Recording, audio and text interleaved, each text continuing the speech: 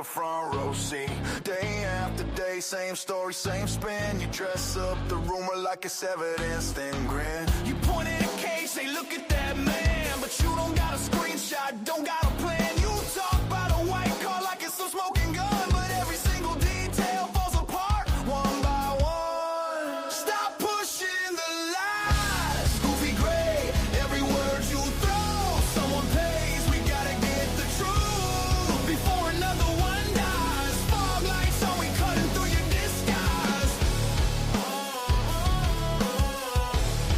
Stop pushing the lies, goofy gray. Fog lights blazing, you still mumble in the haze. Goofy gray static, every channel, every day. You shout, I got proof, but your pockets stay bare. Just echo in the alley, just dust in the air. Just another idiot, storytelling every day. You build crooked houses out of things you can't say. You sell loaded rumors like they're holy signs, while family sits shaking on the other side of the line. Stop pushing the lies, goofy gray, every word you throw. Someone pays, we gotta get the truth before another one dies. Fog lights on, we cutting through your disguise. Stop pushing the lies, goofy gray.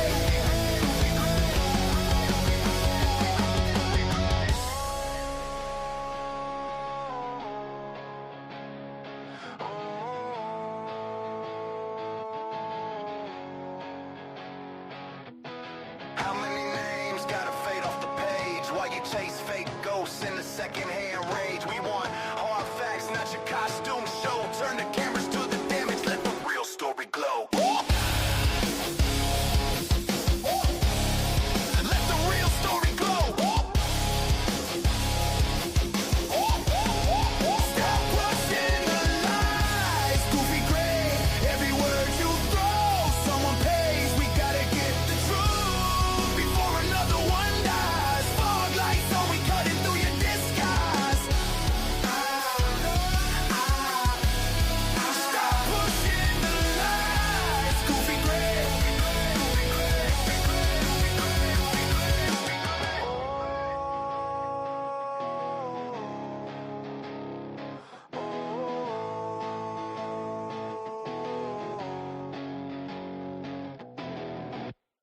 Standing on the sidelines, lying on repeat. Little campfire fiction for the front. Eagle by day, evil by night. Smiles for the cameras, hides from the light. Darkness in his eyes, rot in his grin.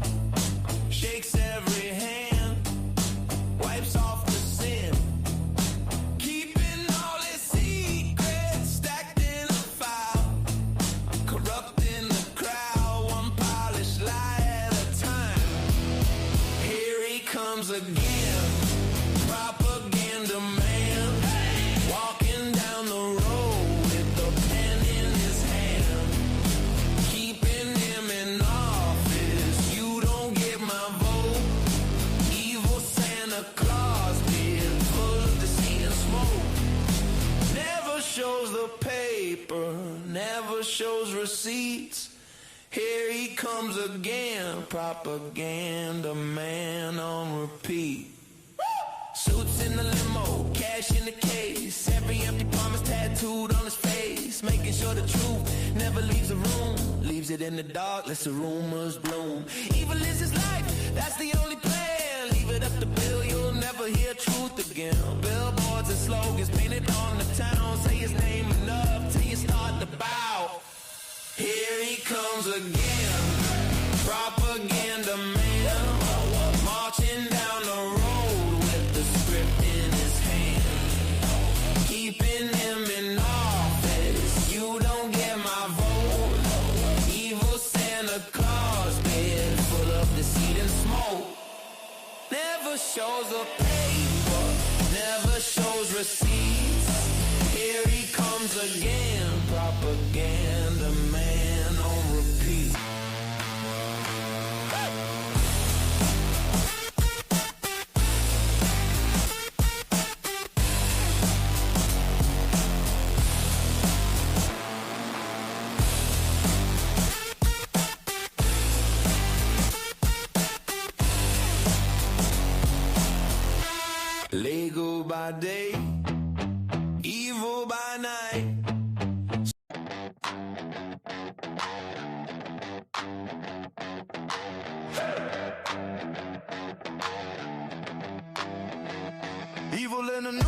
smile on every screen, selling us their headlines like they're washing us clean. What's true? I miss Ashley, little black book in her hand. Plain dress, cold eyes, got a whole town under her command. Crooked smile, she can twist any truth in the room. Writes rumors in cursive, lets them grow like mold in a tomb. Every handshake has a hidden price, every whisper cuts you like ice. I miss Ashley, lying her way through life, casting spells every day, every night. So corrupted, all the darkness inside, casting spells diminishing the light. I miss Ashley, hum-dum-diddy-dum-dum-dum-dee-dum. Hey, I miss witch so ugly inside, look what you become. Such injustice, truth is so far out of sight. I miss Ashley brewing spells of darkness and spite. She'll bless you, then bury your name in the dirt. Fake prayers, blank stare, and a grin when you hurt. Tied tongues, cause they're scared of a touch. She just laughs in the shadows like I never did much. Yeah, right. Every promise comes with poison threads. Every compliment lives under your bed. I miss Ashley, lying her way through life, casting spells every day, every night. So corrupted, all the darkness inside, casting spells diminishing the light. I miss Ashley, hum-dum-diddy-dum-dum-dum-dee-dum. Hey, I miss witch so ugly inside, look what you become. Such injustice, truth is so far out of sight. I miss Ashley brewing spells of darkness and spite.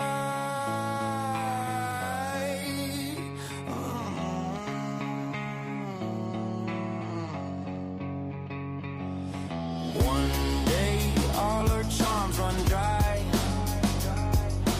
No one left to believe her lie. I miss Ashley, lying her way through life, casting spells every day, every night. So corrupted, all the darkness inside, casting spells diminishing the light. I miss Ashley, hum-dum-diddy-dum-dum-dum-dee-dum. Hey, I miss witch so ugly inside, look what you become. Such injustice, truth is so far out of sight. I miss Ashley brewing spells of darkness and spite. I miss dirty, dirty green. Yeah, you know what I mean. Smile so clean. Dirty, dirty, dirty. Hands so filthy, unseen. Big man on campus, shark in a Letterman jacket. Laugh while the whole town drowns. He just skims off the havoc. Lives in the shadows, fake sugar on his teeth. Tells tales at the cookout. Nobody buys what he speaks. Dirty, daddy, green, pocket fat from grief. Plays a saint on Sunday, wears the mask all week. Got the suits on a string, all the badges on a leash. Blink, once you miss it, he'll drag you to the brink. Dirty, daddy, green, proud of what he steals. Smiles in your face, signs, crooked deals. Every hallway, every street, they're all in his pockets, kissing his feet. He got MPD in his jacket, ISP on the chain. Every handshake, every favor, bought and paid in your pain. By the feeder at the banquet, posing like he runs the place. But the rock drips through when you look him in the face. Oh, dirty, daddy, green, pockets fat from grief. Plays the saint on Sunday, wears the mask all week. Got the suits on a string, all the badges on a leash. Blink, watch you miss it, he'll drag you to the brink. Dirty, daddy, green, proud of what he steals. Smiles in your face, eyes, crooked deals. Every hallway, every street, they're all in his pockets, kissing his feet. Watch him. Don't even blink, he'll have your world gone faster than you think. He laughs while you sink, says it's all just business as he pushes you to the brink. Dirty, dirty, dirty, dirty, dirty, dirty, dirty, daddy. Dirty, daddy. Dirty, daddy. Pockets, pockets, pockets, pockets, pockets. Dirty, daddy. Dirty, daddy. Pockets fat from grief. Plays a saint on Sunday, wears the mask all week. Got the suits on a string, all the badges on a leash. Blink, once you miss it, he'll drag you to the brink.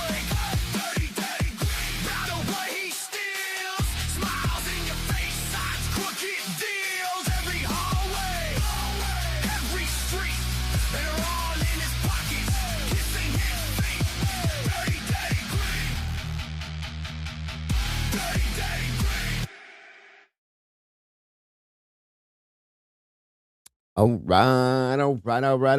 Welcome back, everybody. Great to have you back here at the cafe. We are open for business.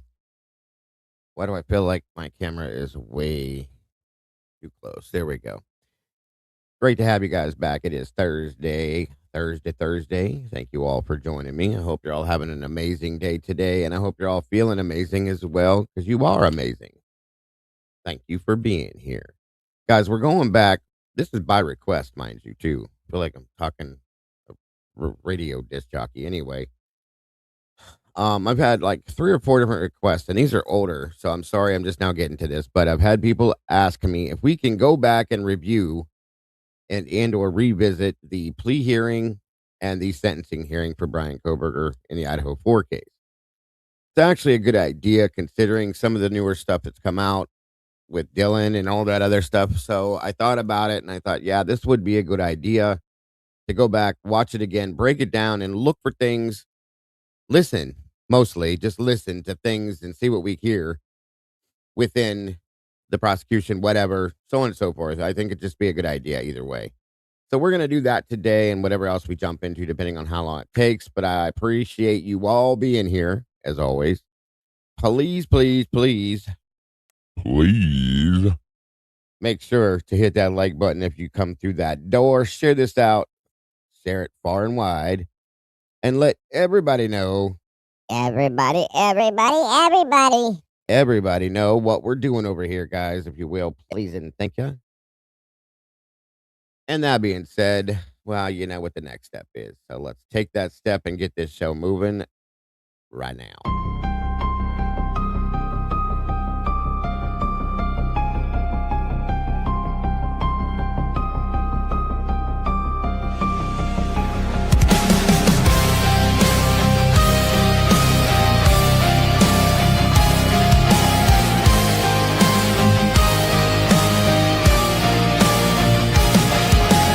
Neon lights flicker like broken halos. Whispers gather in the smoke-filled air. Tables carved with secrets and shadows. Every story's a wound laid bare. The kettle's boiling with a restless rage. Justice written on an unseen page. I sip the silence, bitter taste, waiting for the ghosts to show their face. At the True Crime Cafe, we serve up the pain they try to hide away. Pour another cup of the truth you crave. Raise your glass to the names they betrayed.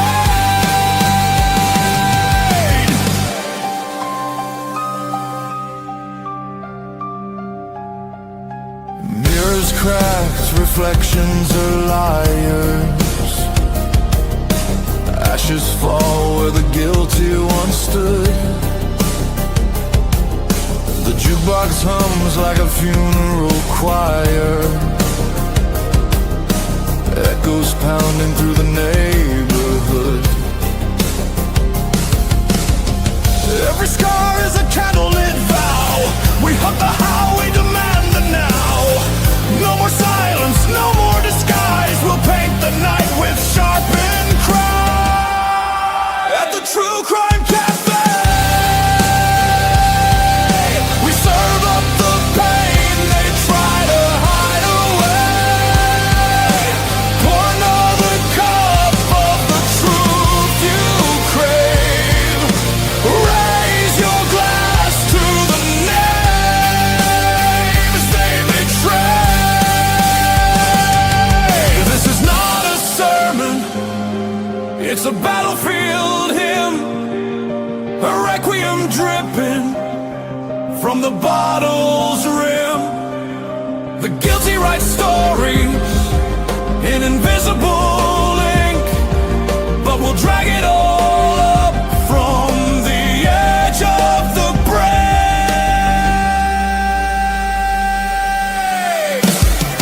At the True Crime Cafe,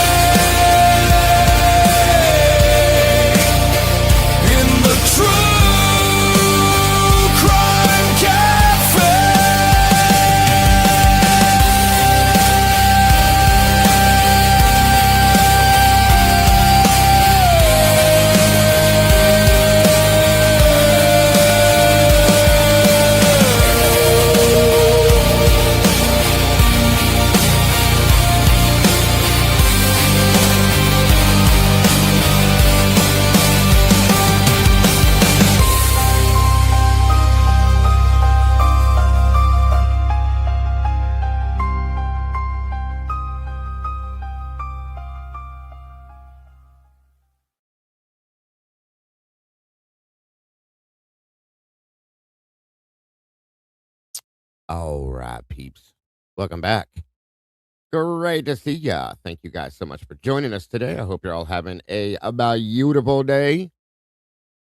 I know I am. It's freezing here, but it's pretty out, so that's what matters. It is a fact. Welcome back to the cafe, guys. You guys are amazing. Truly and honestly, thank you for being here.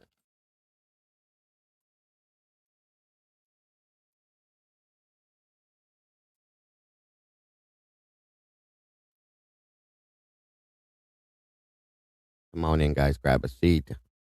Again, thank you to our production manager, Mike, with the last 24.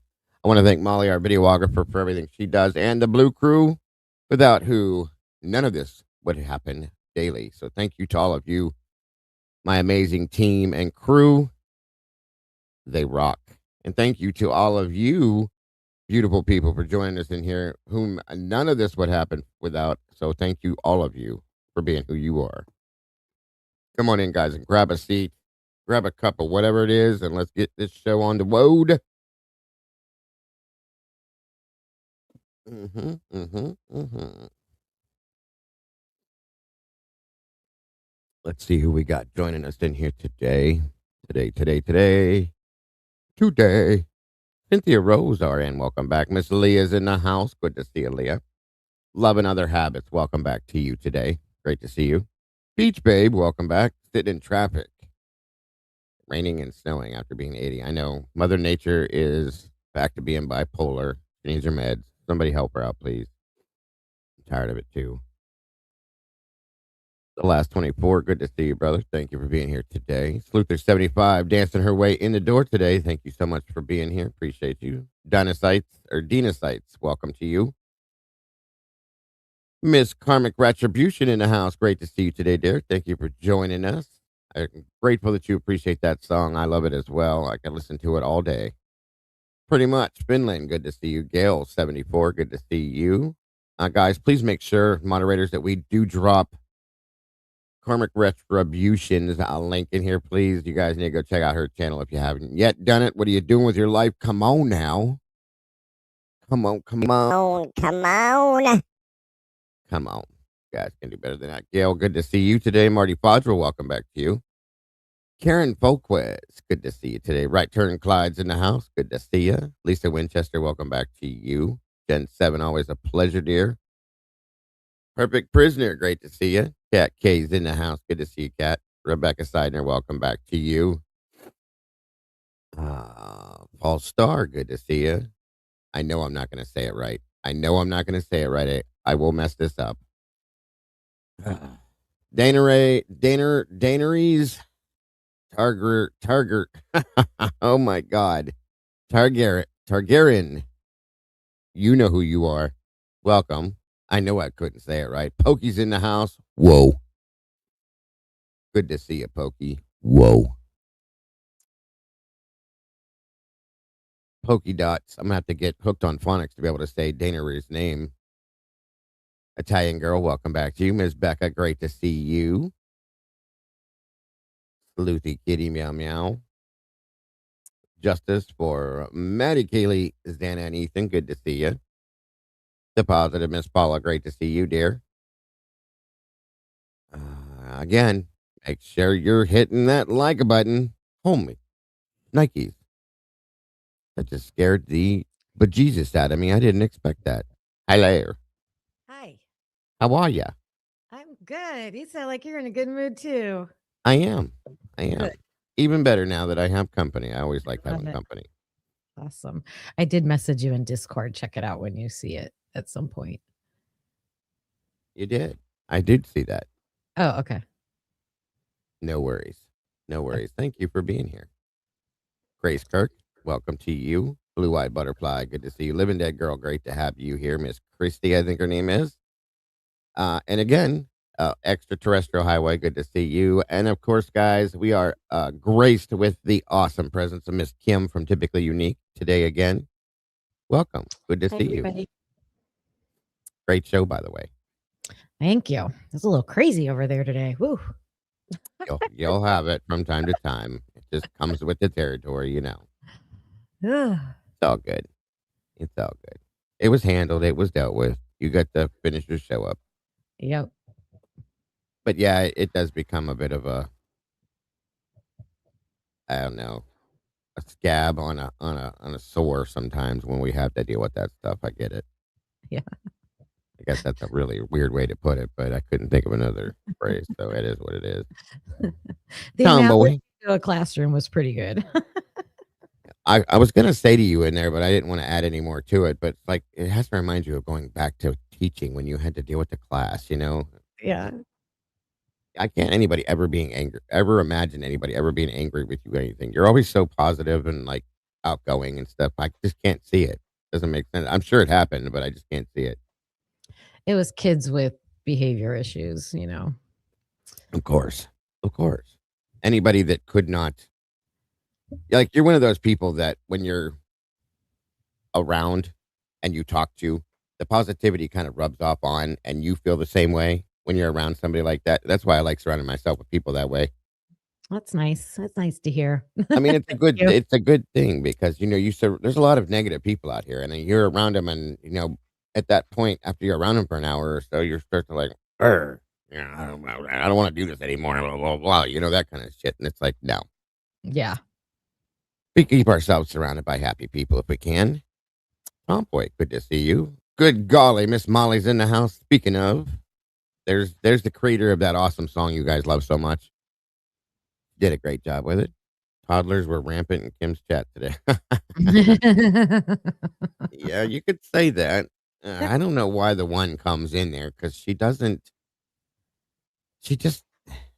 I don't. I'm not going to get into it, but she just doesn't. I don't get Yeah. it. Makes no sense to me. Burrow down. Welcome and thank you. Um. Now Kim's always had a very good, outgoing personality, very positive. I was always enjoyed her company, so it makes this easier and better, I think. Blue Eyed Butterfly. Whoa. Grace Kirk. I'll never be able to. How do you pronounce this, Kim? Oh, Daenerys Daenerys and the last part. Targaryen. Daenerys Targaryen. Thank you. I've said it I don't know how many times. I'm not a what is this show called that this came from? Game of Thrones. I didn't watch Game of Thrones. I couldn't get into it, so I didn't really follow it, and I know I'm gonna get crucified for that, but so I don't know how to pronounce it. So thank you, Daenerys Targaryen. Thank you. Okay, now I'll be able to say it. Yes, and she was a teacher, so of course she can sound out all these things. Because I just said before you come in, I'm like, I'm gonna have to get hooked on phonics to be able to figure out how to say this name because I just can't ever say it right. Now I Oh got no, if I didn't watch the show, I wouldn't know how to say it. But she was my favorite character. Love her. it. There you go. I got it. Finally got it. Yes. So today, Miss Kim, we are going back, and this is again by request. I've had like 4 or 5 different people email me over a period of the past month or so saying, since we know all these things now about Dylan and this and that and everything else, we should go back and revisit the plea and the sentencing hearings and break it down, talk about it. And it's like, well, okay, I guess that'd probably be a good idea, actually. And because I remember we watched it here, we watched it once. Why not? We've gone back over a bunch of other stuff, and it might be a good idea. Maybe we'll hear something, see something, be able to break something down from that too, as well. So I thought, sure, let's do it. So we're gonna do it. Absolutely. See if there's any like little hints in there that maybe something's coming. We can also go back and reprocess the fact that Bill Thompson basically stands in the front of the entire court and says, "I don't have a case. I have nothing. But this is the guy that did it. So you just take my word for it and trust me, bro." So yeah, Mm-hmm. he should have just said those words because it's the same thing. Yes, it was a great show today. Thank you, Sylvia. Thank you for being here. Oh, thank you. Appreciate that. So we're gonna do that today, guys. I'm gonna wait just a minute or two more to see how many more people we get before we get started because it's kind of I don't want to have to go back, if we don't have to. Can I share a random thought with you about this case that just Please, came please into do. my head? I was watching Lana and she was going through a bunch of different stuff and Hmm. it came up she was watching one of Dylan's interviews and Dylan Yeah. said Bethany saw the sparkle saw the fire, whatever, she Yeah. however she described it, in her room, was the way she said it in this interview, and this was Gooch's interview with her, Okay. um, and she was asking her, "What'd you guys talk about when you went in there?" And she's like, "Well, she mentioned, the spark she saw or whatever in her room," and I just thought, those steps are remember I talked to you about this, the steps going from the first floor up to the living room are Yeah. right in that closet in Bethany's room. Oh. She could see them, like, if something happened on those steps Yep. and she's in her room.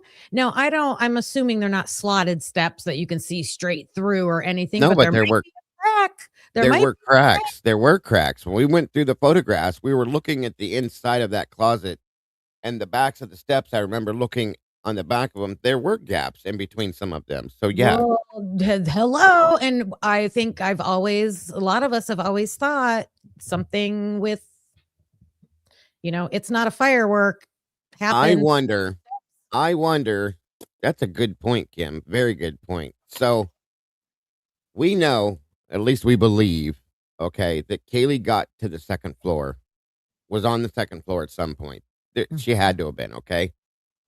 If she was trying to get out of that house by chance Yep. and got to maybe she got to those stairs, folks, got down the stairs to some point and was either met somebody coming up or somebody caught her coming down, A okay? lot of people think that. I've heard a lot of people say that.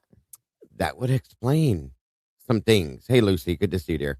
So, Yep. yeah, I mean, that's a great catch because I never realized until we did watch and go through those photographs that those steps did open up into Bethany's room, that closet. And if you're in your bedroom, even if the door's off or closed, not off, the light's off and the door's closed, if something does pop off, Yeah. it will light up your room. You know what I mean? She, Yeah. in Bethany's exact words, if I'm correct, somebody will correct me, I'm sure. When they asked her what she saw, what color it was, she said the color of fire, orange. Those were her words. The Ah. only things that I've ever seen that will do that is one, yes, a firecracker, muzzle flash from a gun. Okay. I don't say pew pew here because I can't stand it. Um, and I like, but that's basically it. If you're going to hear that sound and then see that at the same time, it's got to be one of those two things, in my opinion. A Sensi breaking is not going to do that. And mind you, that was clear at the other end of the damn house, the other end of the hall. Oh, Um, that's another thing I heard today. So the Sensi was described on the bar cart in the living room, okay. not in that downstairs. Now, someone else might have, I think the cops just kind of assumed that, oh, maybe it was a Sensi in that room, but whatever Atlanta was showing today, they definitely said that there was a Sensi on the bar cart. Oh, because she was talking about light. She was asking Dylan how much Hmm. light there was, and was there, a Sensi there? And I thought, oh, is that the Sensi that broke? Because we've looked at that extra bedroom photos, and there's no Sensi light in there that I can see. There's a vase, there's a little pot that's There was broke. a little succulent pot that broke or something, right? Yes. Yeah. Yes. I thought that's all we saw. So yes. And we know that for sure because there's a matching one that's left whole on a shelf. And then you can see the broken one that's placed on the desk. Yeah. Yeah. So Yeah. I thought, oh, Absolutely. but yeah, She that said she saw it under her door. But there again, I mean, it was nighttime. It was middle of the night. Maybe she thought she saw it under her door. Maybe it was under the door to the closet, which was right side by side with her door. well, In the that's the dark. thing. Yeah. In the dark, you don't know. You may have made that mistake. It's very plausible. Because when we looked at the photographs, extraterrestrial, her door's here, that closet's right next to it. So she could have looked up, flash, and just thought it was under her door when it was under that door to her closet because it happened on the stairwell. And that would have lit up that little closet underneath there. It'd have lit the whole thing up and it probably flashed under the door from that too. So yeah. Yeah, that makes perfect sense, Kim. I never thought of that before. But they both said it differently. Bethany said under the door, just a door, my door, Right. whatever. But The door. Dylan said in her room. She saw it in her room. And I'm like, in your room? And then that's what made me think, oh my God, the steps are in her room. Yeah, and if we have to, I'll But pull those. still, Yeah, yeah. if we have to, I'll pull those photographs and go back and show you guys exactly where. That makes perfect damn sense. I never thought of that. If it was on the stairs, like something happened actually on the stairs, there were cracks. There were literally cracks, folks, that were like this in between the stairs, the boards for the stairs, and they open up directly right into her bedroom. It makes perfect sense to me. Truly, it does. I never thought of that. Very good stuff. Thank See? you. Because I was like, oh my gosh, this is crazy. You got to surround yourself with these awesome minds and these brains in this community. I love it. You guys are amazing. He's a good fearing rage baiter. A rage baiter, Lucy. I love that. I'm gonna create something called the rage baiter now. That's hilarious. Me and Meg will get together. Meg's very good at her memes. Okay, so come on now. See, this is why these things happen. Why the arguments start. Jeff said the sparkle and bang was the Molly's headlights and her closing her car door. Okay. First and foremost, Molly's car was behind the house. And in another point, yes, it was. I don't think she got out of the car till it was behind the house. Closing your door does not sound like a gunshot or a firework going off, and headlights don't look like fire. So, come on, Jeff. No, and having your bedroom with a window that faces a parking lot, you're going to be used to headlights all the time. It's not going to be something you would know what it is because you would Right. that would happen all the time. Right. Yes, right. It's just Jeff trying to avoid what he does constantly. Holy shnikes in a handbag. Miss Potts is in the house. I haven't seen her in so long. I have missed you, Miss Annie. Great to see you. I hope you're doing well. Hi, Miss Wonderful to see you. Yeah, Lucy, that's insane. Come on. This man will not, and if he would listen to reality, or I've listened to the things he said. I've taken into account the things he said. They just don't make sense. They don't. I'm sorry. They just don't. And we've listened to it how many times, but he won't listen to the things we're saying. So, I'd love to have a debate about these things with somebody that would literally actually listen to it. I'm open to listening to your side of things. I've tried. You don't want to hear it. So, great to see you, Miss Annie. What? It says, tell Jeff H. Molly said she left her car door open. Jesus. The only lights that were on that car, like I said, from my report, when I read the report, the tail lights were seen by the undercover or whatever they were. And the way the car was parked, I just don't see it. Doesn't make sense. Yesterday on Logan's show, she said that Bethany told the detective she saw Anna Kernerdle snort a line and Ethan take a pill. I haven't heard or read this before. Can you elaborate on this, please? I've heard that before. I remember hearing it, but I don't know if it's written in something. I don't remember reading it. That's all. Paul Starr, good to see you. It is wonderful to see you, Miss Annie. It's been a while. Wonderful. I've missed a lot of your shows, and I didn't mean to. It's just the timing. I go back and catch them on replay as much as I can, but I have missed seeing you, Annie, as always, because she's used to the snooze button. That's hilarious. My brain just remembers things, unfortunately. Even things Jeff says is the explanation for the 351 contact. And I know, Lucy. I know. Go ahead, Kim. Sorry. Welcome, Karma, please. Say that information about the pills and stuff is in the interviews. It'll be in one of Dylan's interviews. Okay. I remembered hearing it. I just didn't remember exactly where because there's so much we've listened to. So yeah.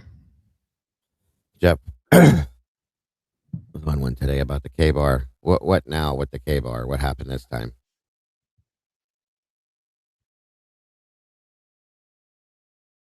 I don't even know. I believe it was in the report with Blaker. Thank you, Jen. It probably is. Good to see you. 77 of you guys in here. 40 likes, guys. Please hit that like button. We're about to get this pulled up and started. I was just trying to give it a few minutes to make sure everybody was in here that wanted to be in here. Again, guys, make sure to hit the like button. Share it out. Make sure you're subscribed if you choose to be. Because a lot of people have become unsubscribed. And make sure you subscribe to Typically Unique, Miss Kim's channel, if you will. And Thank you. I discovered something about the notifications. I'll share it with everybody so you can check. When you click the bell, mine automatically sets to personalized, and then I don't get notified for everything, but there's a choice above it that says all, and when you click all, the bell will turn dark, and then you'll start getting notified. there you go, guys. Make sure you're doing that exactly, because yes, she is correct. It will mess it up if you don't do it right. Click all. There you go. Love and Other Habits. Again, welcome. How could Brian or Bethany have seen Ethan and Dana sorting lines and taking pills when at 2:30 she was in her room and Maddie was looking for the dog? Ethan and Dana hadn't come home yet. That's an interesting point. Oh, I don't think she said it was that night. I just think she said she's done it. She's seen it in the Oh, past. it was based on previous stuff. Gotcha. I did see that, Hemi. The fingerprint that excluded Brian, which is his proof of Brian not being there. Yes, I saw that. Thank you, Hemi.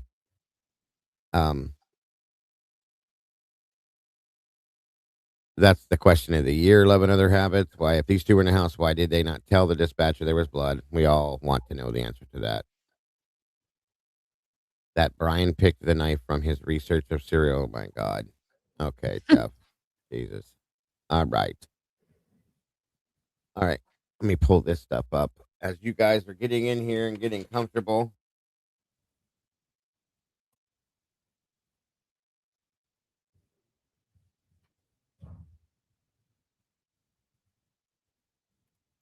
See what we got here. The night before, Friday night, that she saw it happen. Got you. That would make sense. So we are gonna. Sorry, that was loud. We are gonna start with the change of plea hearing with for Bryan Kohberger, the defense, the prosecution, and Mr. Voldemort himself. So we will stop it, start it, talk about things, break it down, whatever you guys need us to do.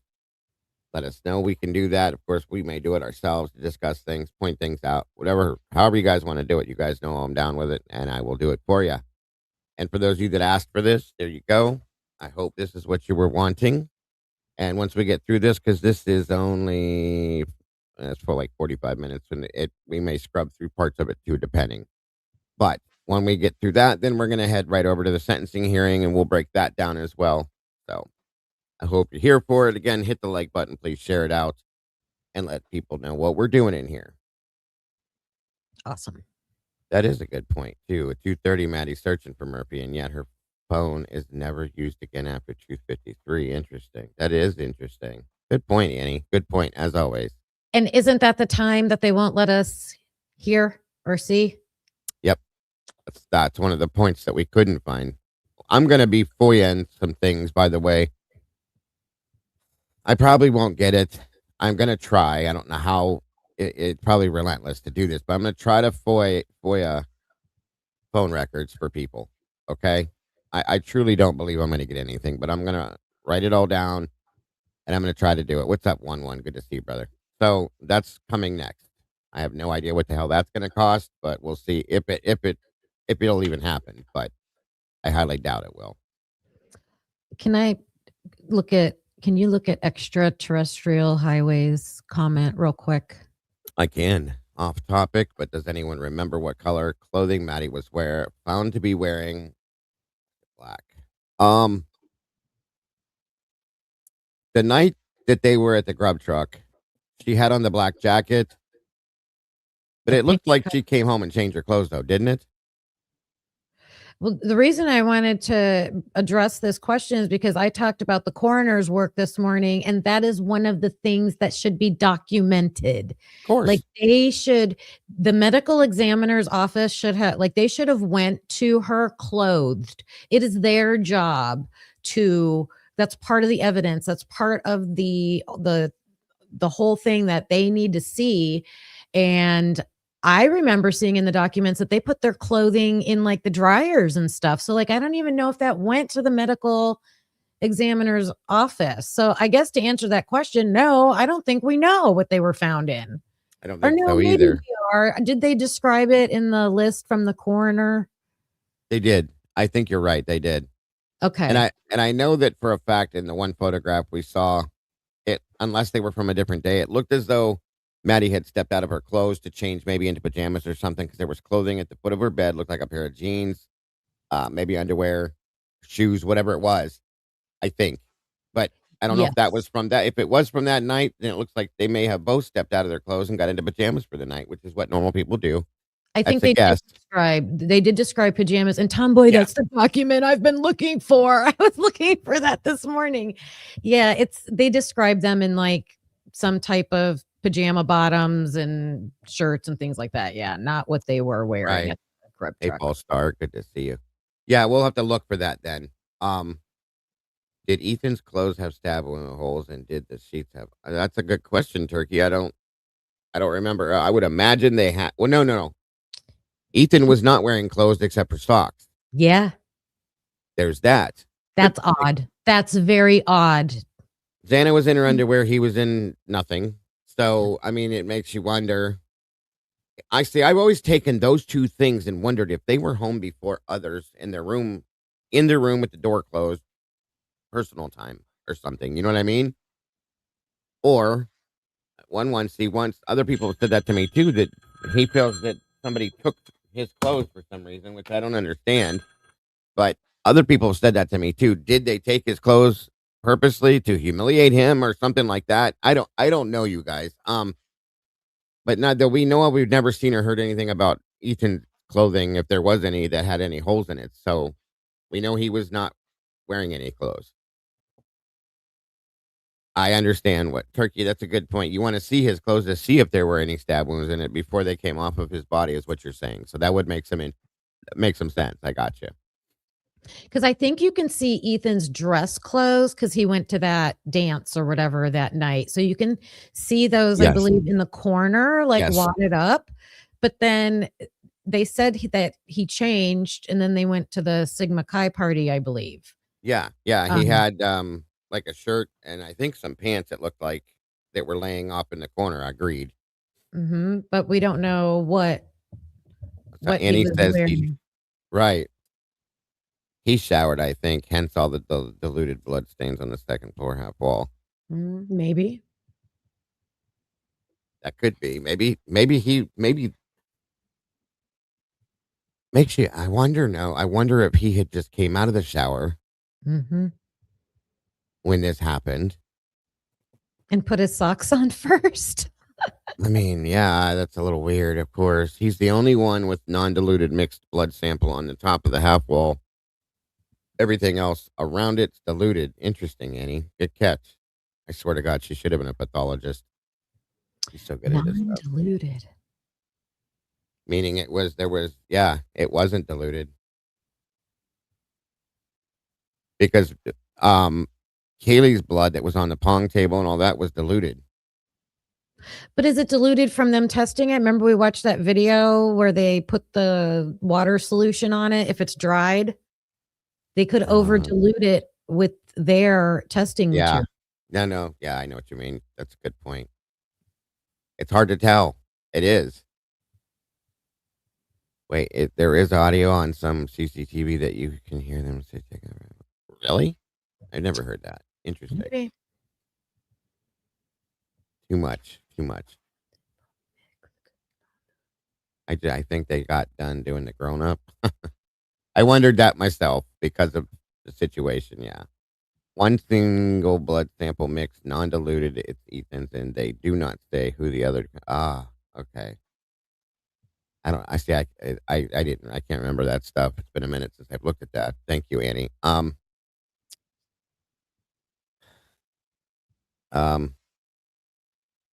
They just We're always have a hard time. It's so hard to determine who these other people are that could have been involved in this crime. Like, just the luck that those criminals have in not being right. identified is amazing. Yeah.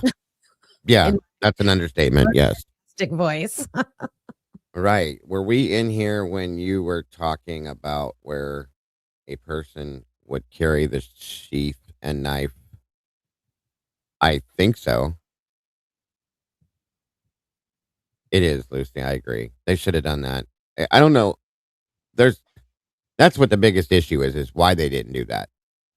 There are so many other blood smears too, besides the unknown male DNA spots that were not matched. It is insane to me how this all was allowed. Agreed, Jen. Mm-hmm. And Terrestrial says, I'm asking because the sheath looked like it was next to someone wearing black clothing, the part that wasn't redacted, and I just wanted to know if that matched what she was wearing. That's a good question. I don't know for sure. We'll have to go back, and I just notated it to go back and try to find something that tells us that. So,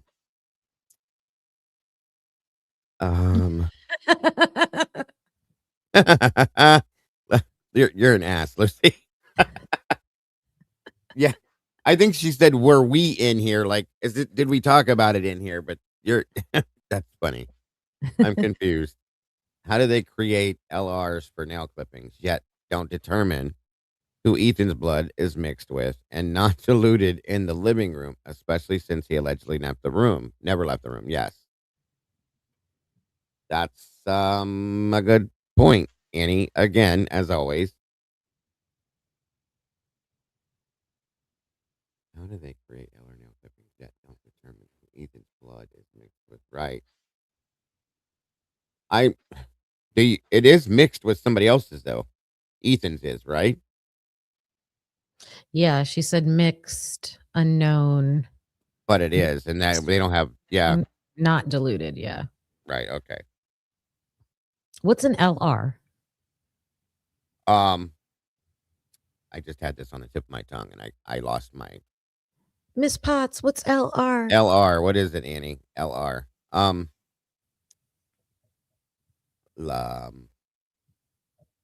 know what I was gonna say was not right.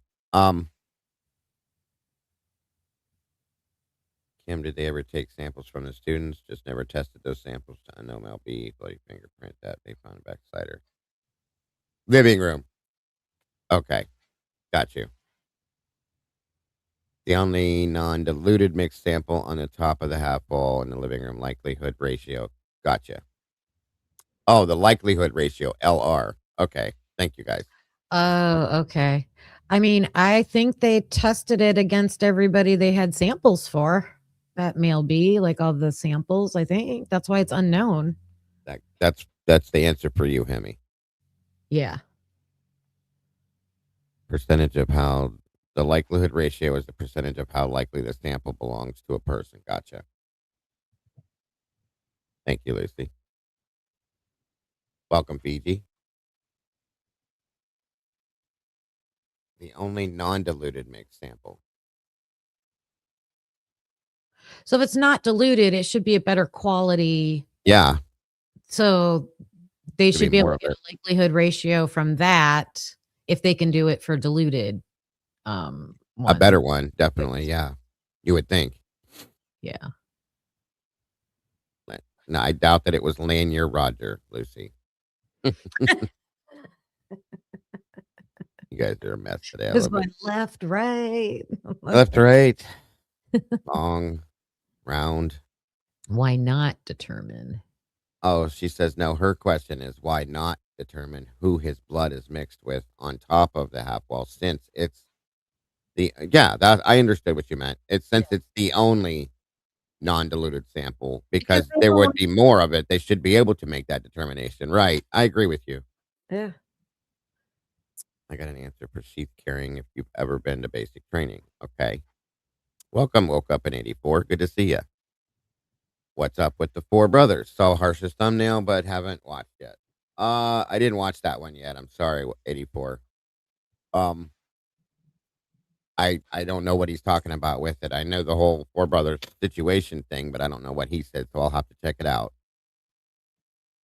I had to catch up on a few of them. I had to watch Kim's thing from premiere from yesterday because I never got to do it during the day, and then lingerie revealed. What are you talking about? One. Don't go there. LR. Yeah, Everybody's coming up with LR phrases now. After what they did to me last night over there. Amanda was tearing me up, picking on me. Hip and down low equals dominant side. Chest equals non-dominant side. Based on the hand that you use for the knife. I know what you're saying. Yeah, I got you. You're a funny guy, brother. He's a comedian today. All right, you guys, let me pull this up in optical delusion. Welcome. Good to see you. All right, let's get this moving here. Again, if anybody needs me to stop, slow down, anything, let me know. Right, Hemi. Good to see you, Jesse. Thanks for joining us.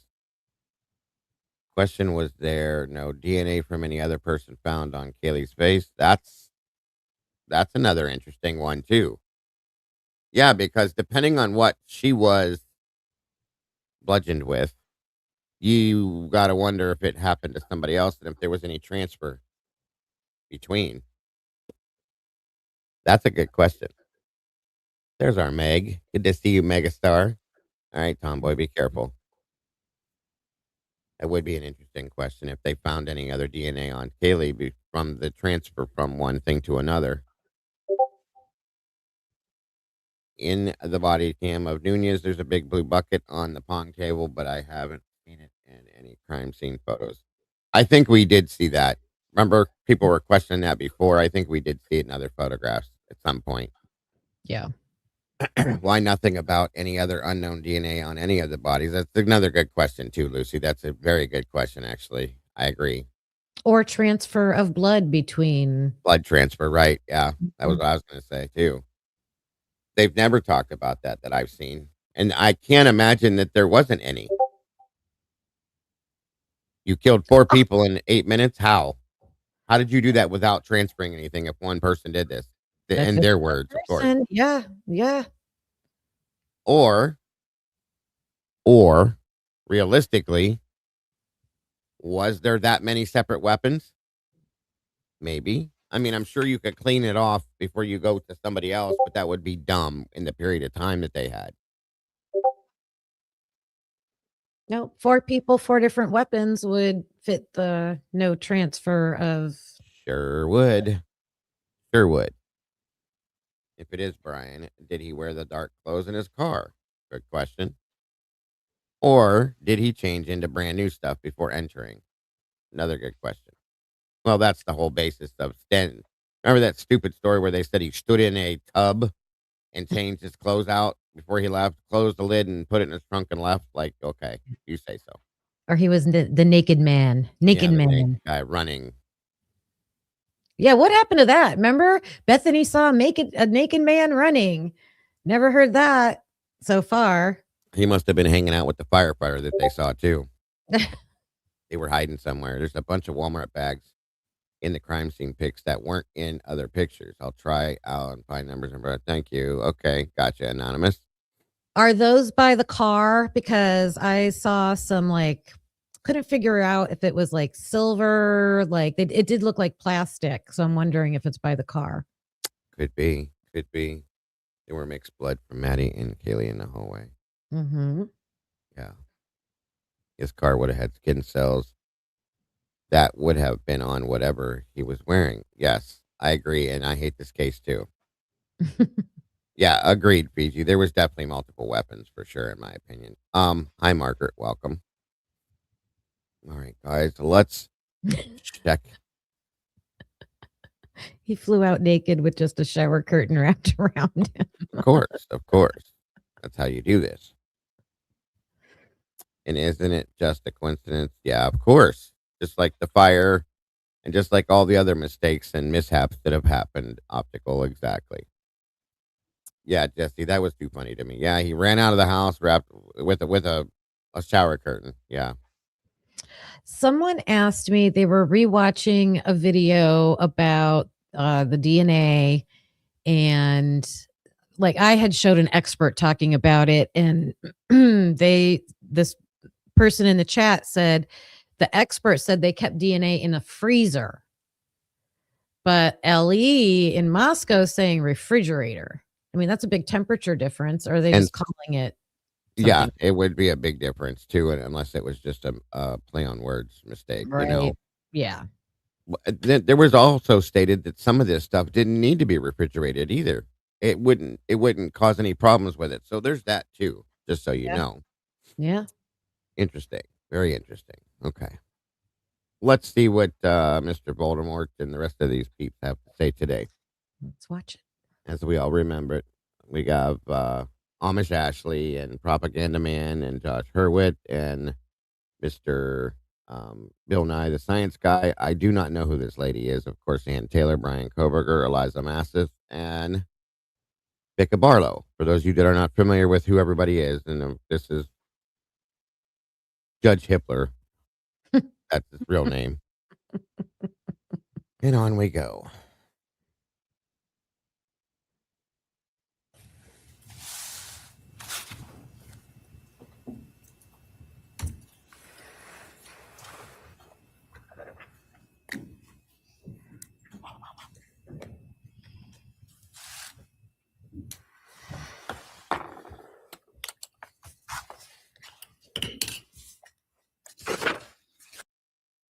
For those of you that didn't notice, we have Mr. Payne here, Mr. Gilbertson here. There were some other people I picked out at one point. I think that's Dylan back there. And I can't see everybody else at this moment.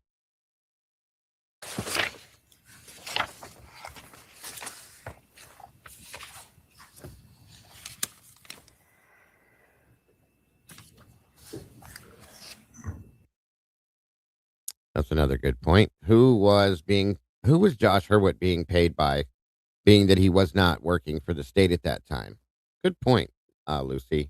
He had already joined the other firm or made the plan, joining to start at a later date. Interesting. Hey, Paco. Good to see you. Yeah. Yes, I agree.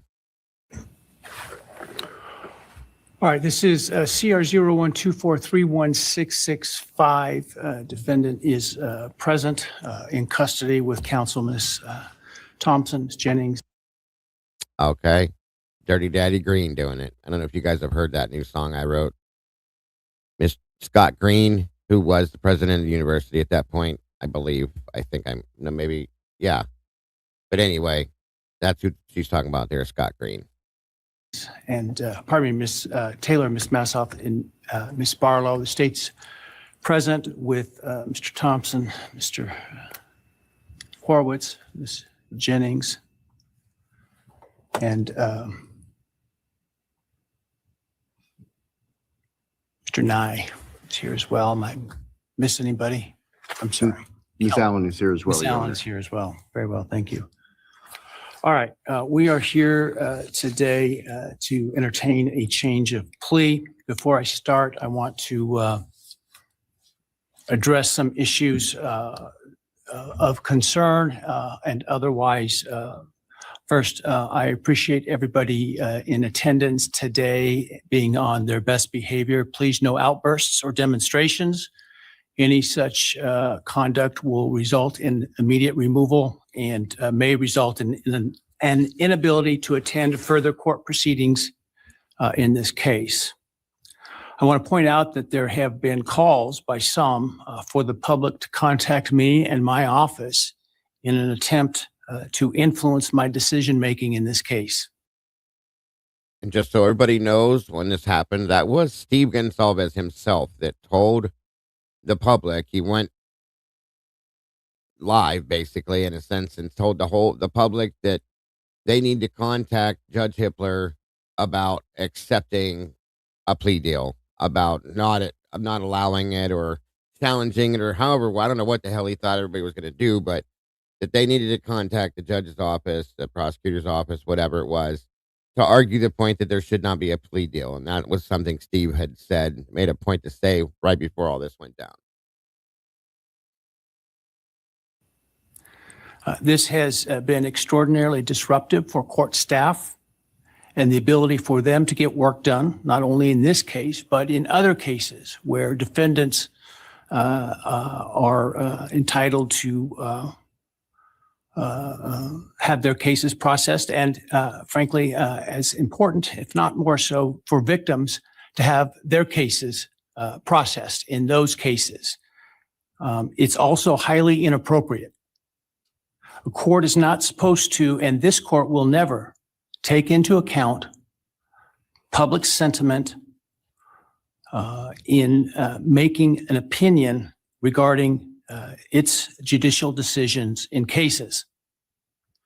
Courts should, and I always will, make decisions based on where the facts and the law lead me, period.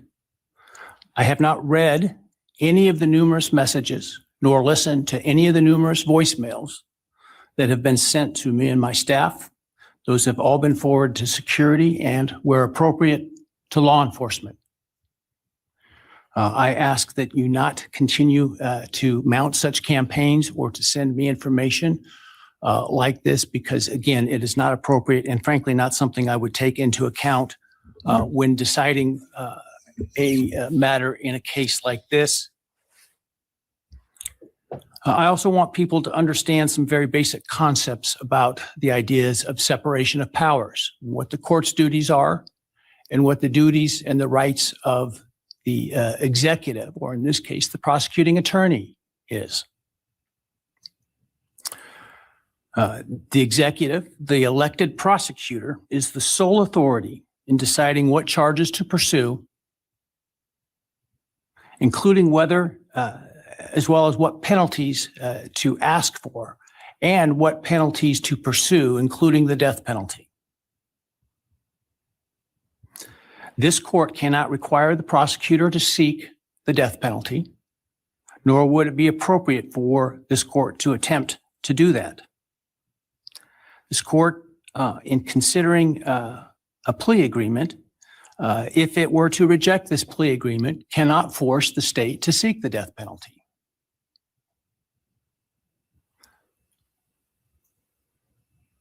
My role and power in considering a plea agreement is extremely limited. My role is to ensure that the defendant's plea is given freely, voluntarily, and intelligently. If those things are met, I can only reject a plea, such as the one in this case, where I'm not being asked to agree to the sentence in advance. If I can only reject it, for example, if the defendant does not meet or admit to all of the elements of the crime. That is, I can ensure what is called a factual basis to the plea.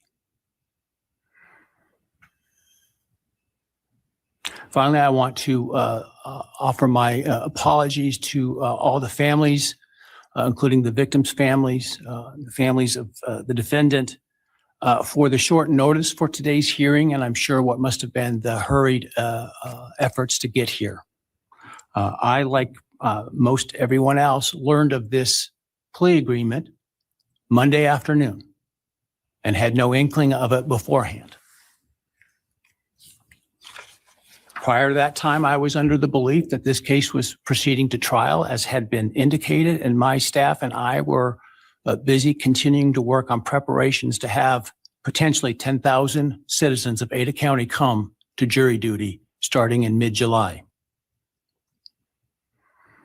with the questionnaire process in mid-July. It was once I learned of the defendant's decision to change.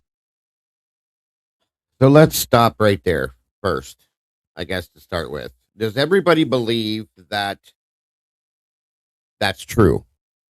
That Hitler, you know, we all heard the story that this all came about very quickly. He didn't know about it till Monday before, blah, blah, blah, blah, blah. Does everybody believe that that's true?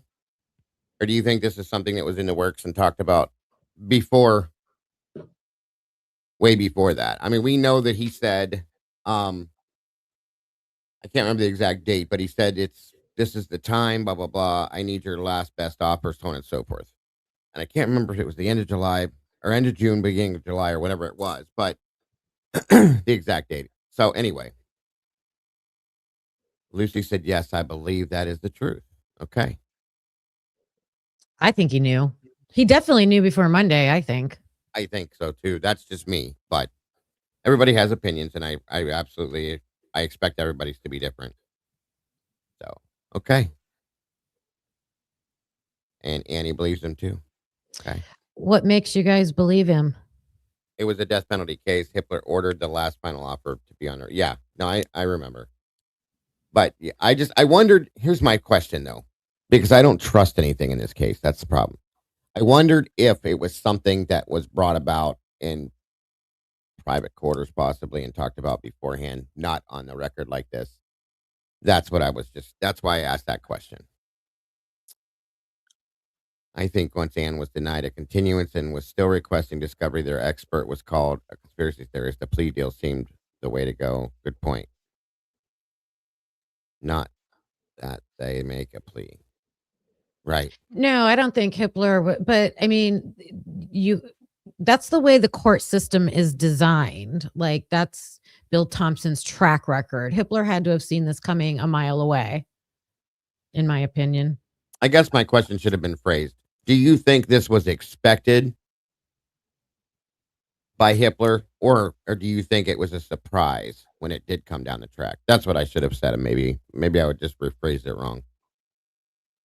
I think it was an expectation. I think he knew it was coming. I don't think it was a surprise. I think he very likely probably, thought at any point. I think that's why he brought that up. I know it's like you're supposed to, it's protocol, but I think that's partially why that all happened. Right. It was ordered due by late June, early July, and approached the state to get final offer so that it was on time okay. Then you have Steve, which is probably him just talking sideways again, saying that the prosecution got down on their hands and knees and begged the defense to take this plea deal. So I guess we don't know. I don't think he expected it because he sounded really annoyed. Welcome, Burrow Down. Thank you for you guys' input. Good points. Yes, everybody's. Actually, what I'll do real quick while we're waiting on that, or not while we're waiting on it, but just because I like doing it, I'm going to run a quick poll, and then I'll play this, and you guys can answer it real quick.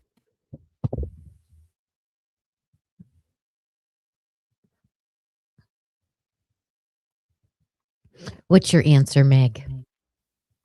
Final answer.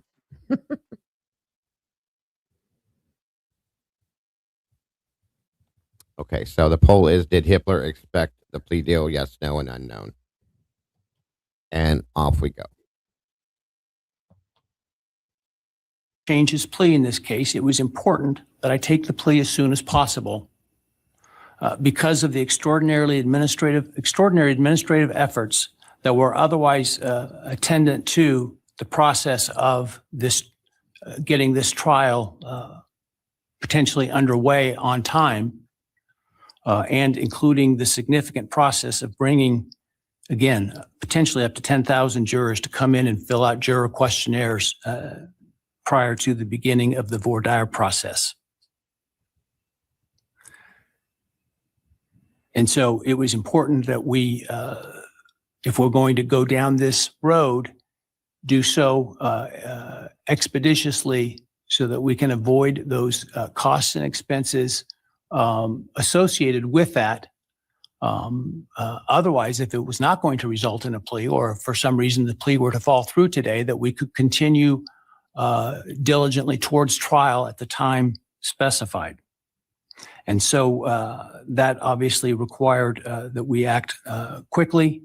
And so some folks may have not had the amount of time that we would otherwise allow for them to travel here. And so, again, I apologize for that. I want to make people aware that during the hearing, if you are to leave the courtroom for any reason, you will not be readmitted during the hearing. Also, when we finish the hearing this morning, I ask that the public and media wait in their seats until the victims' families and the defendants' families and others are escorted out of the courtroom before you start to leave. Finally, I want to acknowledge the trial court administrator and her staff, the Ada County Sheriff, and the Ada County 4th District Marshal Service for the huge lift that they've Welcome, Astastic. Good to see you, Dale. Sarah, welcome. All you guys, thank you for joining us today. accomplished in preparing for and orchestrating this hearing today, as well as to all the security attendant today that you see, and some of whom many of whom you don't see, with less than 48 hours notice. And so I appreciate the hard work that they've been doing. Frankly, some of them while they were on some vacation prior to the trial starting and had to call that short. And so I appreciate very much their professionalism and dedication. All right. That said, let's move to the business of today. I understand the state and the defense have reached a plea agreement in this case. For the record, I have a written plea agreement which indicates in sum, the defendant will plead guilty to all 5 counts in the indictment, burglary, felony, and first-degree murder, 4 counts. The state and the defendant stipulate, that is, that the defense is not free to argue for a lesser sentence at sentencing to the following. The defendant on the burglary charge will be sentenced to 10 years fixed, and that the defendant on counts 2 through 5, the 4 counts of first-degree homicide, on each count would receive a fixed life sentence, all 5 of those counts to run consecutive to one another. Defendant, as part of the plea agreement, waives his right to appeal, as well as his right to appeal the sentence and his right to seek leniency or reconsideration of the sentence under Idaho Criminal Rule 35.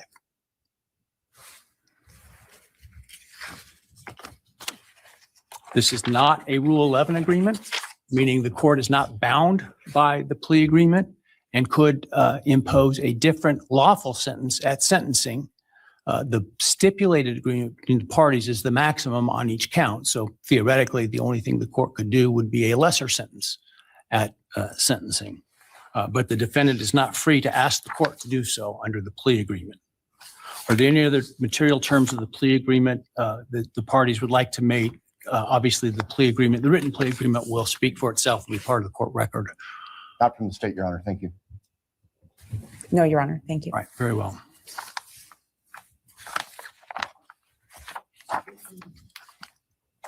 All right. Ms. Taylor, have you had sufficient time to discuss this case and all of its ramifications with your client? I have, Your Honor. Have you discussed fully with him his rights, defenses, and possible consequences to him of the guilty plea? Yes, Your Honor. Have you been able to do all the discovery you feel necessary? Yes, Your Honor. And have you informed your client of the importance of providing the court truthful and accurate answers in taking this plea today? I have. Have you apprised your client of any and all offers and counter offers and answered his questions about those? Yes, Do you consent to the entry of the plea today? I do. All right, Mr. Kohberger, I need to ask you some questions this afternoon, or I guess it's this morning still. I do this to ensure that so that I am assured that you understand the nature of the charges to which I understand you're going to plead guilty, as well as the possible consequences to you of your guilty pleas. I want to make sure your plea is given voluntarily, and I want to make sure that you actually committed the crimes to which you're pleading guilty, because I don't want you to plead guilty to a crime you didn't commit. If you attempt to plead guilty today, but for some reason I don't accept your plea, then it is possible that your statements today could be used against you later at trial. Do you understand that? Yes. All right. Thank you. And now while you're standing, actually, why don't you take the oath from the clerk? Do you solemnly swear or affirm that the testimony you shall give in the matter not even before this court shall be the truth, the whole truth, and nothing but the truth, so help you God? Yes. All right. And Mr. Kohberg, just to make it easier, you don't need to stand when you speak to me. I appreciate the sign of respect, but for convenience, you can remain seated. All right.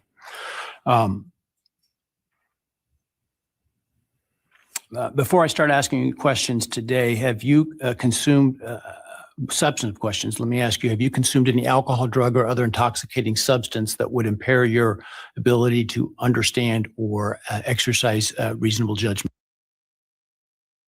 I know it doesn't have much to do with anything. Okay, Jesse. But pay attention that that's absolutely the last time you see Hitler show any type of respect to Bryan Kohberger.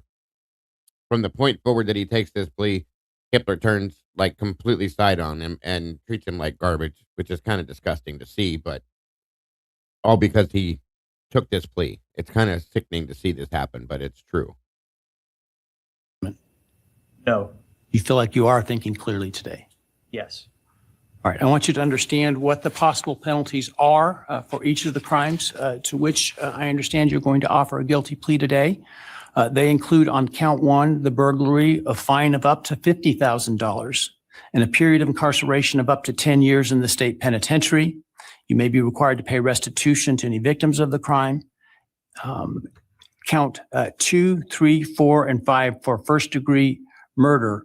The consequences include a fine of up to $50,000, a period of incarceration of life imprisonment, which is a requirement of a sentence, that it be a life sentence with a mandatory minimum sentence of at least 10 years on each of those counts.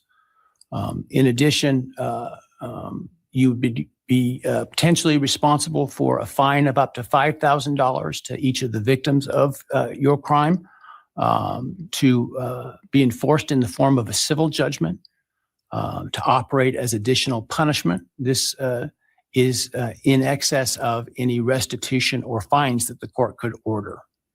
And again, you may be required to pay restitution to the victims of the crime. You would be required to provide, as to counts 1, 2, 3, 4, and 5, a DNA sample and a right thumbprint impression, and potentially pay for analysis of those samples. You would lose any right to possess, purchase, or carry a firearm, the right to serve on jury duty, the right to hold public office, and the right to vote. Do you understand the charges and all those possible consequences? Yes.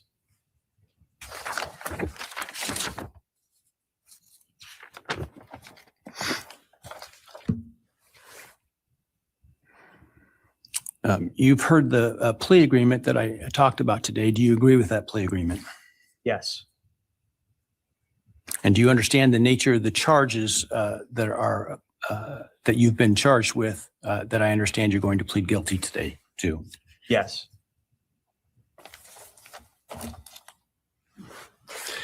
As I indicated, I'm not bound by the plea agreement, but the plea agreement is for the maximum on each count. Do you understand that I'm not bound by the plea agreement? Yes. Has anyone promised you that I would be lenient or easy on you if you pled guilty? No. Has anyone threatened you or anyone close to you to get you to plead guilty? No. Has anyone other than the state's agreements with respect to the plea agreement, has anyone promised you anything in exchange for your plea agreement? No. Has anyone told you to be untruthful in answering my questions today? No. Has anyone offered you a reward of any kind other than the plea agreement in order to get you to plead guilty today? No.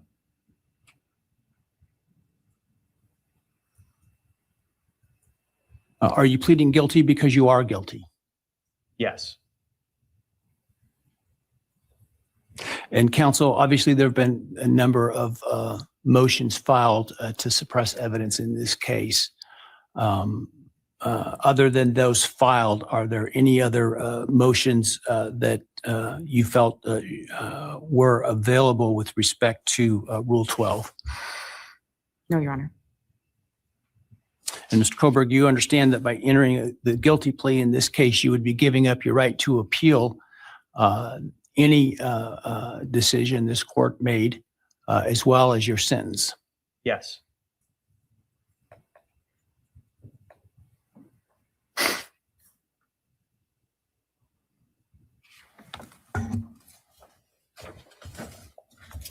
Have you had enough time to decide whether or not to plead guilty? Yes. Are you pleading guilty freely and voluntarily? Yes. Given your choices, do you believe it's in your best interest to plead guilty? Yes. Have you discussed fully the matter of pleading guilty with your attorney, and are you satisfied with the advice you've received? Yes.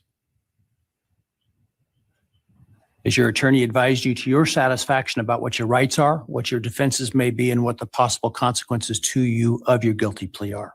Yes. Has your attorney done everything you've asked them to do? Yes. Are you satisfied with their representation of you? Yes.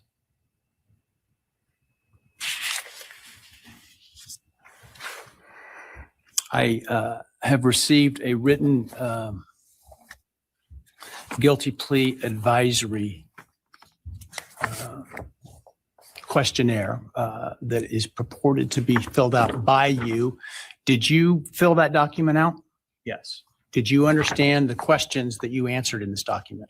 Yes. And are the answers that are outlined in this document your answers? Yes. Are those answers truthful? Yes. Did you sign the document? Yes.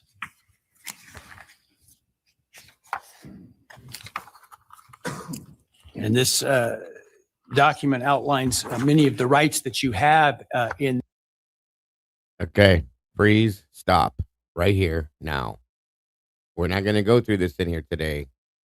If you don't like somebody in here, either block them or ignore them. Do not go back and forth in here because it distracts everybody else from what we're doing, please.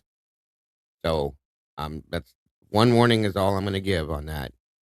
I don't want to remove people, but I will. Okay, truly. So let's not do this. End of story. That's the only time I'm saying it. Let it be done. Move along. Back to what we're doing here. We're in here for this, nothing else. Thank you. In this case, should you not plead guilty, did you understand those rights? Yes. They include a right to a jury trial. Do you understand that? Yes. They include a right to the presumption of innocence. Do you understand that? Yes. You have the right to require the state to prove your guilt as to each element beyond a reasonable doubt. Do you understand that? Yes. They include a right to confront your accusers and cross-examine witnesses presented by the state, including by utilizing the subpoena power of the court to accomplish that. Do you understand that? Yes. You understand you would have a privilege against. I agree with Annie on this statement here. She said Hitler should have declined this plea, but because he went along with it, he too is guilty of Judas. I absolutely fully agree with that. He should have absolutely declined this. He didn't even think about it, folks. Typically, I would think that they would think about this, taken under advisement, whatever. It was like they couldn't wait to get this out and over with. It's sad. It is sad. Okay? And it's ridiculous that it happened like that. Welcome, Lexi. Good to see you. Does anybody else find it weird that Dylan is just sitting there without a care in the world? Not really. Not really. Not at all. So, ridiculous. This should have been declined right out of the gate, in my opinion. This is my opinion, of course. Everybody else has their own. Just saying. Self-incrimination and a right to remain silent, meaning you would not be compelled to testify if you did not wish to, had you not pled guilty. Yes. You understand you're giving up that privilege and those rights that I've just outlined by pleading guilty. Yes. All right, I want you to understand what the state would have had to have proven at trial had you, as to the crimes that you're pleading guilty to, had you, if you did. Yeah, that's a good point. I agree with that too. I never believed what he said about that. I think that's a bunch of bullshit. I think that was just him trying to play the hero again because he knew that the whole world hated him at that point because he was doing this. So there is that as well. Remember that. Again, my opinion. Everybody has their own.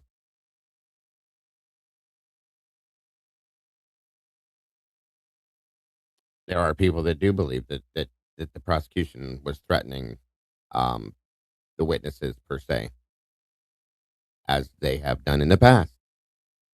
If you didn't plead guilty, let me find the document. Hang on a second here.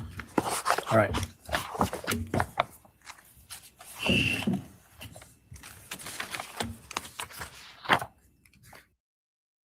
As Annie says, all Hitler had to do was uphold his oath, decline to accept to preserve the rights of the defendant. Absolutely. And I have a feeling that that was never even a thought. He was going to do what he was going to do from the moment that we met Stephen Hippler. Stop calling me. When he opened up the first time and did this and said, I don't want to be here, we knew right there he was never going to uphold his oath as a judge and run this the way that any judge should. Thank you, Chris. Thank you for that, brother. First of our goal. Appreciate that very much. Great to have you here today, my friend.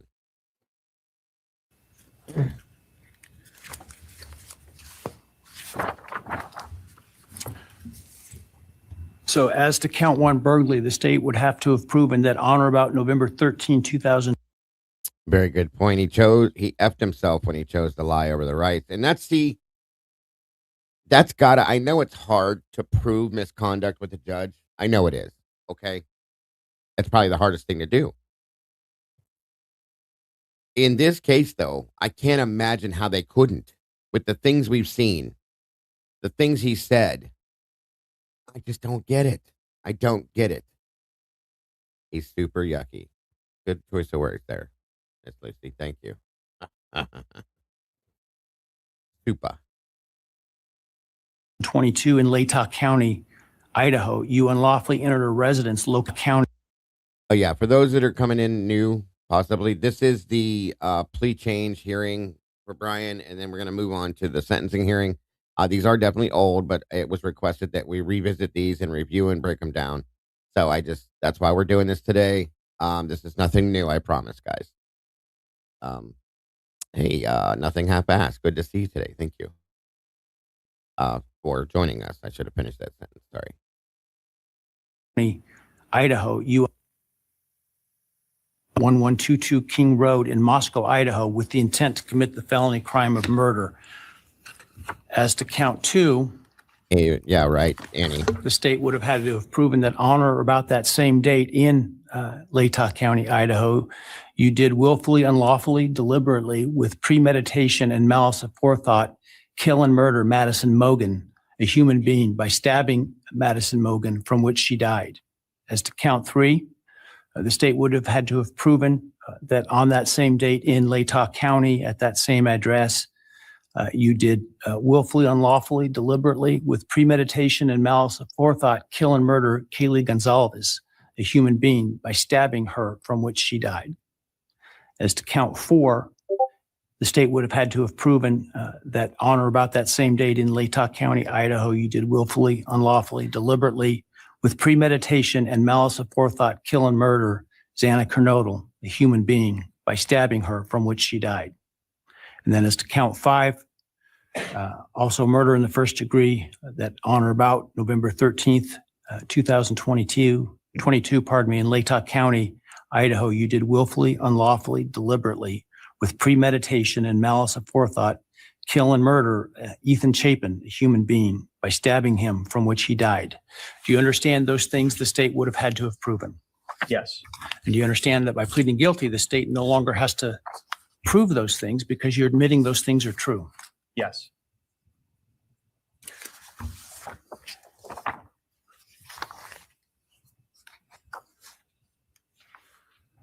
Exactly, Annie. And I can't truly wait to hear what the outcome of that is. I think if that were to be approved and everything goes through, that's going to be a bomb, truly.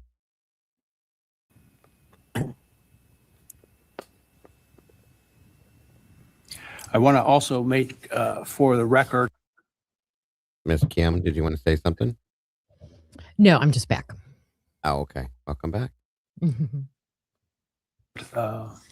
The defendant has provided with the guilty plea advisory form a document entitled Written Factual Basis that purports to have the defendant's signature dated 1 July 2025. Did you sign that document? Yes. And did you agree with the written factual basis that is included there? Yes.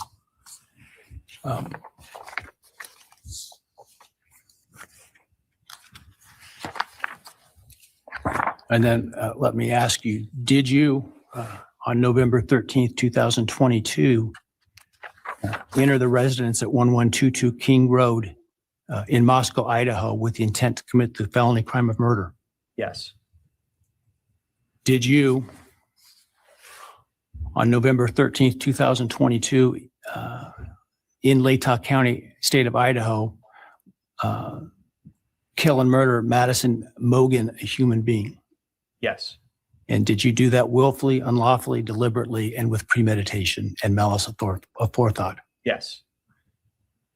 Did you, on or about that same date in Moscow, Idaho, kill and murder Kaylee Gonzalez, a human being? Yes. And did you do that willfully, unlawfully, deliberately, and with premeditation and malice of forethought? Yes. And did you, on that same date in Moscow, Idaho, kill and murder Xana Kernodle, a human being? Yes. And did you do that willfully? Exactly. Annie makes another good point here. Two things can be true at the same time, and we've learned that, in my opinion, truly in this case, more than once. BK, Bryan Kohberger, can plead guilty, and also the court violated his rights to a fair and impartial trial by forcing a plea when denying all defense motions. Again, this is absolutely probably one of the truest things we've seen in a long time, because they did. Ineffective assistance to counsel doesn't always just mean, we talked about this the other day, that his attorney didn't do her job. He wasn't given the option to counsel him, in my opinion. That there was too many things denied that she asked for to where she could effectively counsel him. She asked for a continuance. She wasn't prepared. He denied it. She tried to report the third party defense or alternate suspect. He denied it for a stupid reason that he had no right to say. Okay. It wasn't his place to make the statement that he did for that. These things absolutely are correct. They violated, in my opinion, his right to a fair trial because of these things. He was not getting a fair trial. I don't believe he ever was going to have a fair trial. So that is an absolute true statement, and I appreciate that statement. Anything to add, Kim, or onward do we go? I feel that the law enforcement, the prosecutor's office should have had corroborating evidence to go with the trace DNA that they are claiming proves it's Bryan. And Audrey on Glitch DNA Labs just put out a post talking about how it's scary that that's going to become, that it could possibly become the norm now, to just, oh, we have some DNA and that's it. That's all we need. And this person's guilty and you don't need anything else to support it. And I just think that's a dangerous thing, especially when you're looking at crime scenes that have DNA all over the place of other people and circumstances and things like that. It's so they didn't. My point is, I don't even think they had a cause to arrest him. You know, I think they had a cause to question him, but they needed to gather more evidence, and they didn't. Right. They lied that they did. They tried to say they did, but we see that, you know, the car's not right. They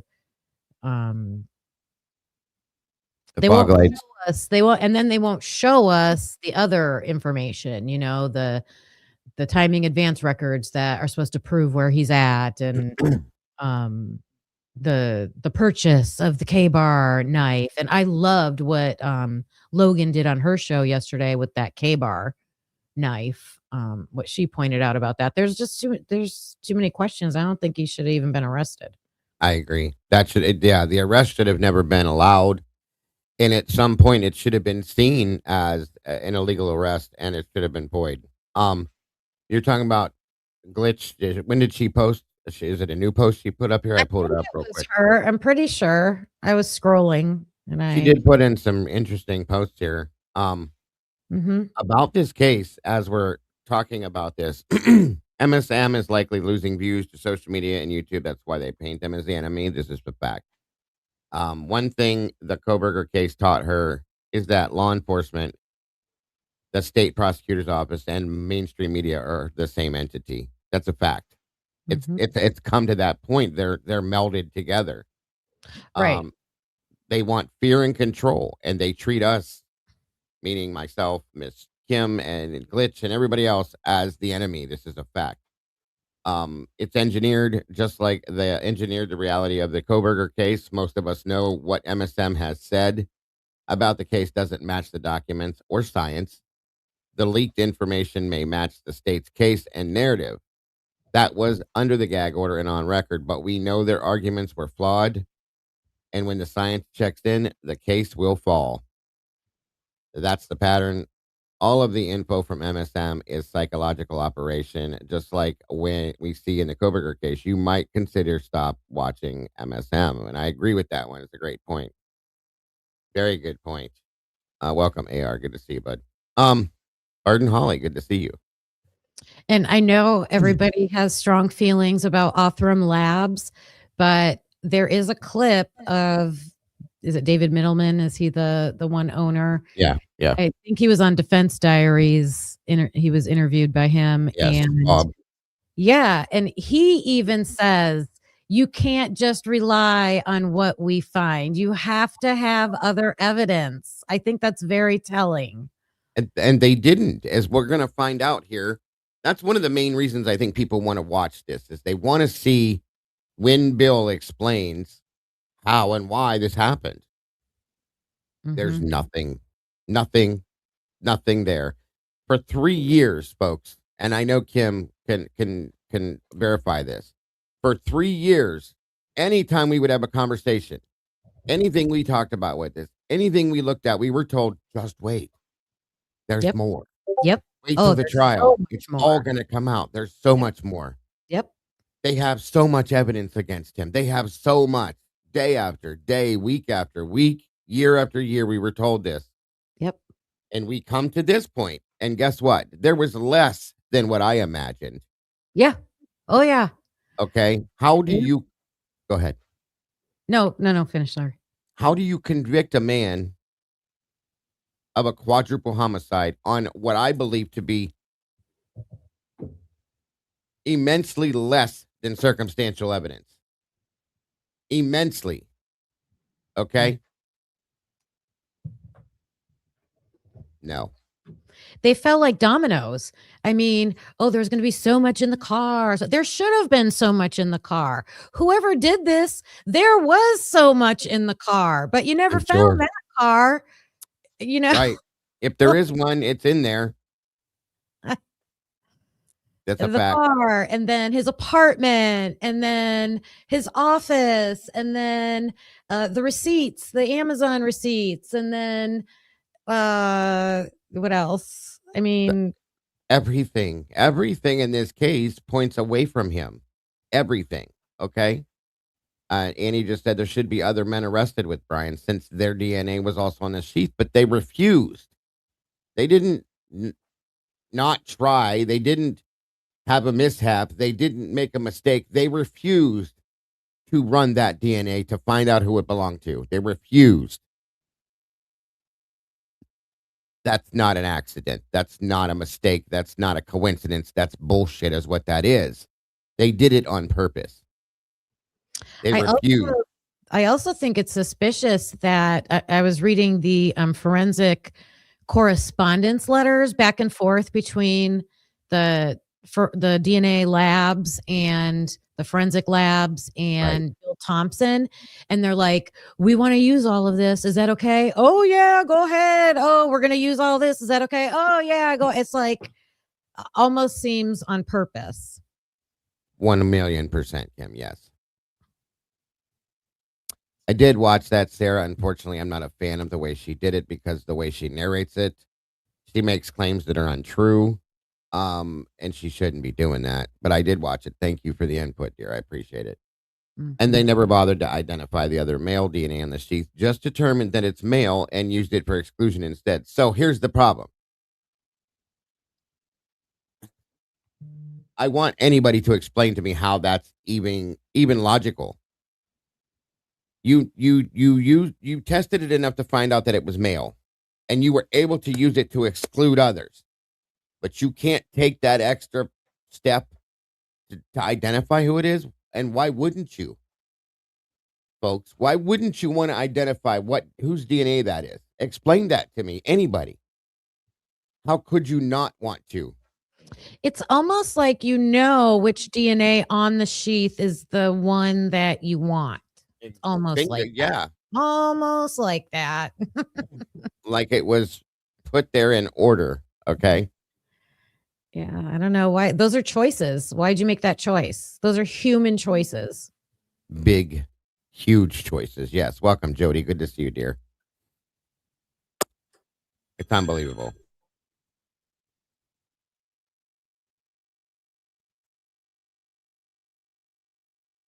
Willfully, unlawfully, deliberately, with premeditation and malice aforethought.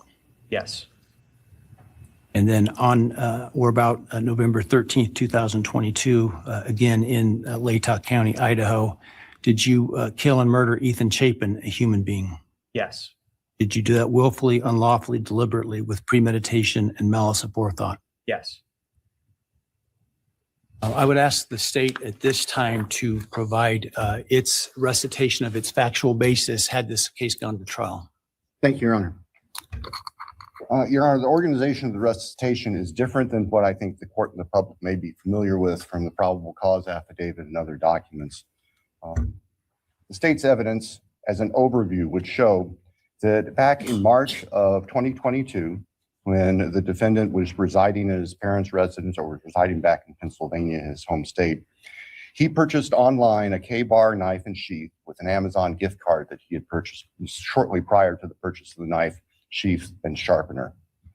Jumping ahead, the end of June of that year, the defendant, Mr. Kohberger, moved from Pennsylvania to Pullman, Washington, which is right across the state line from Moscow, Idaho, for the purpose of pursuing a PhD in criminal justice at Washington State University. The state's evidence would indicate that beginning July 9th of 2022, Mr. Kohberger's phone began connecting to a cell tower that serves the area of the 1122 King Road residence in Moscow, Idaho. Now, I will acknowledge for the court and all present that there are many residences in that area. It's a dense population of mostly college-related occupants. Between July 9th of 2022 and November 7th, the defendant's phone connected to that particular tower during late night, early morning hours, 10 p.m. to 4 a.m. on approximately 23 times.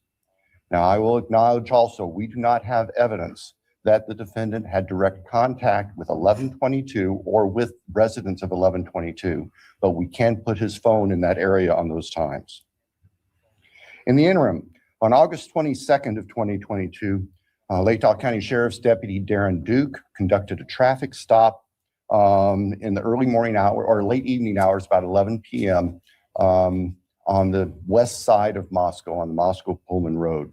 This was a traffic stop of Mr. Kohberger's car, which turned out to be a 2015 white Hyundai Elantra with Pennsylvania plates. During the course of the traffic stop, Deputy Duke was able to obtain Mr. Kohberger's name, Bryan Kohberger, his phone number, and his address, which at that point was an apartment address in Pullman.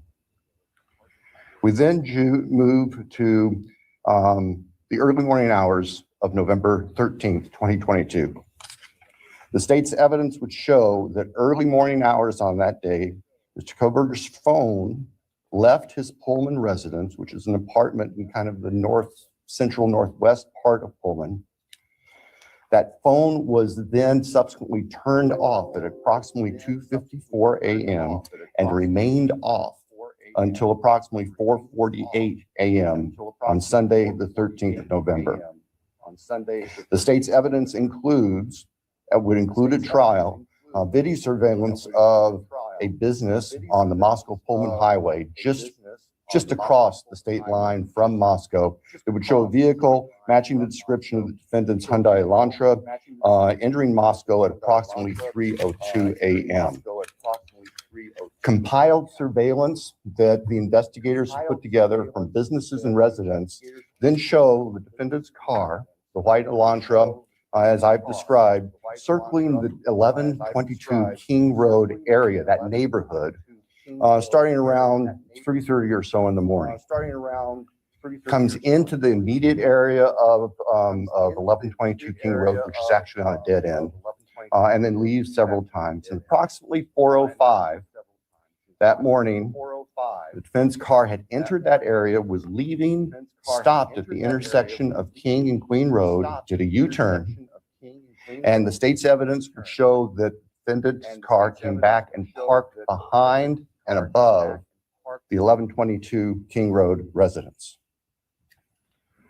The state believes that its evidence would then show that the defendant entered. Where I want to know where that's at. Where is the evidence that proves that that happened? Anybody? Where do they have evidence that proves and shows that Bryan Kohberger's, or any car for that matter, pulled behind that house, above and behind, as he puts it, in that back parking lot? I want to know where that evidence exists, what they have, and why we haven't seen it.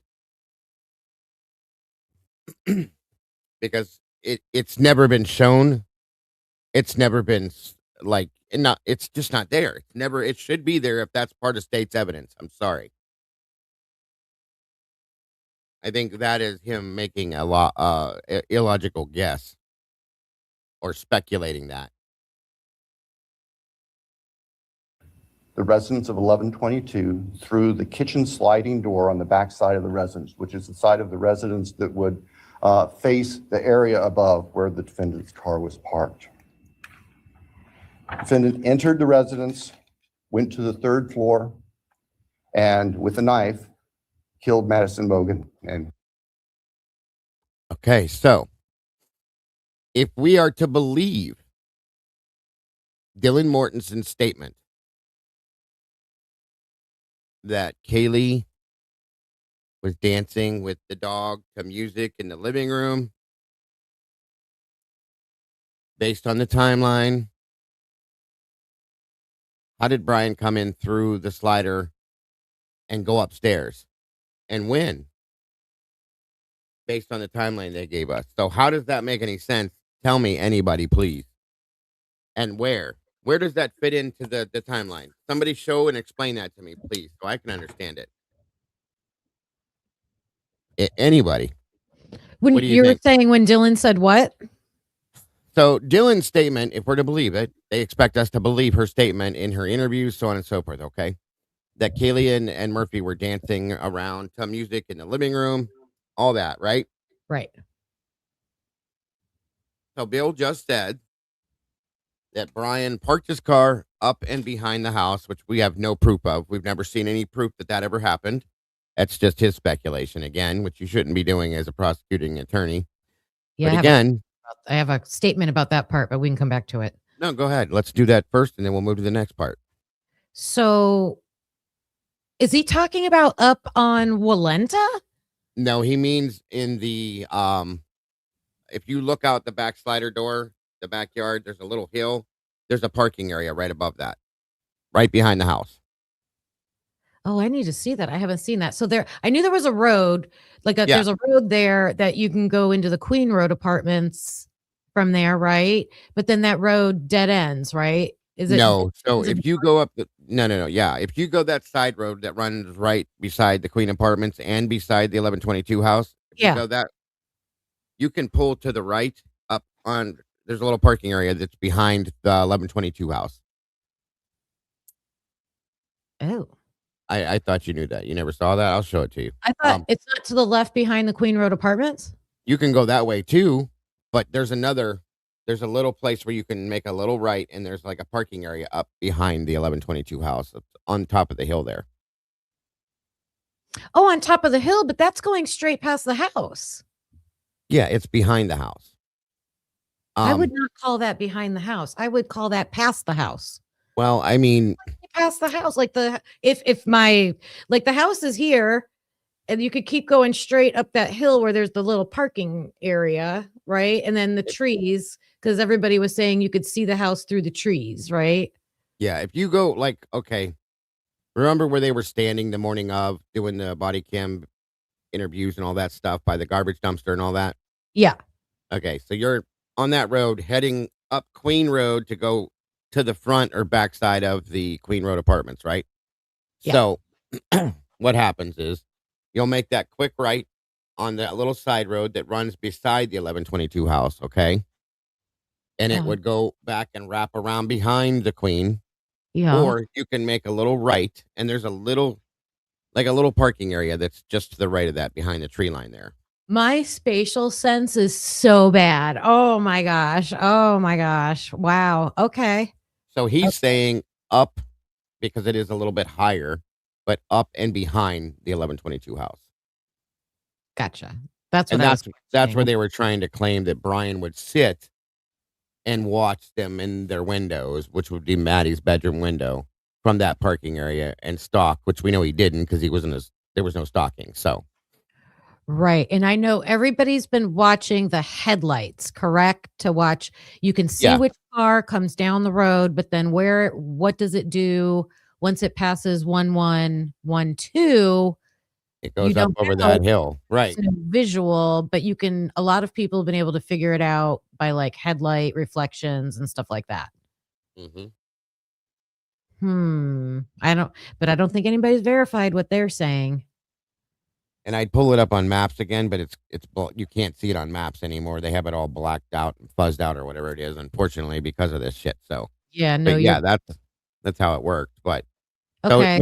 but there again, my going back to my point with that statement alone, there has never been 1 ounce of a video proof of any sort whatsoever that proved that Bryan Kohberger or anybody for that matter driving a white Elantra that matched that or anything like that pulled up into that area and parked a car.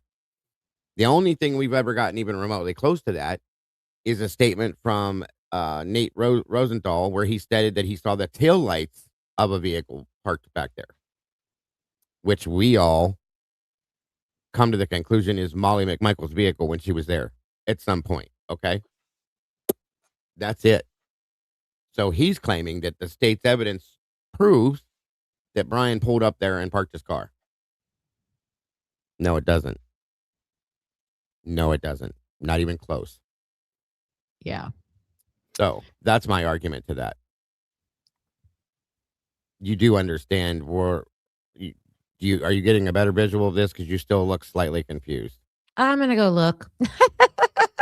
Okay. I know what you're talking about. Just where it is not where I thought it was. But I've also done that with the house, inside the house. So It's the whole area back in there. I've only looked at it 72 million times. That's the only reason why I know. So if you're not familiar, you will get lost. The only way I remember it conveniently is because when Rory went there, we were live and he was boots on the ground. Lee drove back through there too at one point, and you literally can see there's actually set of steps, which is kind of what my thought was at some point. yeah. If they went out the back door, the actual perpetrators, I don't think they were in a car, Kim. I think they were on foot, Yeah. and I believe they may have went up over that hill. There's a set of stairs back there that will take you right down onto Walenta, basically, and Yeah. almost conveniently, kind of to the front door of Emma Bailey, almost. So, or at least her parents' house. So Interesting. that was always my thought, is that if there were people that the people that did this may have escaped in that aspect and went that direction, not being seen by anybody around the house, and maybe got picked up on the other road or Mhm. had something, and maybe they had a car parked there or somebody picked them up. You know what I mean? One of those options is my thought. I think they all split and went different directions, and I think one of them is And the yeah, guy we see on that 1330 Linda Lane camera. and it could be. It very well could be. That Right. could be what happened too, because once you go out that back door, you have options. You can go many different directions. You can go around to the front of the house, you can go off to the left to the Queen apartments, you can go up over that hill down to Walenta, you can cut through the backyard and head towards Jack DeCore's house. You can do many things. Yep. What are you talking about, Lucy? You better quit. Anyway, so yeah. But this is a big deal for me because this man is saying the state's evidence proves that Bryan Kohberger parked his car in that up and behind No, it doesn't. They've never shown any proof. So how can you make that statement? No, and again, just like the grand jury, he can get up there and say whatever he wants because he doesn't have to put on a trial and prove anything. He can just say it. And then Exactly. turn around within 10 minutes after this is over and say, "Oh, we really didn't have anything." Exactly my point. And this next piece that he's about to move on to, again, listen, folks, these are the points that these are all the only points this man makes, and none of them verify anything. Oh, right. And he said this as well. After making this, I'm going to play this back so you hear this one more time. And then follow it with this statement Lucy makes. Listen to this again. Right here.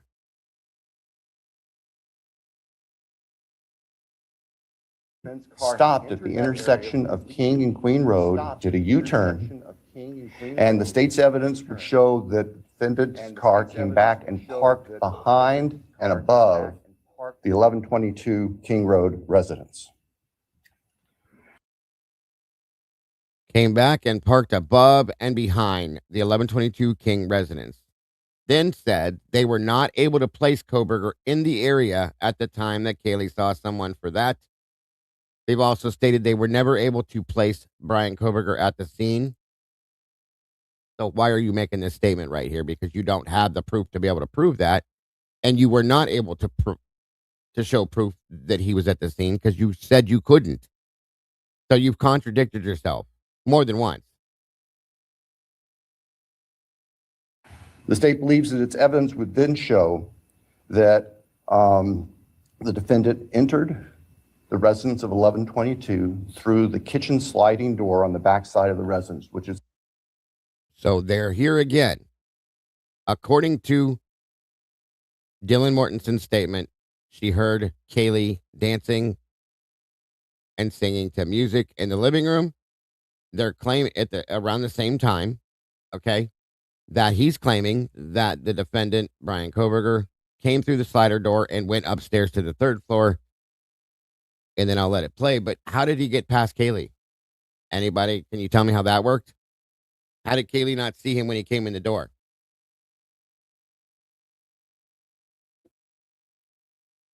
So that doesn't line up. That doesn't make sense. That doesn't match. And that's bullshit. Once again. Exactly. Phil Thompson's factual basis is in his own filings in this case contradict his own factual basis, folks. Think about that for a minute. Oh my God. Side of the residence that would face the area above where the defendant's car was parked. Defendant entered the residence, went to the third floor, and with a knife, killed Madison Mogan and Kaylee Gonzalez. The defendant, as he left that room, for whatever reason, ended up leaving, or the sheath for a K-bar knife was left on the bed. So there again, this is again more statements without proof. Hello, welcome, Jody. It's good to have you here, dear, with the defense rest. This sounds a bit out there, but I was watching this lady do one of many psychic readings, and she believes it was someone in law enforcement. Is that responsible? Does that fit any of your theories? There's a lot of people that believe that law enforcement had an involvement in what happened here, so it does fit for sure in some aspects. So once again, here we are with Propaganda Man telling one of his tales that has no basis of truth to it. To Madison Mogan's body. And I can jump ahead. That sheath was tested by the Idaho State Police Forensic Lab, and single source male DNA was found on the snap of that sheath, as well as. And that is an untruth. Once again, it was not found on the snap. It was found on the strap, which we were proven after the fact. So he's telling another untruth as well. I'm just pointing all these things out so you guys gather everything that he states in this hearing alone. It's not true. That was below the level of any evidence that should be able to convict anybody. And he also does not, that's a good point, Annie. He also does not state, he says single source. One more time, let me say that. Source male DNA was found on the Idaho State Police Forensic Lab, and single source male DNA was found on the snap of that sheath. Single source male DNA. Well, guess what? There was other male DNA on that sheath. It may not have been on this snap or the strap, but it was on the sheath. So that wouldn't be single source. That's multi-source. Am I wrong? He doesn't tell anybody about that either. More lies. As well as blood from both Kaylee and Madison and other trace evidence. But it's important. As well as blood from both Kaylee and Madison and other trace evidence, but does not tell us that there is male DNA on that sheath as well that does not belong to Bryan Kohberger. Conveniently. It was not on the snap. It was on the strap. It was never on the snap, like Annie just said, folks. They lied to us for 3 years and then commenced to show us and tell us that it was the strap. Okay? The strap. I can't believe he still said snap at the plea hearing. That's crazy. That's why we're watching this, because there again, it's they continue to lie. This is the snap. Snap. S-N-A-P. Yep. This is the strap. S-T-R-A-P. Yep. And he's One's continuing. metal and one's leather. It makes a difference. Yep. And he's continuing to lie. And he's not telling anybody that there is another man's DNA on this fucking sheath. Another man who very likely is the fucking murderer, folks. Excuse my language, but this irritates me to no end. Okay? He'll make sure to tell you that there is trace DNA from somebody by the name of Bryan Kohberger, but he won't tell you who the fuck the other man is that's on this thing. Yep. It makes me sick. Oh, I would love 10 minutes alone in a room with this idiot. I'm sorry, there's two. That's right. There's two. Two other men. Yeah. Sorry. Oh my God. One's Sorry. enough, but yeah, two. Whoa. Exactly, Annie. Two, folks, two. And it's actually blood.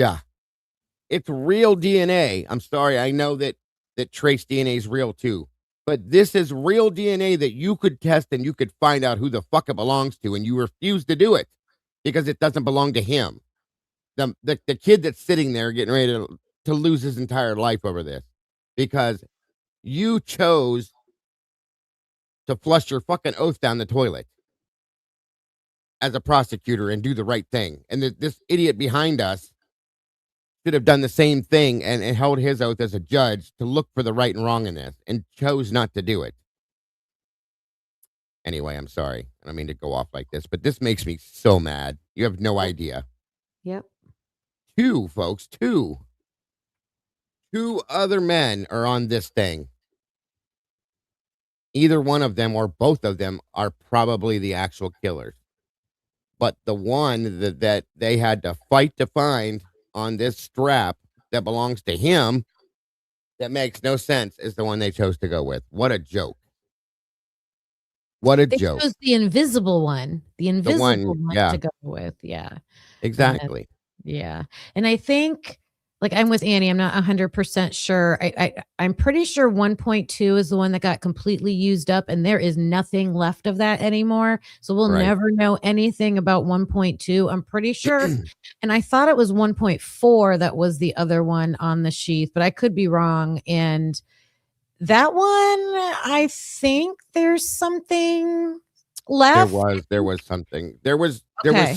Yeah, I think there was enough left, they claimed, even with the trace that they said that there wasn't. I think there was some left with. So just saying. Yeah, because they know it's an unknown male. 1.4, I think, is the one they know it's an unknown male, but then that's all they could have done the same testing probably they did with the 1.1. but they chose not to. Chose. Right. Hold on one second, everybody. I'm sorry.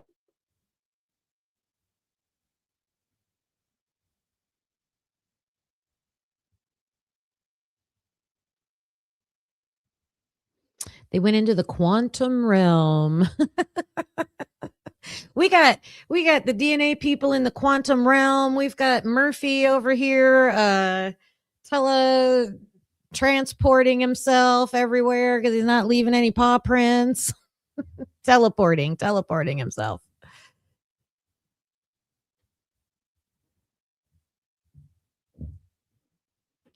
All their stuff they're saying about CODIS makes absolutely no sense to me. I pulled up all the CODIS rules. Like, I don't know. That just seems ridiculous. Didn't match the information I found. That's for sure. And Kane needs a defibrillator. Kane needs a defibrillator.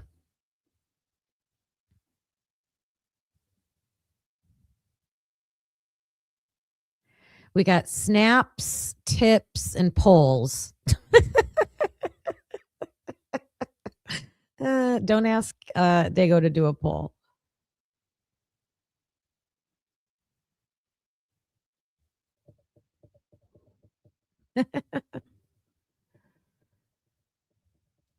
Everybody's coming home from work at my house, so I got to go serve dinner in a few minutes.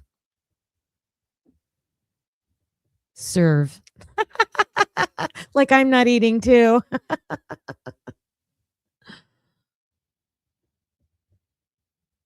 Sorry about that. It's okay. I was reading comments. I see Buddy Bear. Good to see you. No defibrillator. But if you come to me, I'll work. I'll do the real thing for you if you want. You can get here. So yeah. Always remember to ask for a defibrillator before you do CPR. You probably should. Before you check if they're breathing. Yeah. That's the best way to do it right there. Make sure that if they are breathing, you use a defibrillator first so they're not when you're done. Because that's smart. Jesus. Oh my God. All right. On we go. More lies. I might have to, once we get through this, I'll probably skim through some stuff so we don't take forever to do this. Yeah, I probably got about 10 more minutes left. Full source. What are you having for dinner, Miss Kim? Pork chops. We had those the other night on the grill with barbecue sauce. They were very good. Ooh. Yeah. Nice.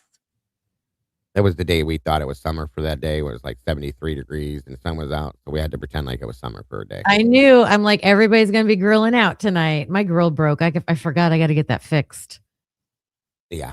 Yeah. Do they have blood left in them? Seems like it would be a valid question too. Yeah. This case makes you drink. Yeah, it could. Yeah. I've had that thought many a time of going back to drinking. I hate this case with everything in me, but I can't look away from it. So it goes hand in hand. On we go. Male DNA was on the snap of that sheath. The state's evidence would show that Xana Knodel, still awake at this time, in fact, had taken a DoorDash order not long before this started. Her room was not on the third floor. It was on the second floor on the west side. As the defendant was either coming down the stairs or leaving, he encountered Xana, and he ended up killing her. Also, there again, the state's evidence shows how does it show that that's how that happened?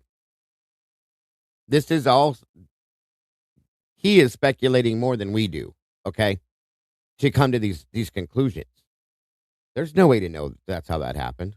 What if Xana went upstairs because she heard something and they encountered each other there?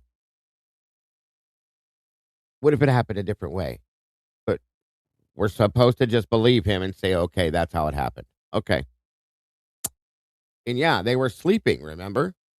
They were sleeping. They were all asleep, which we all now know is bullshit, but okay. Bullshit. Tattoo Gal, good to see you. Jennifer Meineke, welcome. Pamela Smith, good to see you. Meanie's in the house. Kane B, The Purge, and Buddy Bear, good to see you. In Stitches, welcome back to you. Let's see. I think I got everybody. If I didn't, I will catch up, I promise. On we go. What's up, Sammy? I see you too. Thank you for being here. All right. with a large knife. Ethan Chapin, Xana's boyfriend, was asleep in their bedroom, in her bedroom, and the defendant killed him as well. There again. Ethan Chapin was asleep in Xana's bedroom and then killed him as well. And do you realize that Gilbertson, the way Gilbertson made this sound when he claims, hi, JC, good to see you, sis, that Bryan was in the midst of killing Xana, fighting with Xana, and reached over with his other hand and killed Ethan. Those were Gilbertson's words when he explained this. Does anybody have a visual of that? Does anybody believe that that's even plausible? As Xana is fighting and defending herself for her life, somebody just happened to reach over, because it was right there, and kill her boyfriend on the bed. No. No way in hell. Lucy said there is an email paying to PPD prior to the public being asked to look for an Elantra. Pullman PD. That says the events as law enforcement understands happened. Payne wrote, Ethan was the only person sleeping when attacked. There you go. Oh, I never saw that. I didn't either. So if he was sleeping, he was sleeping. That's fine. But he did have defensive wounds. So he must have woke up at some point. But all I'm telling you is that there's no way in hell that as this person's killing Xana, he just reached over and killed Ethan at the same time with his other arm, while she's got almost all of her fingers were cut off from defending herself. It takes two hands to fight somebody, folks, unless you're the fucking Incredible Hulk, okay? And that person was not here that night. It doesn't work. It doesn't match. It doesn't make sense. This man is lying to make his case. I shouldn't do this, because this gets me so worked up, Kim. I get so pissed off and angry because the lies are so blatant, and it's such ridiculous bullshit to me. I'm sorry. Hey, Henry. Yeah. So please excuse the language today, because this is just, it's so aggravating. And there's people that will fight and argue with you to the death over this, that's how it happened. He was killing a girl that was fighting for her life, and then reached over and killed her 6'4", 270-pound boyfriend with one hand. Yeah, okay. Plus, he's got to have like really stretchy arms, because we see the room distance of where they were probably dancing around at. So I'm just saying. Well, thank you, Leah. I'm glad somebody enjoys it. On we go. With a large fixed blade knife. Each victim suffered multiple wounds. I will state for the record. A large fixed blade knife is not a 7-inch K-bar knife, mind you. Okay, that's not a large knife. It's not really large at all. No, and they weren't puncture wounds. They were not even close to puncture wound. Kathy herself said it. Yeah. Yep.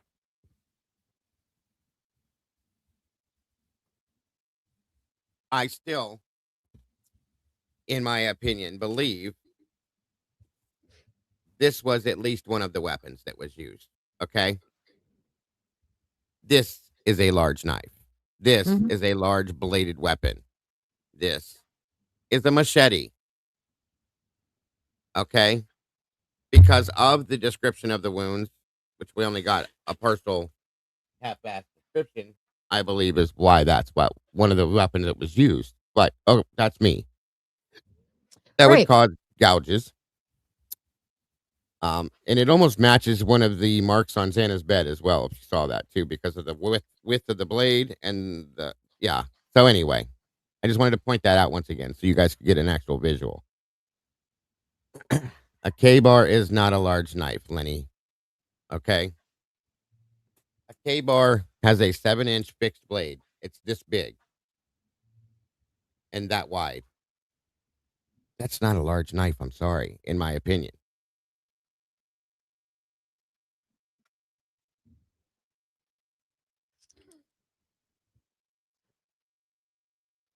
Even the knife that I have for this is bigger than a K-bar, okay? It's Mm. got a 9.5-inch blade on it, and it's twice the width of a 7-inch K-bar blade. So there again. And that the 7-inch, the width on the 7-inch K-bar blade, okay, it's larger than like this per se, okay? But it's not large as in the wounds and the injuries that we saw is what I'm saying. Hmm. And I think it was Witchy. She's correct.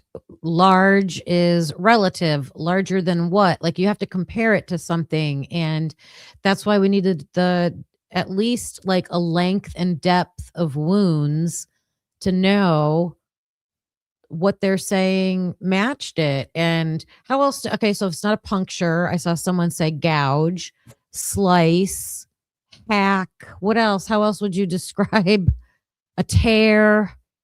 Like how else would you describe it? There is no other way. Yeah. Steve himself, Steve himself said that they were not just standard injuries, okay? They were like large gouge tears. Sorry, I had to reach over and find this because I had it separate. I say machete or axe. It's always what I've said. Or both. Yeah. See, this is the knife that fits the sheath that I have. This is way bigger than a K-bar knife, folks. Yeah. That's a large knife. Okay? I mean, I would That's just big. say large. I don't know. Yeah. Okay? And the blade is wider and longer. The entire thing. It's larger. Okay? The way that Mabbott described it, she didn't describe something like a 7-inch K-bar blade. She described something, a very large bladed weapon or something like that. She said, but that's not a K-bar to me. That's one of the smaller. When it comes to knives like this, it's one of the smaller bladed weapons, in my opinion. Kane B, shut up, Kane. Shut up, dude. Anyway, Oh my God. You guys make me the laugh. Dundee thing was to help the. Oh, that's not a knife. This is a knife. Yeah, I love Crocodile Dundee. Anyway, I think while you have this paused here, I'm going to say goodbye for today, but I will be in chat. So thanks for having me. right. So I appreciate it. Thank you for your input. Sorry it's taken so long, but I knew we were going to be breaking it down. So Yeah, for sure. enjoy your pork chops. Dinner. Bye. Yes. All right. Fixed blade is what she said. That's right. Thank you. So there again. That there is no evidence there was any sexual component or sexual assault on any of the victims. I want to make that clear so there's no speculation. And again, he needed to make that clear so there's no speculation, but people are still speculating. Joseph Scott Morgan has repeatedly speculated that this was a sexually based assault. Bullshit. Okay? More propaganda. And that came from Propaganda Man himself that's saying, don't speculate, don't speculate, don't speculate. Okay. There were two other roommates in the house, and they were already asleep. During the course of this, one of And we know that this is not true. Okay. Here's another lie. those roommates awoke, looked out her door not knowing what was going on, and saw the defendant, who was dressed in black with black balaclava on, holding some sort of container in his hand. And she saw him leave the house through the direction of the kitchen where that sliding door is that I mentioned before. Nobody slept in that house that night. Bethany nor Dylan slept in that house that night at all. They may have started to doze off. I'll give it that. Neither one of them slept. This is an absolute bullshit lie. We have the proof. Another reason why we're doing this. We have the proof from Dylan's phone that she was awake and on social media the entire fucking night, folks. Every bit of it, okay? As was Bethany, right next to her. Another lie they used to put this man in prison. At approximately 4:20 that morning, so this would have been 15 minutes or so later, defendant's car is seen on a surveillance camera for 1112 King Road, which is immediately next door to the west of 1122, leaving the area. That is untrue as well. It is not the same car. Once again. Hi, Fizzy. And Skilla, good to see you. Once again, this is an absolute untruth. How many of those have we heard now, folks? Is anybody keeping tabs on this? I'm just saying. Vicky Gooch told Dylan, you did not sleep through this, and your phone is the evidence. Thank you, Annie. That's a fact. That's a fact. We all know it. They all know it. This idiot right here knows it. The world knows it, okay? So tell some more lies, propaganda man. At a high rate of speed. And if the court were to see that, or anybody in this courtroom would see that, you can see the car almost loses control as it... Which never happened. I saw that as well. More dramatization and lies. Makes the corner, heads north, and then turns to go south on Walinta, which is one of the only ways to get out of that part of town. The evidence would show that following that, the defendant in his Elantra drove south of Moscow. We know that he drove on the back roads because there are surveillance cameras on the main highways, Highway 95, that would have picked up the defendant's car if he'd gone that route.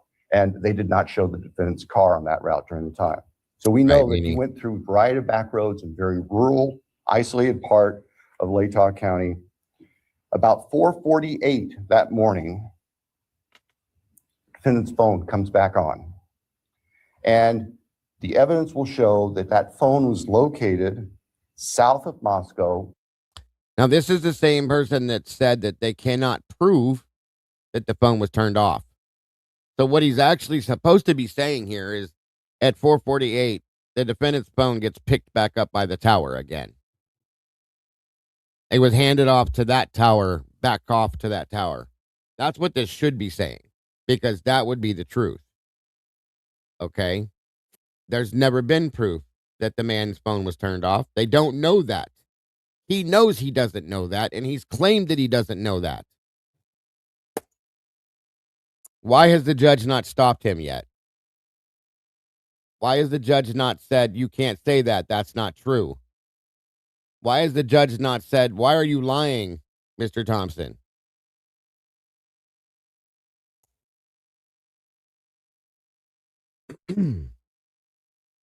Why is the judge not being a judge? The phone is south of Moscow and Lewiston.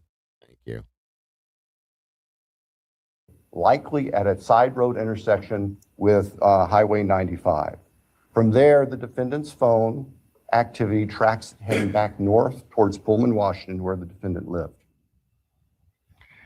About 5:26, starting approximately 5:26, various surveillance cameras in Pullman, Washington pick up the defendant's vehicle as he enters Pullman from the south and heads north and slightly west towards his apartment, where he arrived at approximately 5:30 in the morning. Later that morning, Sunday, the 13th of November of 2022, Mr. Kohberger's phone returned to the area of King Road. We don't know exactly what he did, but it returned to that area. It's about 9 o'clock in the morning. He was there for about 10 minutes and then returned to his Pullman residence. There is nothing wrong with fish sticks if you get good ones. Easy there, Kane. Easy. About 9:30, the state's evidence will show, evidence taken from the defendant's phone, that he took a selfie of himself on his phone in what appears to be the bathroom of his Pullman apartment with a thumbs up. And then he sent it to his mother, whom he spoke to, just to say, hey, Mom, I miss you. Here's a picture of me. I'm doing good. That's what that was all about, in my opinion. Since Bill's speculating, why can't I? He's speculating, why can't I? That's all I'm going to say. He's speculating this entire case. He speculated to the point that he had somebody convicted and forced somebody into a plea deal. Why can't I speculate that that's what that selfie was about? And yeah, there it is. A vehicle consistent with Kohberger's, because we know it's not the car. We know it's not Bryan's car, folks. We know that now. It is not Bryan's car. Do I need to say fog lights? It's not Bryan's car. There again, why didn't the judge say, wait, that's not his car? Show me the car. Show me the proof. I know this doesn't make sense, but this is what I'm saying, guys. It's all bullshit.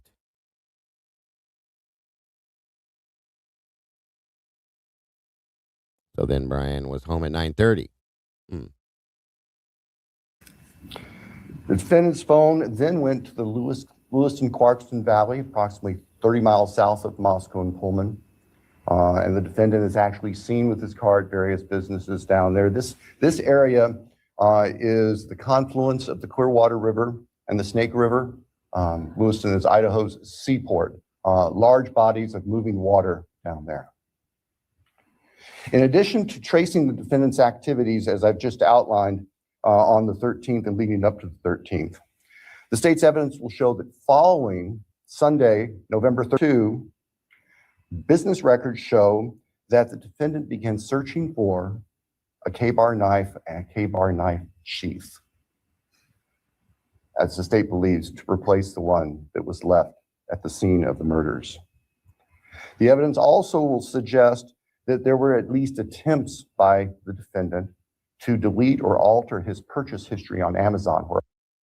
I don't believe that. I believe that all that was suggestive selling from Amazon. That would be dumb. All Bryan would have to say if he actually bought and purchased the knife from Amazon was that somebody stole it. He would not go buy another one, in my opinion. He's not that dumb. Just saying.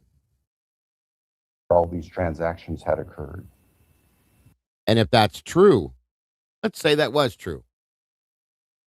Why didn't he buy it? Why didn't he buy a replacement if he was looking at one? Because that's not what happened. Later that week, the state's evidence will show that Mr. Kohberger went to what we would call DMV, motor vehicle license. Yes, Dirty Daddy Green. What's up, Don't Dive, the Raging Cajun? Good to see you, dear. Thank you for joining us today.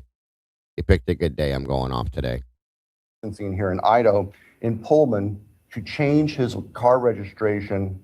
Welcome, Michelle. Good to see you, Chris. I think that number two on our goal. Thank you for that, brother. It is all absolute bullshit, period.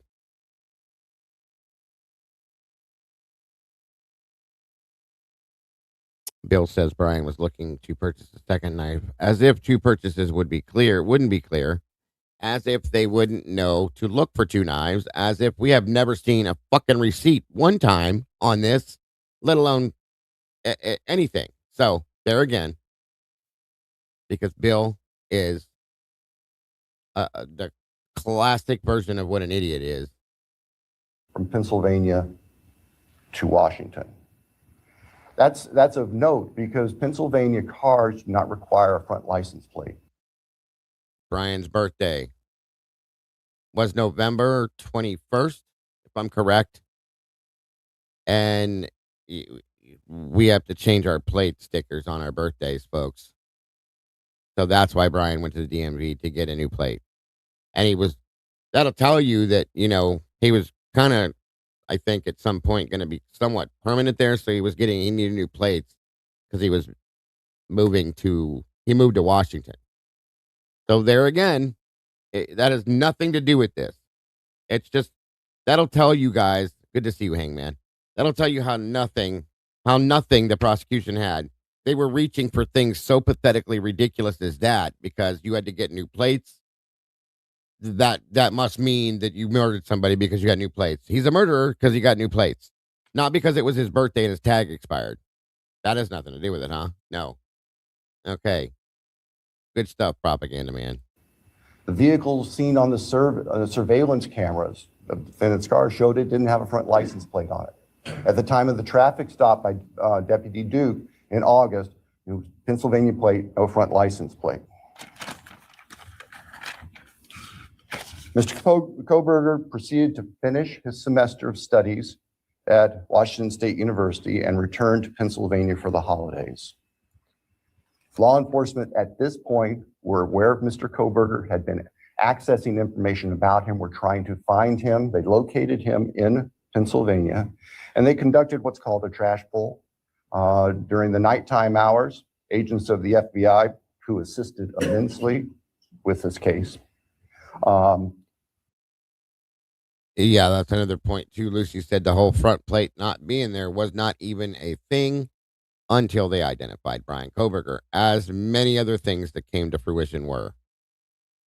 Yeah, exactly. It expired on his birthday, and he had to transfer his registration and get his license updated, all that stuff, because he moved to a different state.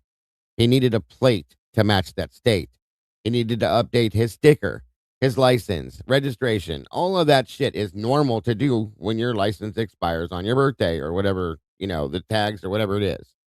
So there again,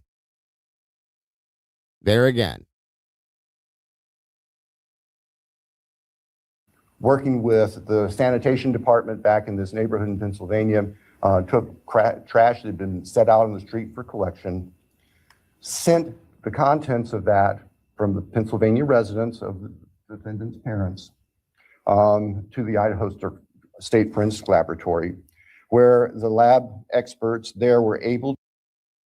Now, I don't know if this is true, but Meany says, it's my understanding that you have to change the registration and all of that to get insurance in Washington. They probably want you to have a valid registration for where you're living and driving at. That would make sense, Meany. So yeah, absolutely. I agree. And nothing says, look at how Hitler's giving his attention to Santa as he should. It's obvious. Look at him. He didn't pay that much attention to Ann Taylor, but when Dumbledore over here talks, he pays attention to him. Anyway. Meany says a friend of mine that moved there had to do this. Well, there you go. And Twiz says yes, and Twiz lives there. So there you go. So that has nothing to do with being a murderer. It's just because you are so pathetic and you don't know how to prosecute a piece of toilet paper and you had no case. You had to reach for anything you could to do this, to try to make people see this in some way. And a jury would have laughed at that, by the way, when they realized that Brian's birthday, because I'm sure Ann would have pointed it out. So there's that. Once again. To identify DNA on a Q-tip as coming from the father of the person whose DNA was found on the knife sheath that was next to Madison Logan's body in the bed. Subsequently, an arrest warrant was issued. Lucy, Brian had a Washington driver's license. Okay.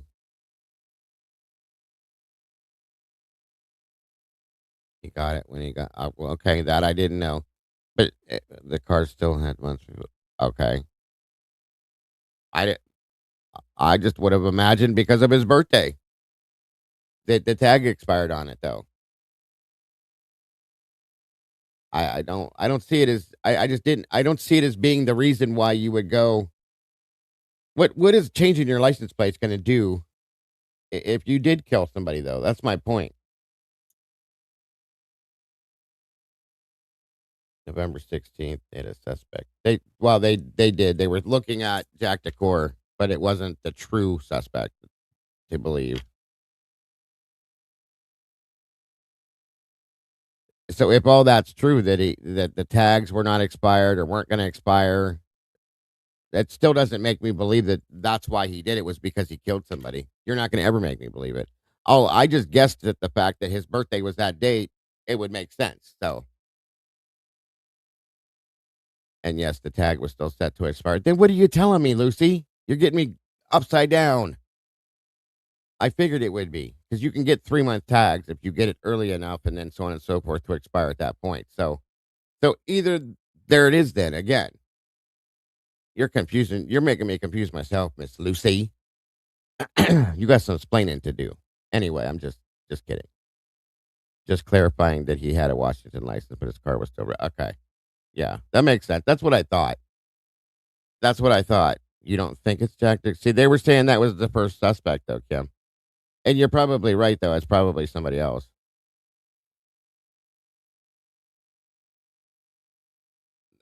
No drinking for me, Spaghetti. You don't want me to drink. I'm promising you that much. Here in Idaho, and a search warrant was issued in the state of Pennsylvania with the assistance not only of the FBI, but the Pennsylvania State Police. Mr. Kohberger was arrested at his parents' home to return to Idaho. Upon his return to Idaho, a DNA sample was taken from him, and it matched the DNA found on the knife sheath.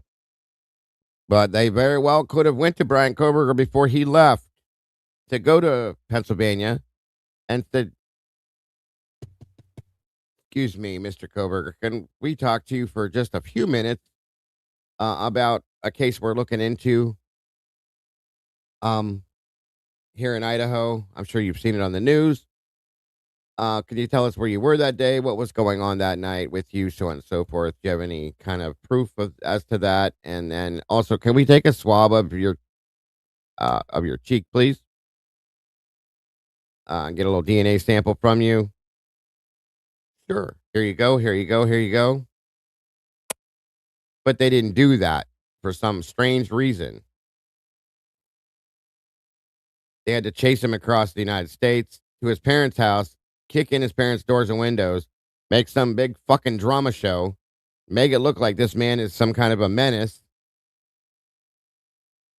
to pull all this out of it, because it all played into the propaganda, folks. That's exactly what it was.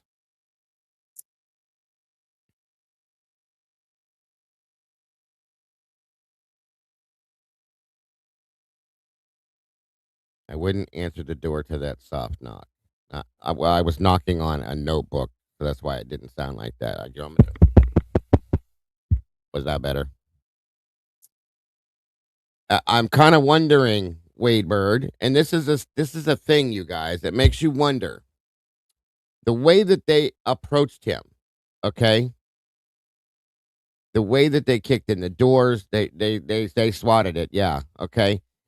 It makes you wonder, did they expect that there would be another Brent Kopaka situation with this, possibly, where they had to take him out?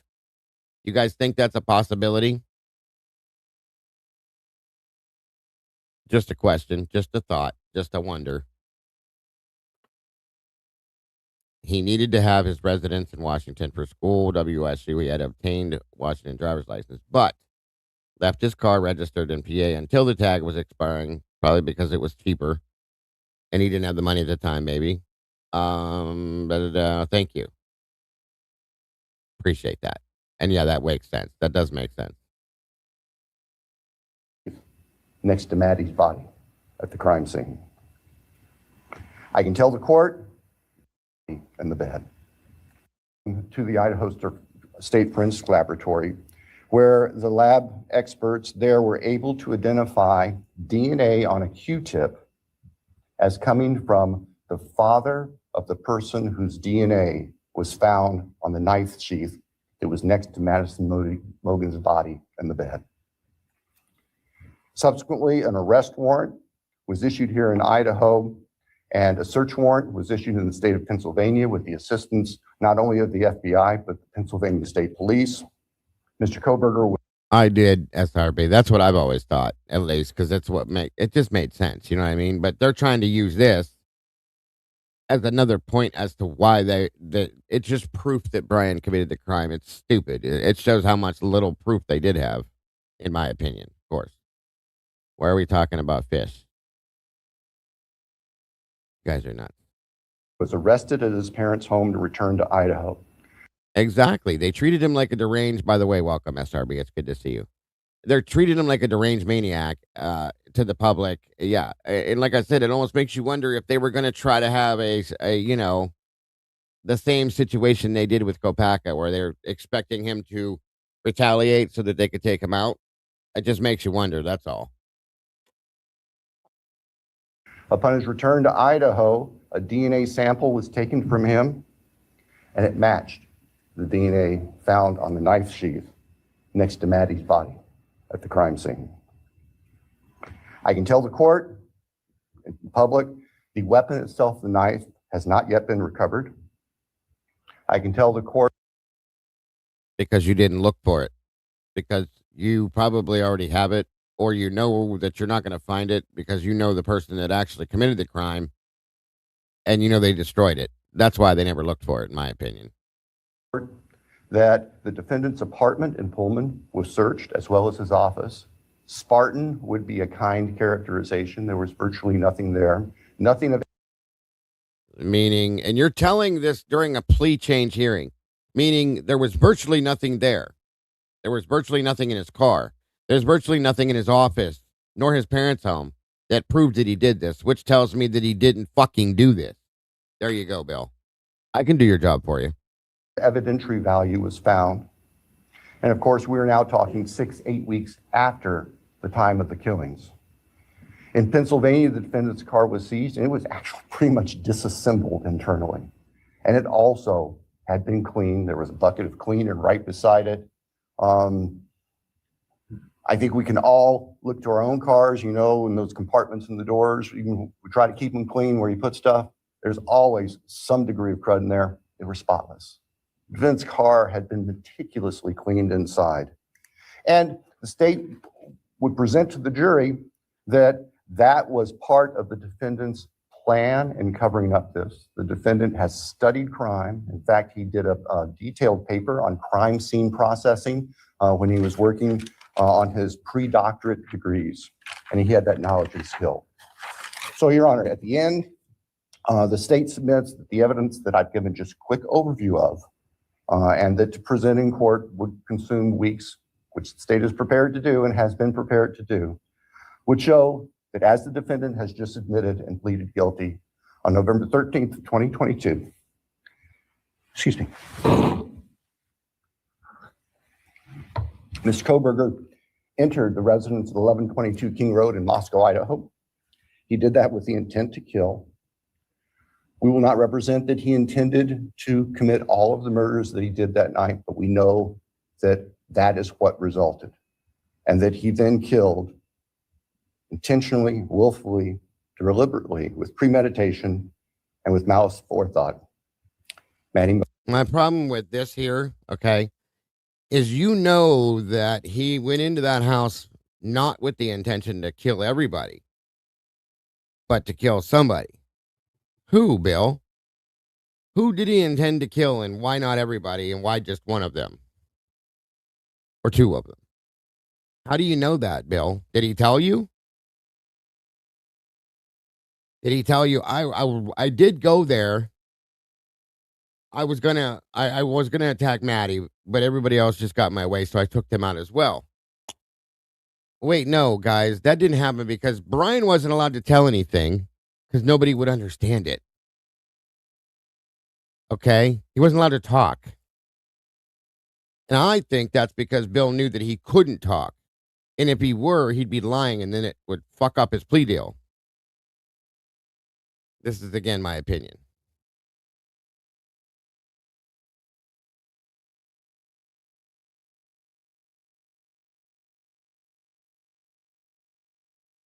Hogan, Kaylee Gonzalez, Ethan Chapin, and Santa Cruz.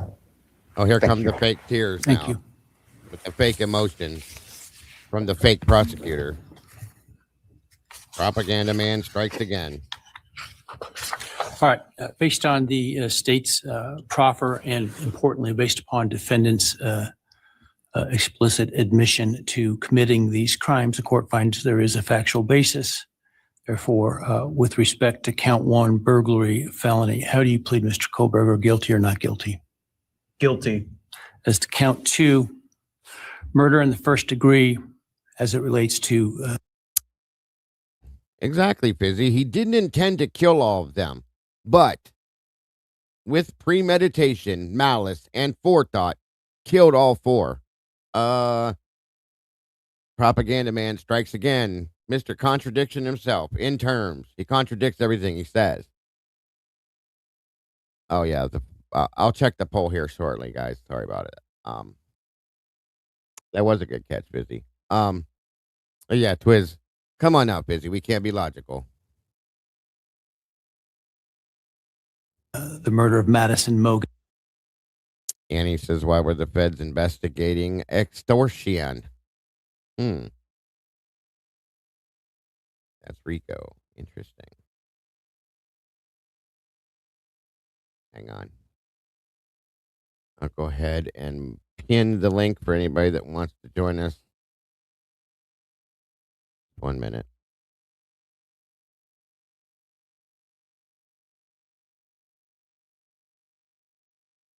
You're welcome to join us up here if you choose. And the poll, let's see. Did Hitler expect the plea deal? 61% said yes, 22 said no, and 17 said, I don't know. Dago. So, on we go.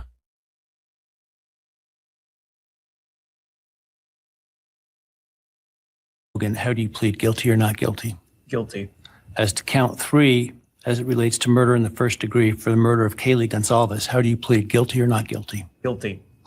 As to count 4, the first degree murder of Xana Kernodle, a human being, how do you plead, guilty or not guilty? Guilty. As to count 5, the first degree murder of Ethan Chapin, a human being, how do you plead, guilty or not guilty? Guilty. Right. The court will find that the defendant understands the nature of the charges and each offense and the possible consequences to him of his guilty plea. Court finds that there is a factual basis for the plea and that finds the defendant believes the plea to be in his best interest. I find that the plea was given freely, voluntarily, and was intelligently made. I accept the plea. I direct that it be entered. I'll continue the matter for sentencing in this case. Didn't even think about it. I'll accept the plea. Didn't even think about it. Not even for a second. I think couldn't wait to get it out of was his mentioned courtroom. on the call Monday afternoon, the defense wishes to waive a pretrial investigation. Is that accurate? Yes, Your Honor. The state also? Yes, Your Honor, the state does not believe pre-sentence investigation is needed, given the evidence that is available. We want to, though, make sure that all of the victims have the opportunity to make statements to the court at sentencing. Absolutely. And certainly both the state and the defense may present whatever sentencing memorandum and other documents you wish me to consider. The victims will be given an opportunity to provide the statements that they wish to at sentencing. Do we need more than one full day for sentencing? I do not believe so, Your Honor. We have numerous victims, and we have victims who share unique perspectives on this, and we want to make sure that they all have time to express their feelings to the court. But I believe that if we Thank can you, start Hangman. perhaps 8:30 or so in the morning, that we should be able to complete it all in one day. Without trials going, it'll be a lot easier to do that. So let's pick that week. Why don't we pick July 23rd? Oh, shut up. Anyway, moving on. Moving on.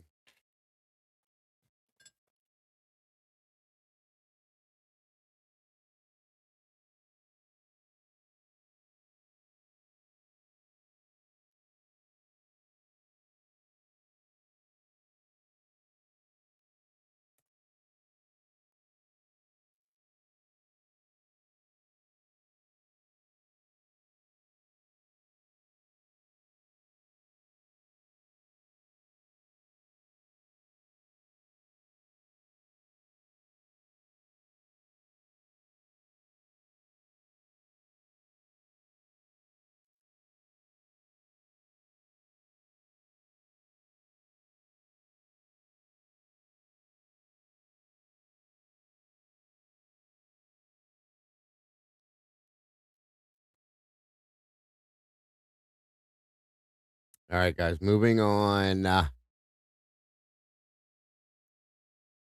Let's move on.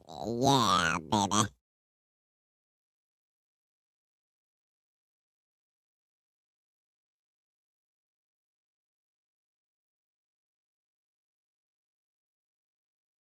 Alrighty.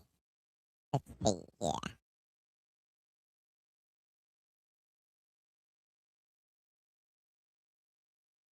So, hmm.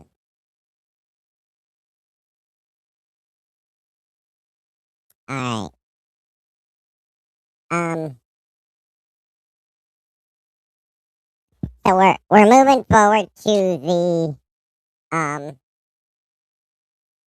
The sentencing hearing now. Hold on a minute. What's going on? The sentencing hearing. What the fuck? 1 minute. Okay. Hello. Hello. There we go. Okay. All right. So we're moving on to the sentencing hearing. All right. Listen, I said this once. I'm not going to say it again. We're not going to have any arguing, fighting, disagreeing. If you don't like each other, don't talk to each other. Just ignore each other. We're not going to go back and forth in here, okay? Period. I'm not saying it again. I don't care who it is or why. It's enough. Because it distracts other people and it upsets other people. So please stop now. That's all I'm saying. Thank you. All right. So as we all know, the judge then, in turn, then disallowed Bryan to wear street clothes and suits and to dress up and all this. We move now to the sentencing hearing, so on and so forth. After all of that bullshit that propaganda man put to the world that was absolute dumb bullshit. So there's that. I haven't seen Eddie in a couple days. He carries gold. Thank you, Hangman. Hold on a minute here.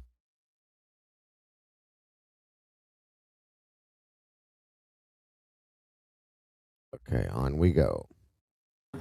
Defendant is present in custody with counsel, Ms. Taylor, Ms. Massoth, Ms. Barlow. The state is represented by Mr. Thompson, Ms. Jennings, Mr. Hurwitz, Mr. Nye, and Ms. Allen. This is the time set for sentencing in this case. The defendant previously entered a plea of guilty to 4 counts of first-degree murder and 1 count of felony burglary. In exchange, the parties stipulated to recommend a sentence consisting of, on burglary, 10 years fixed, on each of the 4 counts of first-degree murder, life fixed. The parties waived pre-sentence investigation. To my understanding, neither party submitted a sentencing memorandum or other materials for the court. Court is familiar with the file and the evidence submitted previously by the parties as it has reviewed them throughout the case and in anticipation of trial. Is there any legal cause why the sentence should not be imposed at this time? No, Your Honor.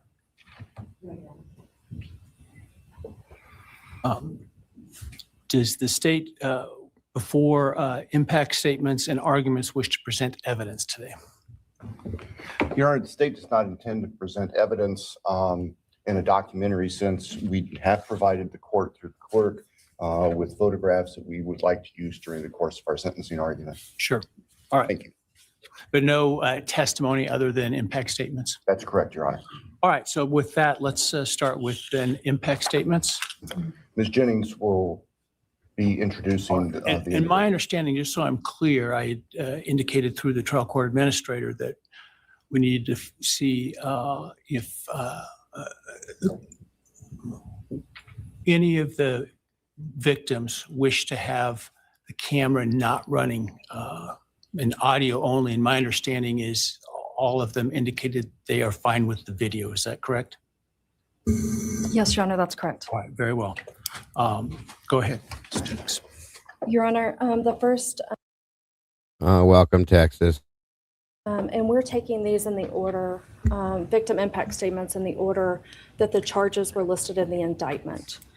The first charge being burglary. So we will have Bethany Funka's statement, and she has asked that her friend Emily Alon Oh, so Amish Ashley gets to speak now. not read that statement. All right, any objection to that? All right, very well.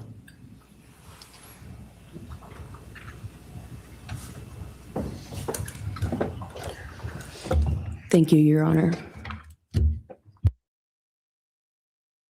I understand, Angie, and I'll go ahead and throw.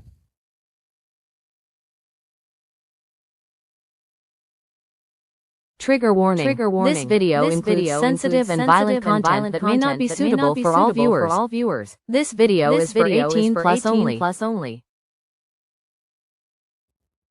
Trigger warning. This video includes sensitive and violent content that may not be suitable for all viewers. This video is for 18 plus only. Okay, so there's a trigger warning because some of the things that may be said could upset people, and if you need to step out for that or just turn down or whatever, I understand completely. Do what you got to do. Period. So there we go.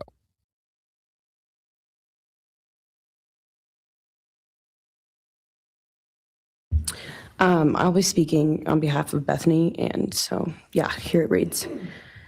My name is Bethany Funk, and I was roommates with Maddie, Kaylee, Xana, and Ethan. I not only lost some of my best friends, but I also lost a sister. Never in a million years would I have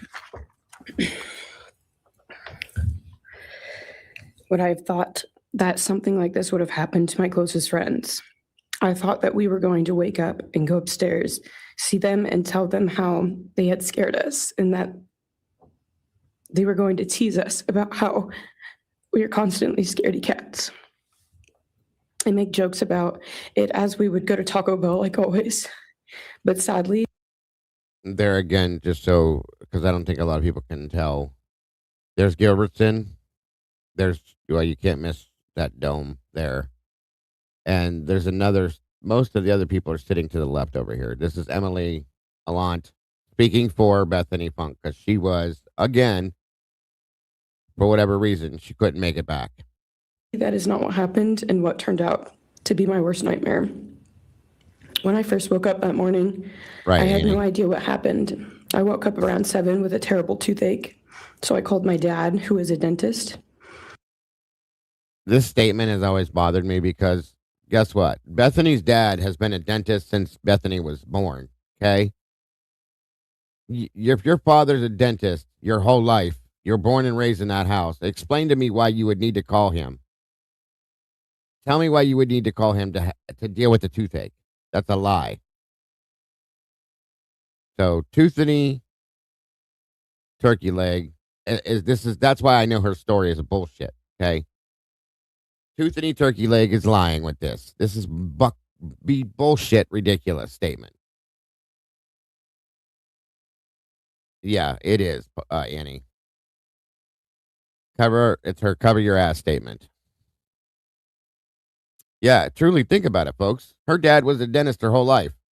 But now you got to call him because you got a toothache? You're full of shit. You know what to do. You called him because you wanted to know what you should do. And daddy told you need to get out of there while you can. And I think she was going to until the police showed up and she got stuck. That's what I think happened. That's my opinion, but that's what I think actually happened and why she called. Because she called multiple times. She called him, her mom, her house, all of it. Truly.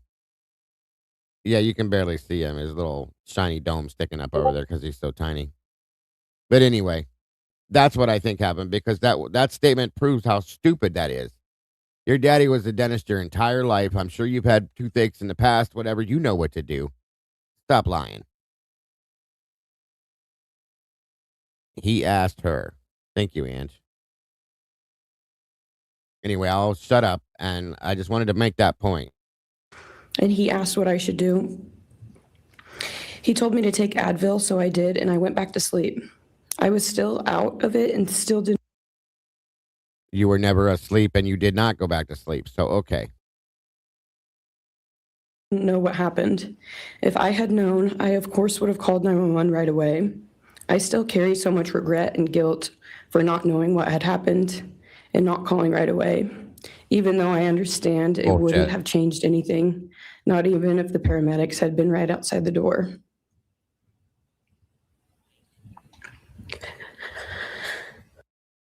When this is over, remind me to show you guys our the day out, me and Baby Payne, the day we went out together to look at Elantris and we had dinner together.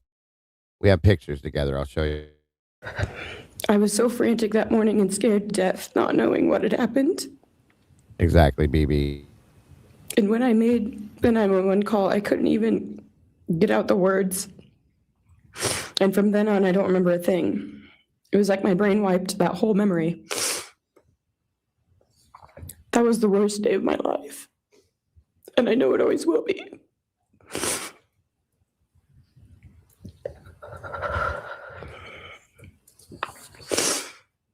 While I was still in shock, trying to process the fact that my friends were truly gone, I had been attacked by the public. I was grieving, numb, and unsure of what had happened was even real. And at the same time, I was getting flooded with death threats and hateful messages from people who did not know me at all or know the dynamic of our friendship. Should have told the truth. Wouldn't have happened. Social media made it so much worse, and strangers made up stories to entertain themselves. The media harassed not just me, but also my family. People showed up at our house. They called my phone, my parents' phones, other family members' phones, and we were chased while I was still trying to survive emotionally and grieve the loss of my friends. I hated and still hate that they are gone, but for some reason, I am still here and I got to live. I still think about this every day. Why me? Why did I get to live? I'm going to say something, too, that I want everybody to understand. This is, again, my opinion. Everybody says, I've seen a lot of people that were, after we watched this the first time, they were like, oh, my God, Bryan did not move. He didn't blink. He didn't have any emotions during this. That's not normal. Can I ask you guys a question? Do you have emotional reactions to things that don't pertain to you normally? Do you have emotional reactions to things that you had nothing to do with normally? Normally. Not to mention, this man's autistic. Okay?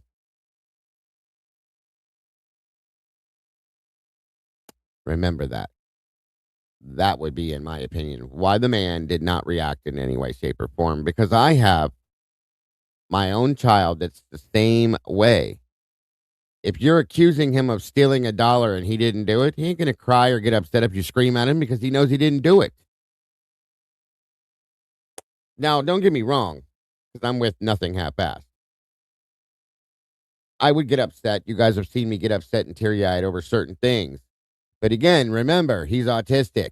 So if it doesn't pertain to him, if it didn't include him, if it didn't cause him any issues, why would he react?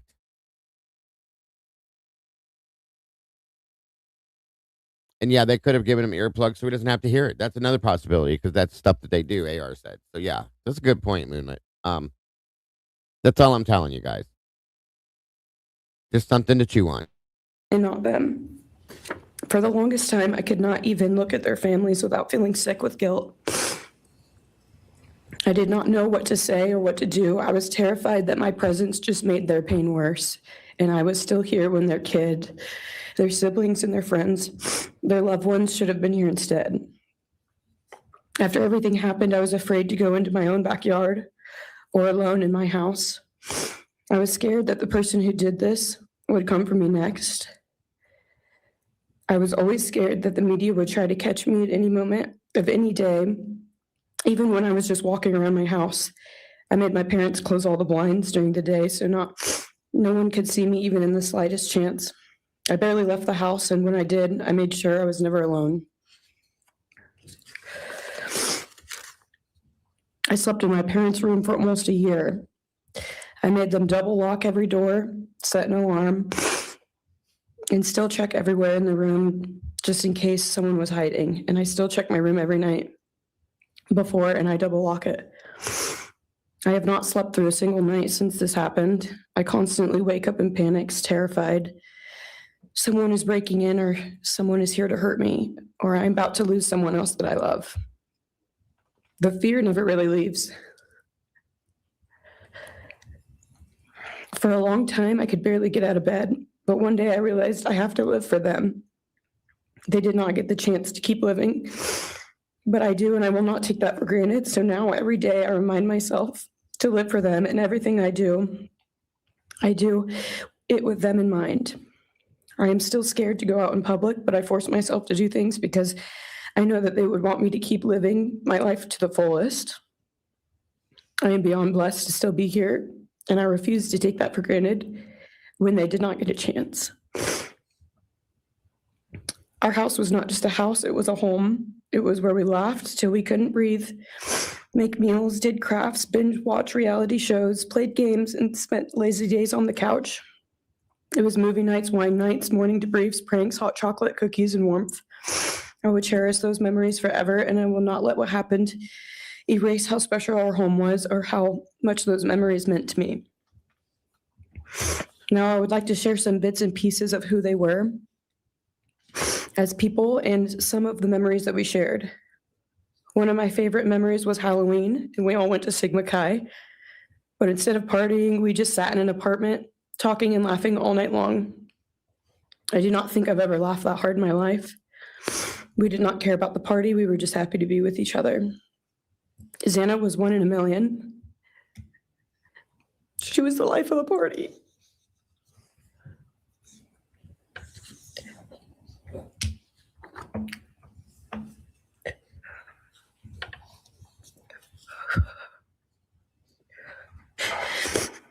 But she was also the kindest and funniest person I knew. Everyone loved her because she made everyone feel so loved. She was just someone you always wanted to be around, no matter the circumstance. One of my favorite days with Xana was when she laid on the couch, when we laid on the couch together all day watching movies and snacking. Or when she, Maddie, and I would go and get margaritas, chips, and salsa. She would also light up a room with her presence alone. Kaylee had the most beautiful, radiant smile, and she was so kind, but also one of the funniest people I've ever known. She loved playing little pranks. She always had us laughing so hard that we could not breathe. She was so full of energy and life. I really believe that she could have ruled the world if she wanted to, and she would have been America's sweetheart. Ethan was the sweetest, most... If these are like your closest friends, I just have an observation, okay? Holy shnikes, what did I miss here? Moto, what's up, brother? Bryan knew the case inside and out. He knew everything that Ann did. He knew the statements were bullshit. The expression on his face is disbelief and anger. Thank you, sir. And thank you for that super chat. Very much appreciated. Very much. Hold on to your eardrums, folks.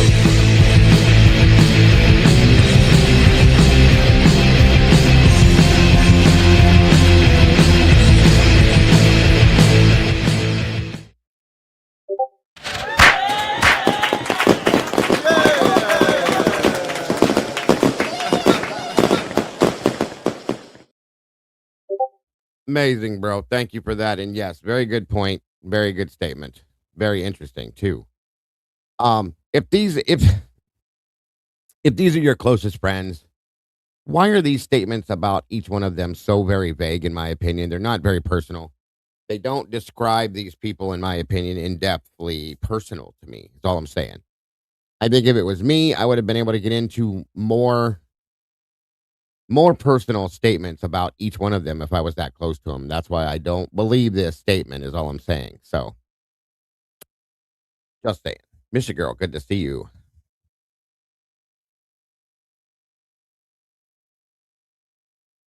Spaghetti Taco, good to see you. By the way, this is Emily Onstadt speaking for Bethany because Bethany could not come back here once again. for whatever. Yeah, they are very generic statements, very vague and boring. Everything's generalized. You guys are on point, as always. Thank you. Give it up to Emily that she was willing to do their speeches twice now. Agreed. Good point. Good point. Genuine guy.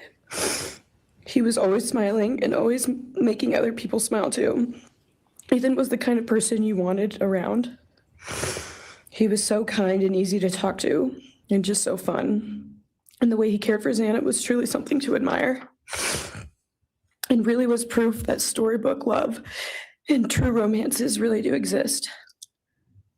It was not only obvious to me, but everyone that was around Ethan and Xana that they were absolute soulmates. Maddie was not only one of my best friends, but she was the older sister I would have always wanted. There was no one I looked up to or admired more than Maddie. She was truly a ray of sunshine, and everyone was drawn to her. She was so kind, loving, funny, fun, and passionate. She had the sweetest soul and wanted nothing but the best for everyone and to love and show love to everyone. She took me under her wing and always made me feel so safe and included. Welcome, KJ. And above all, loved and valued. She never failed to make me laugh or put a smile on my face. It's always a pleasure to have you here, Spaghetti. Thank you again for joining us today. Still to this day, I am beyond grateful that she chose me to be her sorority little, and I thank God every day that I not only got to know her, but had her as one of my best friends. Honestly, I cannot pinpoint one favorite memory with Maddie because I have so many, and this would be a very long read if I did. But if some little memories with her that I cherish is when the two of us made a nice dinner and split some. The girl reading the statement for Bethany this here is Emily Alant. This is Hunter Johnson's girlfriend. At least they were. I don't know if still, but they were. And she's reading the statement for Bethany Funk. Wine, or when we would binge watch Jersey Shore or Summer House. When we came up with a whole dance routine on Halloween and Agreed. danced and sang all night like no one was watching. All the late night walks home from going out and just little shopping trips and so much more. Exactly. I am Annie. beyond blessed that I had the chance to know each and every one of them. They changed my life in ways I would have never put into words. I hope that they are remembered for who they are, not what Thanks, happened to them, Amen. because who they are were so beautiful, and they deserve to be remembered in the highest way. My heart breaks every time I go to text one of them or how badly I wish I could see and hang out with them. And then I remember I cannot. I will never be able to again. But I still talk to them in my prayers every single night, and I always will. I wish more than anything I could hug them one last time. And I wish I could tell them how much I love them. Exactly, Annie. And even though I cannot, I still tell them every night. I will keep living for them as long as I am lucky enough to still be here. And they were all truly one of a kind, and they will be in our hearts forever and always. Thank you. And please convey to Bethany my appreciation for her courage, and I hope that she heals. The courage to not show up to actually do this because these were such good friends to you that you couldn't even take time out of your life to show up to this. That courage, they're hypocrite. That courage, okay. Next is Dylan Mortensen. We're asking for some accommodations for Ms. Mortensen and that she be allowed to sit in my seat. Sure.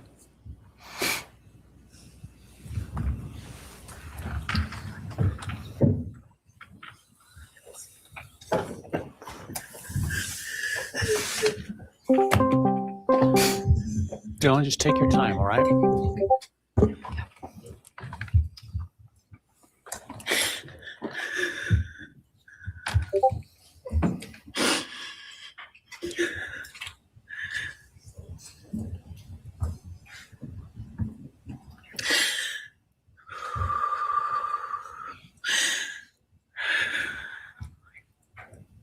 Sorry.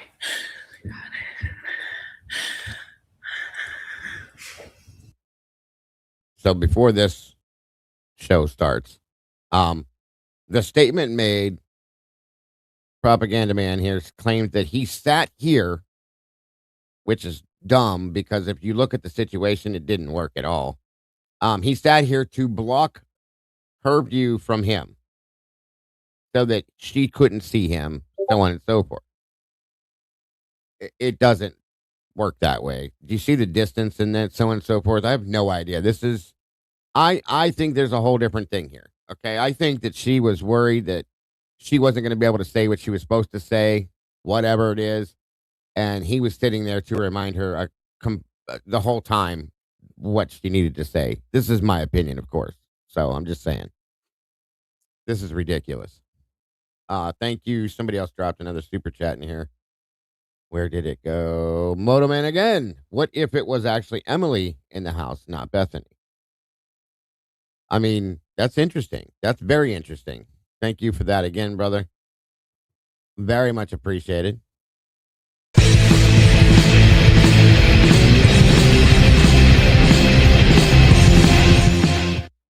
Awesome. Awesome. And that's an interesting thought, sir. Very interesting thought. Literally, what is he going to do to you? Right. And she knows that. And that's why I don't believe that that was ever even stated. Okay? I just don't. Who's the person with the What are you doing? Lucy, you're a mess.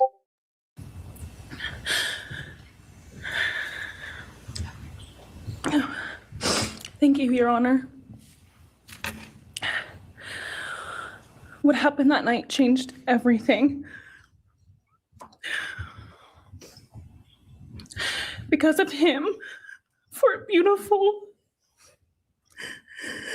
genuine, compassionate people were taken from this world for no reason.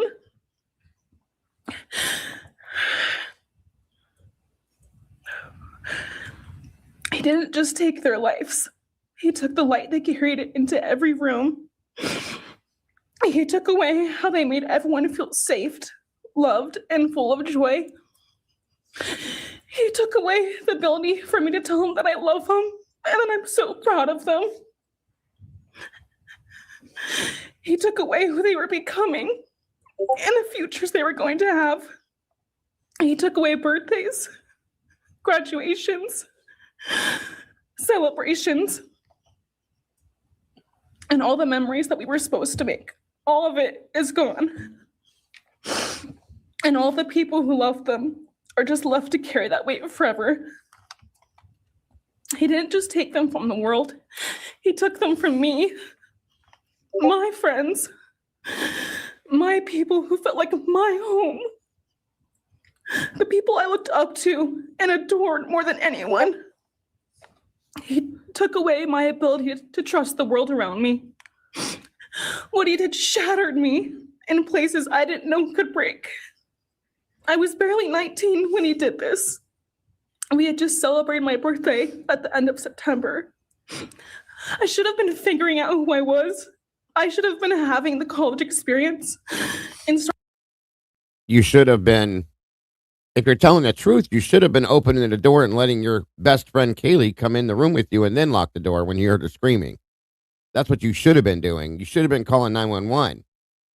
You should have been calling anybody to help. Instead of lying, that's what you shouldn't have been doing. Starting to establish my future.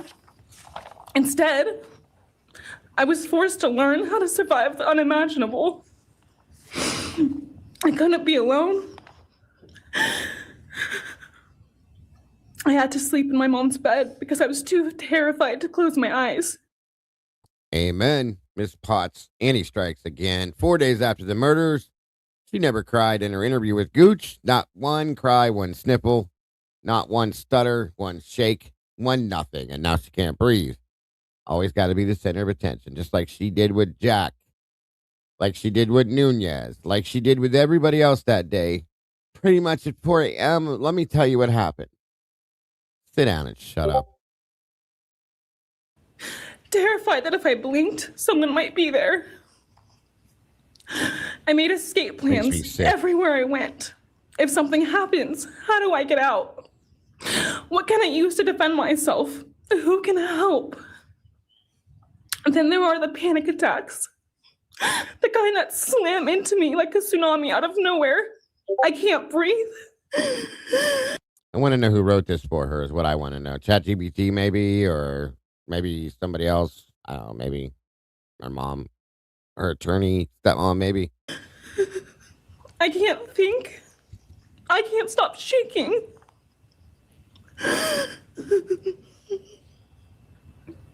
All I can do is...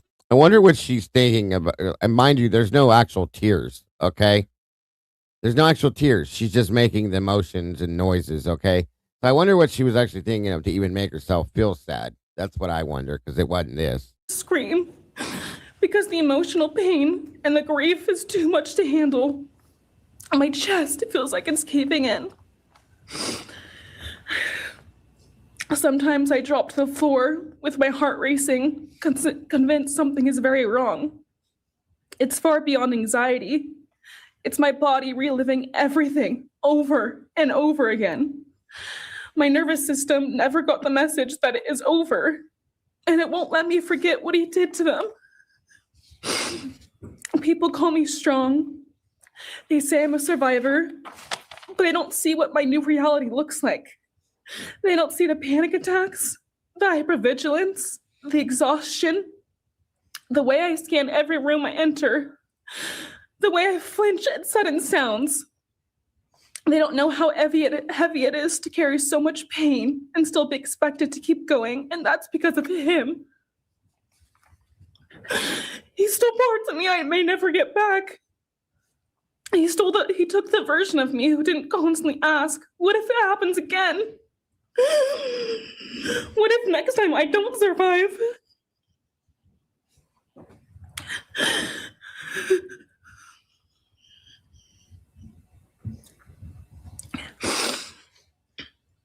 He may have shattered parts of me, but I'm still putting myself back together. Piece by piece, I'm learning how to live in this new version of life. It is not easy. It hurts, but I'm still trying. And I'm not trying just for me. I'm trying for them, my friends. About a year ago, I had a dream about them. I got to say goodbye. I told them I won't be able to see you again, so I need to tell you goodbye. They all kept asking why, and all I could say was, I can't tell you, but I have to. When I woke up, I felt shattered and heartbroken, but also strangely grateful. Like maybe in some way that dream gave us the goodbye we never got. Still, no dream can replace them, and no goodbye will ever feel finished. He is a hollow vessel, something less than human. A body without empathy, without remorse. He chose destruction. He chose evil. He feels nothing. He tried to take everything from me. My friends, my safety, my identity, my future. He took their lives, but I will continue trying to be like them, to make them proud. Living is how I honor them. Speaking today is to help me find some sort of justice for them. And I will never let him take that from me. He may have taken so much from me, but he will never get to take my voice. He will never take the memories I had with them. He will never erase the love we shared, the laughs we had, or the way they made me feel seen and whole. Those things are mine. They are sacred, and he will never touch them. I get to feel sadness. I get to feel rage. I get to feel joy even when it's hard.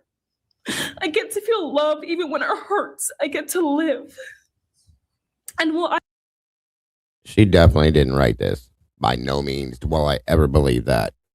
I will still live with this pain. At least I get to live my life.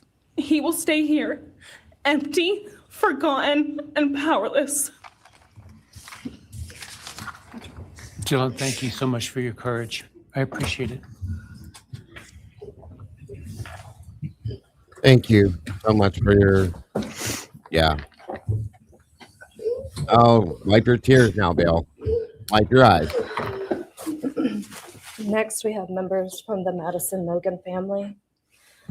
First would be Scott Laramie, Madison Mogan's stepfather.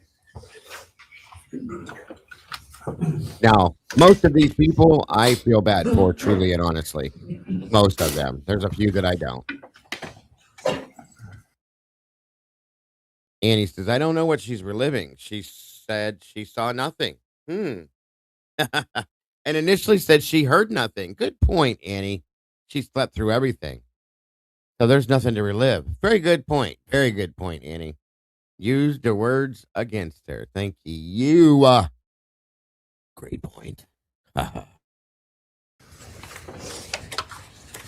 Standing by home is Karen Laramie, Madison's mother.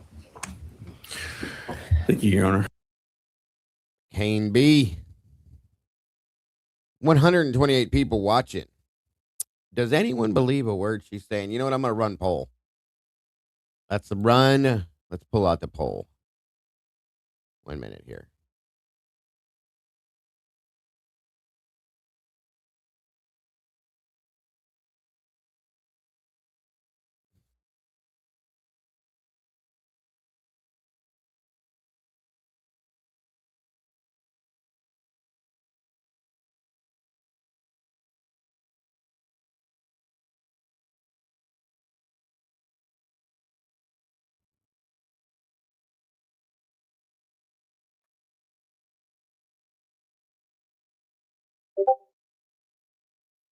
So I got a poll. I'm getting about to run it. Good point, Kane. And it's, do you believe Dylan's impact statement? Yes, no, or hell no. There it is. And I just saw Witchy. Thank you for that. Dryland. Dry tears. Good point. That's awesome, Witchy. I love it. Thank you for that as well. And we are moving on. Moving on. Oh, that's why the goal ended. Start another one real quick here. All right, on we go.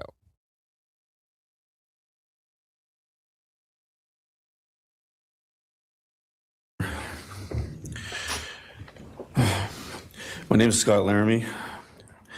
I'm Maddie Mogan's stepfather and the husband of Maddie's mother, Karen Laramie.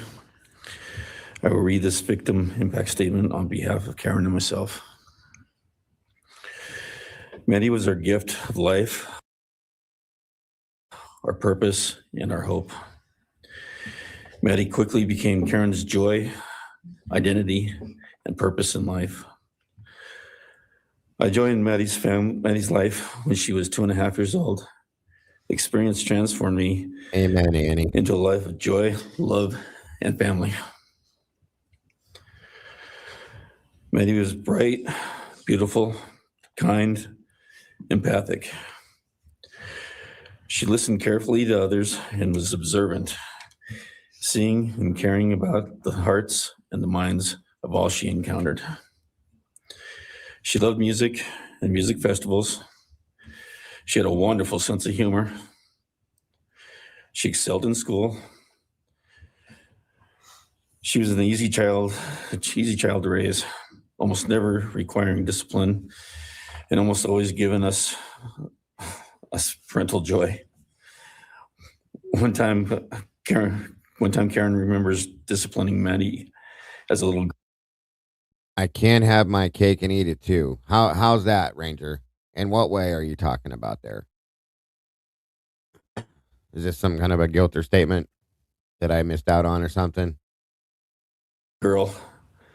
Maddie responded, "You broke my heart," which of course melted ours. She had a keen wit, even at that young age. As she transitioned into teenage years, Amen. she prioritized these people, Karen and Maddie's stepdad. My heart is absolutely broken half for, and just spilling out over because of these two, and Maddie's dad, Ben. Oh my God, you guys, my heart is broken for them. That is why I'm still sitting here trying to find real truth, because of them and a few of these other witness family members, or I'm sorry, these victim family members. I'm sorry. That is why I do this. That is only why I do this. and why I'm still having this conversation about this case, reviewing this again and again and again and again, because of those people and the victims themselves. It has nothing to do with Dylan, Bethany, or anybody else that I believe knows the truth, in my opinion. Us and extended family over many of the distractions that capture teenagers. She showered us with her presence and love at family events, barbecues, picnics, birthdays, holidays, and others. I feel bad for all of them. Okay, I do. I feel bad for all of the victims' families. Let me make that clear. And I feel horrible for their loss. There are some things that I don't like that have been done that shouldn't be done by the family of a victim of a murder. And they have. But I absolutely, in my heart and soul, express nothing but full condolences and absolute brokenheartedness towards all of them for their loss. Every one of them, okay? I just disagree with some of the things that some of the family members are doing, because I just absolutely, it doesn't make sense to me how the things are going, I'll just put it that way, okay? So don't misunderstand me. She spent countless hours with her papa, her uncle David, Aunt Nadine, and her other close family and friends.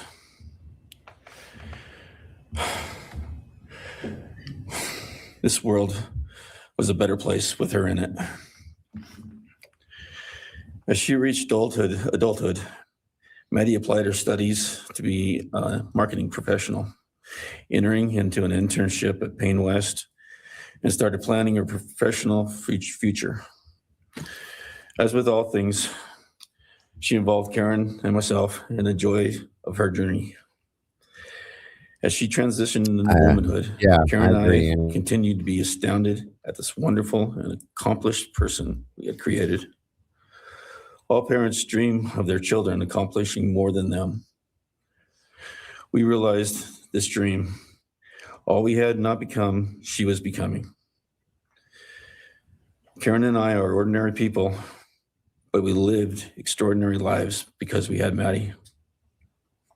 Amen, Murphy. Maddie was taken senselessly and brutally in a sudden act of evil. She was taken along with the young, promising, and bright lives of Kaylee, Xana, and Ethan. First, we felt disbelief. Next, we felt disorientation. Then we felt grief overcome us. Our grief is compounded even more for the Goncalves, Kernodle, and Chapin families. We speak of hope and healing, and we do have hope and some healing. But the vast emotional wound will never fully heal. Since Maddie's loss, there's emptiness in our hearts, home, and family, an endless void. After losing her mother in a car crash, Karen took years to grieve and recover. The feeling that her life with Maddie and A was perfect helped her to start to heal. Now, this is no longer perfect. After Maddie's loss, Karen felt like she was spinning out, emotionally collapsing into anxiety and depression. She sometimes asks, how am I supposed to go on when I've lost my favorite person in the world? I felt the same, and we continue to struggle. The loss of Maddie has impacted so many beyond our family. Her second family is her sorority sisters who grieve alongside us. She has so many close friends who suffer from her loss. We will continue to be her loss will continue to be felt by the Vandal community, including Vandal Solutions on campus, where she volunteered her time for others.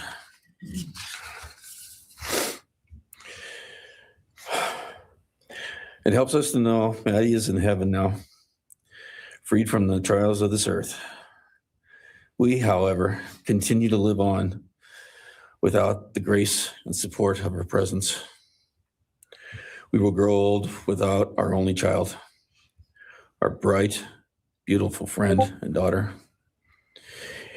In the end, there are no words that can accurately capture the devastation of losing Maddie.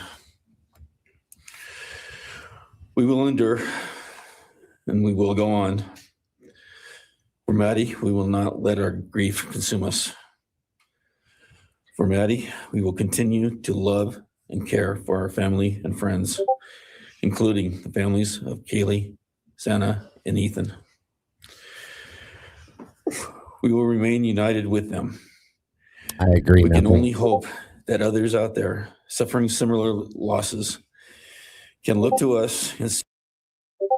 Welcome, Kathy. So good to see you today. I hope you're doing well as well. Guys, please make sure that you guys have, if you have not yet, but please make sure you do subscribe to Kathy's Indie Zone. It's an amazing channel.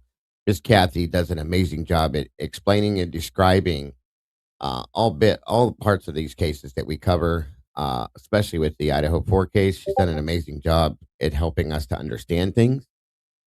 Kathy has an amazing channel. So please, if you have not yet done it, make sure you're subscribed to Kathy's Indie Zone. You will be disappointed to learn the things that you do if you have not yet. Make sure you hit that notification bell. That way you don't miss anything she puts out. So thank you again for joining us, Kathy. We appreciate you very much. See that we can overcome hatred, darkness, and evil. We know Somebody the make law sure you allows drop us that to link. comment on the defendant and his sentence. As for his sentence, we support the plea agreement. Society needs to be protected against this evil.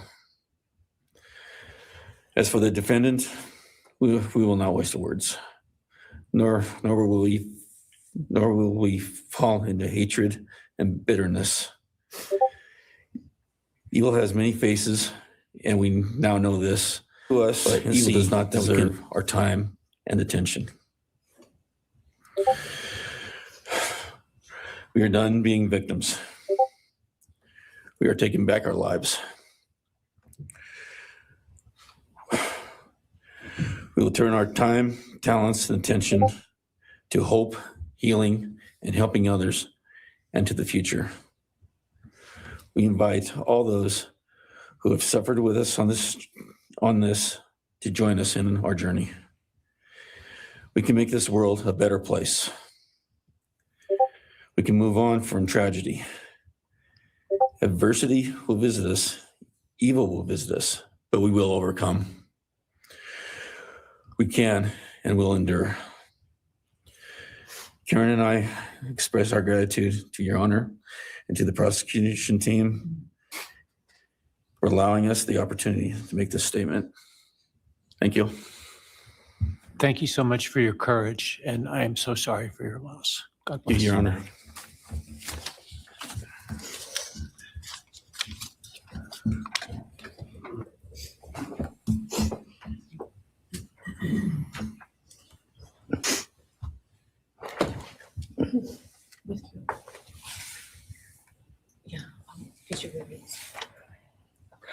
Your Honor, this is Leander James. He's the attorney for the Mogan family and victim advocate. He'll be reading a statement for Karen Laramie. May it please the court, counsel. My name is Leander James. I am the pro bono counsel for Karen and Scott Laramie. Karen has asked me to read this statement into the record. I thank my husband, Scott, for his statement, his courage, and his unending love and support during this dark time. While words are inadequate to capture the impact of this horrific crime on our family, he expressed it as best anyone could. For Maddie's sake, I will add my supplement statement that incorporates additional impact in the context of my extended family. I am grateful to Maddie's great uncle, Bryan Kohberger, for assisting me with the difficult task of putting our Oh, I saw that. By the way, the Idaho versus Wonder judge got disqualified today. 6 days, 6, after being made the judge on the case. The other Idaho case of interest next to Kohberger. And it's amazing that the judge that we had in the Kohberger case wasn't even blinked at. And by the way, the Wonder case is Michael Vaughn, Monkey Michael Vaughn, that case there. We covered that years ago, guys. So that's amazing and interesting to hear, Kathy. Thank you for that input, guys. If you go check out her her YouTube channel, it's posted on her community post. Wild. This is wild. 6 days. 6 days. That is insane. And they allowed all this to happen in this case. You got to compare it, folks. You got to compare it. Pain into words. For me and my Thank you for giving us that information, by the way, Kathy. Very much appreciated, as always, with everything you do. extended family, Maddie was our hope and our light. Her beauty, both outside and in, shone its light upon everyone with whom she came in contact. Her beauty, both, she carried that hope and light into the future for our entire family. We have memories of our Maddie and grief and pain at her being taken from our presence. Any one of us would have given our own light to have been outshone by hers. We now look to our Creator to know that her light continues where we look to see her in his presence. I can't wait to watch it, Kathy. The next video over there is going to be Wondra judge versus Kohberger judge. Why Hitler could not be disqualified as the Wonder judge was. That's going to be awesome, guys. I'm looking forward to seeing that, Kathy. I can't wait till you put it out. Make sure you guys don't miss it either. I'm guaranteeing you that's going to be an awesome topic, truly. Who commit evil for their own twisted gains and purposes truly defile the efforts and sacrifices of mothers, fathers, families, teachers, clergy, public servants, service members, and all those who commit themselves to the greater good, freedoms, and the future light of our nation. Condemnation falls heavily upon those who squandered the lives of our future hopes and dreams. Some may offer forgiveness for what the defendant has done. However, we cannot at this time, or perhaps ever, nor will we ask for mercy for what he has done. His acts are too heinous. The agony and grief he has caused, too great. But we will waste no further words or thoughts on him. I agree. Kim did For an Maddie's amazing sake, job. we will move on. We will do our best to carry Maddie's light into this world and make it a better place.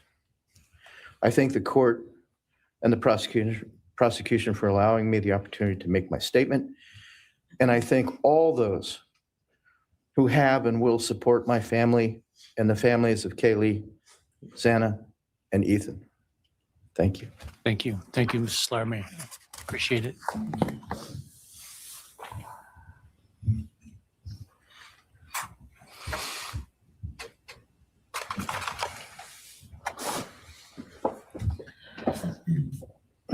Next is Ben Mogan, the father of Maddie Mogan. Yes, of course. Actually, Your Honor, it'll be Kim Cheeley, the grandmother of Maddie Mogan.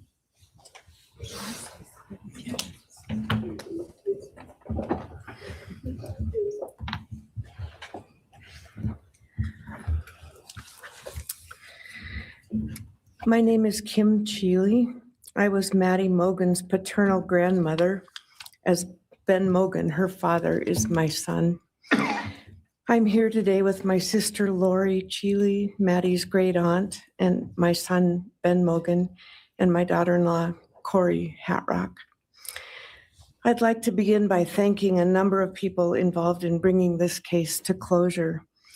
In my daughter's words, the plea deal the prosecution team reached this month is one that punishes the perpetrator of this horrendous crime, protects the public from further harm, and allows all of us who knew and loved these kids the time to grieve without the anxiety of the long and gruesome trial, the years of appeals, and potential for mistrials along the way. My family and I are so grateful to Bill Thompson and his prosecution team for their dedication and painstaking work that forced the perpetrator to admit his guilt.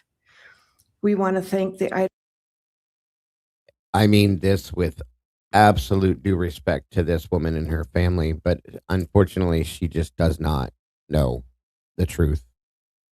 I'm sorry to say that, but I wish that what she was saying was true and that this case was prosecuted by a true to life, real deal, hardworking prosecutor. But unfortunately, these families were not given that gift of a real prosecutor, as they should have with this horrible atrocity. That's what they deserved, and they did not get it. Idaho State Police, the Moscow Police Department, the FBI, and Judge Hippler. We'd also like to thank the University of Idaho officials who have treated the families of the victims with such dignity and kindness, and who have honored the 4 victims beautifully. Maddie was my first grandchild, so when she was born, all her grandparents had the distinct pleasure of deciding what we'd like to be called. I chose Nana, pretty original. But when Maddie was about a year and a half old, her papa, Ben's dad, and I were planning to visit the new little family in Oregon. Maddie didn't have an extensive vocabulary at the time, but for some unknown reason, she called bananas ba-deedle-deedles. When Karen and Ben told her Nana was coming to visit, she figured, I say deedle-deedle for that word. So I became Deedle-Deedle, shortened to Deedle when she was about 6 or 7, and I was Deedle all her life. I don't think her stepdad, Scotty, ever knew my given name was Kim. Maddie's and my birthdays were one day apart, and a couple years before she was killed, she gave me this necklace with Deedle and Maddie engraved on it, and I added an angel wing, and it's one of my treasured possessions. I also got an angel wing tattoo, never thought I'd see the day, but along with many members of our family, replicating the one that Maddie and her sorority sisters had. These are the people that were robbed. These are the people that deserve absolute justice and truth. And again, why I'm still here doing this, because they did not get it. These people are just amazing. These are beautiful, sweet, awesome people that deserve absolute justice and truth. And they did not get this. And that is absolutely sad to me, that this piece of garbage sitting right here could not provide that. And it would have been so very simple, but he chose not to. Him and Amish Ashley here. Makes me sick listening to these people express their feelings, knowing what they didn't do for them makes me sick. I wanted mine where I could see and touch it often. From preschool through grade school, I stopped teaching piano lessons early on Wednesdays and picked Maddie up for bubble baths, brownies, and books. It was our special time together, and she went home those nights in her jammies with a pan of warm brownies for her family. Although Karen and Scotty raised Maddie and did such a lovely job of parenting, we Mogans were lucky to have her for holidays and many other family gatherings. We'll always have our treasured memories of Maddie growing up in our big, extended, cooperative family. And I thank Karen and Scotty Laramie for being so generous and open and sharing Maddie with her Mogan side of the family. When the 4 kids were murdered, the foundation fell out of our world. Initially, the fear was truly debilitating. The first 6 weeks were excruciating. Despite the vigils, memorials, candlelight gatherings of students, friends, family, community members. After the arrest in the past 2.5 years, my family has lived with grief, with the effects of traumatic grief, of which I was blissfully unaware before all of this. I now have a stack of books on grief. I've attended grief classes at hospice. I've tried EMDR, a technique that helps replace disturbing visions with something more comforting. My son, Ben, his 2 sisters, Maddie's aunts, and I have all experienced depression and anxiety and sleep disturbance, requiring medical intervention at times. We've all sought counseling off and on. The struggle with media attention was extremely difficult, especially for Ben. No one should live through the violent murder of one's child. Some days it's beyond me how the parents of these kids are still upright. I'm thankful for the strong families and communities that are supporting the survivors. At the time, I could think of only 2 blessings surrounding the horrific murders. One was that Ben was living with my partner Tom and me at the time, and that we could support each other emotionally through it all. Sadly, Tom died a year ago of a rare brain cancer, and he won't be here to see justice served. He was our family's rock, and we all miss him every day. A second blessing is that my mother died of COVID several months before the kids were killed, and she didn't have to live through the horror. It was difficult to identify blessings. So we've all lost our dear child and a future with her. I ache for the loss of the dreams that she and her true love, Jake, held. And my heart goes out to Karen and Scotty and your side of Maddie's family. You've had more than your share of loss. My heart aches for the kids' roommates and the families of the other victims, and also the family of the perpetrator.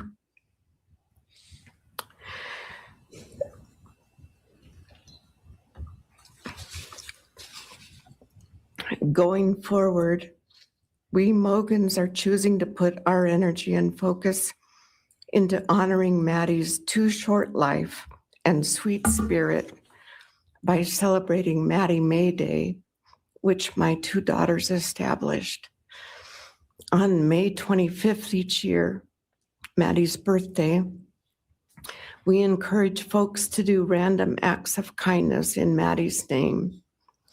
In my daughter Katie's words, may we all protect our peace in whatever way possible, unite in community, and focus on joy. Please do an act in kindness in Maddie's honor during this week, so a glimmer of Maddie's light may live on. Thank you. Thank you, and I appreciate your courage, and bless you. She is such a sweet woman. Such a sweet woman. My God, my heart is broken for her.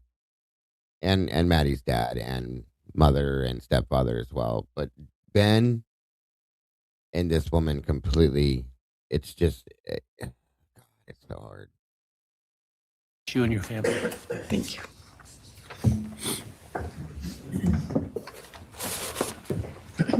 Now I it's know, Ben Molly. Mogan, Maddie Mogan's father. It's a bad thing. This poor guy just kills me.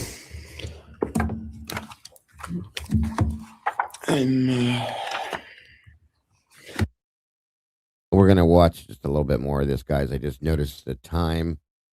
So we're going to probably watch through what Ben says here and probably be done. And then I'm going to pick up the end of this tomorrow when we come back for the other show we're going to do tomorrow, and we'll just attach it to that show. So don't go nowhere quite yet, but we're about done. Benjamin Mogan and Maddie's dad. And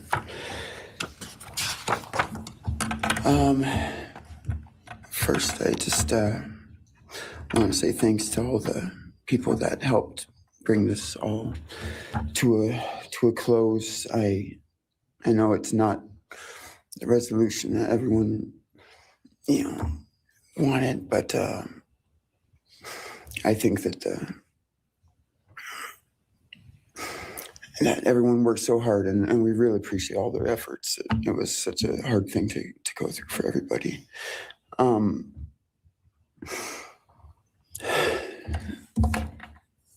Maddie was my only child that I ever had. She's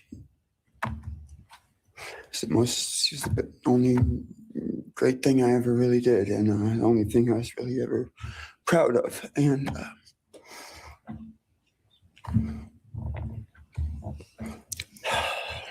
I thought we would have the rest of our lives together to be together and know each other, and I took for granted the times, she was in college, and I thought, oh, well, we'll have the rest of our lives to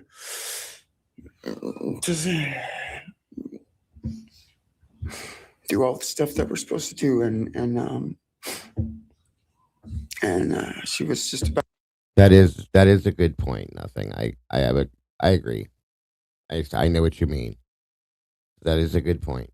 Done. She actually earned all of her credits for her college degree, and Karen and Scotty and I got to go and get her diploma that she actually earned, and she deserved every bit of that. And we're gonna cover it, Leah. No worries.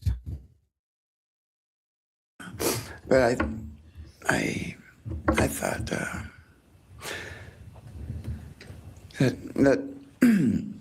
that was going to be just the beginning of a long life together, and we never got that. Karen and Scotty did such a great job raising her after Karen and I split up, and I'm so thankful for Scotty and the role that he played in her life when I wasn't able to. But we got to spend a lot of great times together, Maddie and I. She was my favorite person to go to a concert with.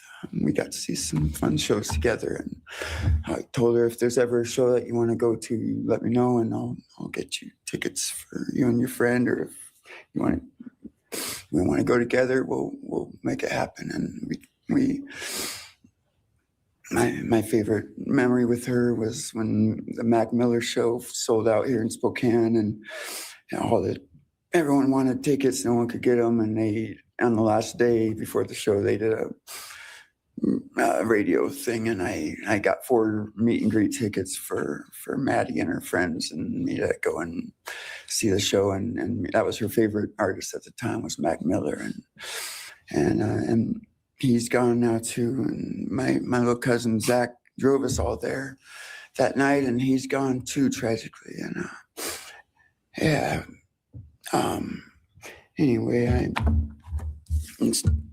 the last thing that she ever wrote to me was this Father's Day card, and I'm so glad I still have it.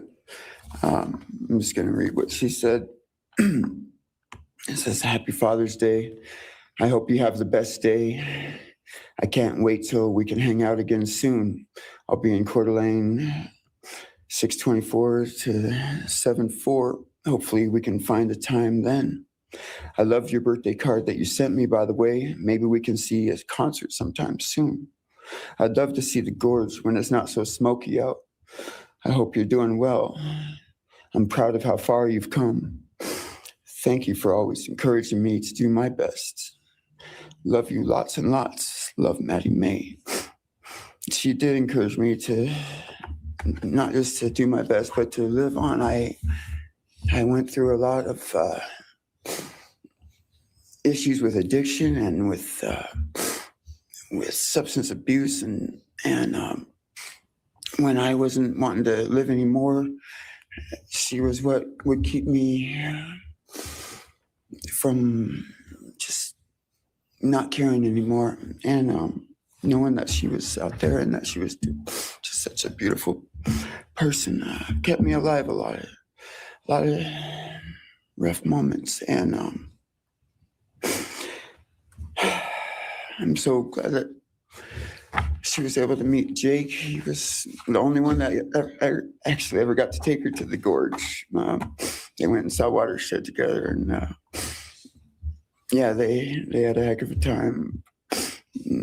I'm so glad she got to. That's a really special place for me, and she always wanted to work out there with me in the summer sometime. She never got to, but at least she got to see it once with Jake. He was such a great guy. He is such a great guy. And I really wanted to see what a future with them would have looked like. I'll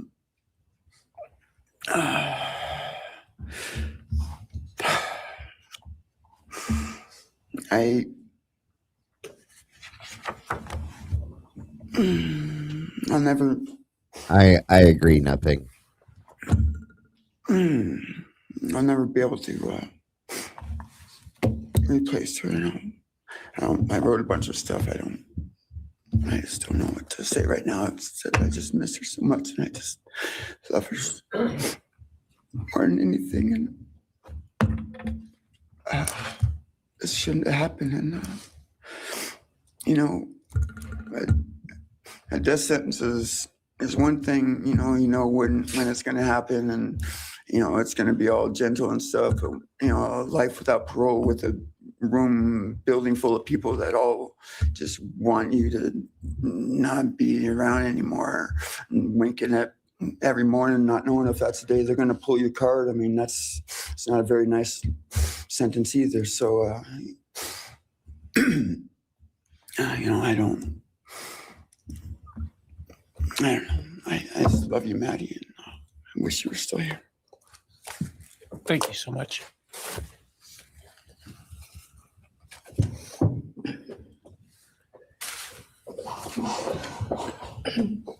Your Honor, next would be members from the Kaylee Gonsalves family. First will be her father, Steve Gonsalves.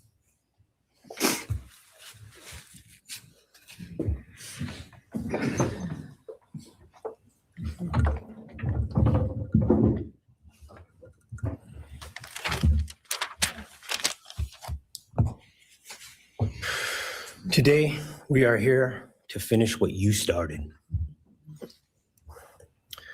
Today, you've lost control. Today, we are here to prove to the world that you picked the wrong families. The wrong state, the wrong police officers, the wrong community. You tried to break our community apart. You tried to plant fear. You tried to divide us. You failed. Instead, your actions have united everyone in their disgust for you.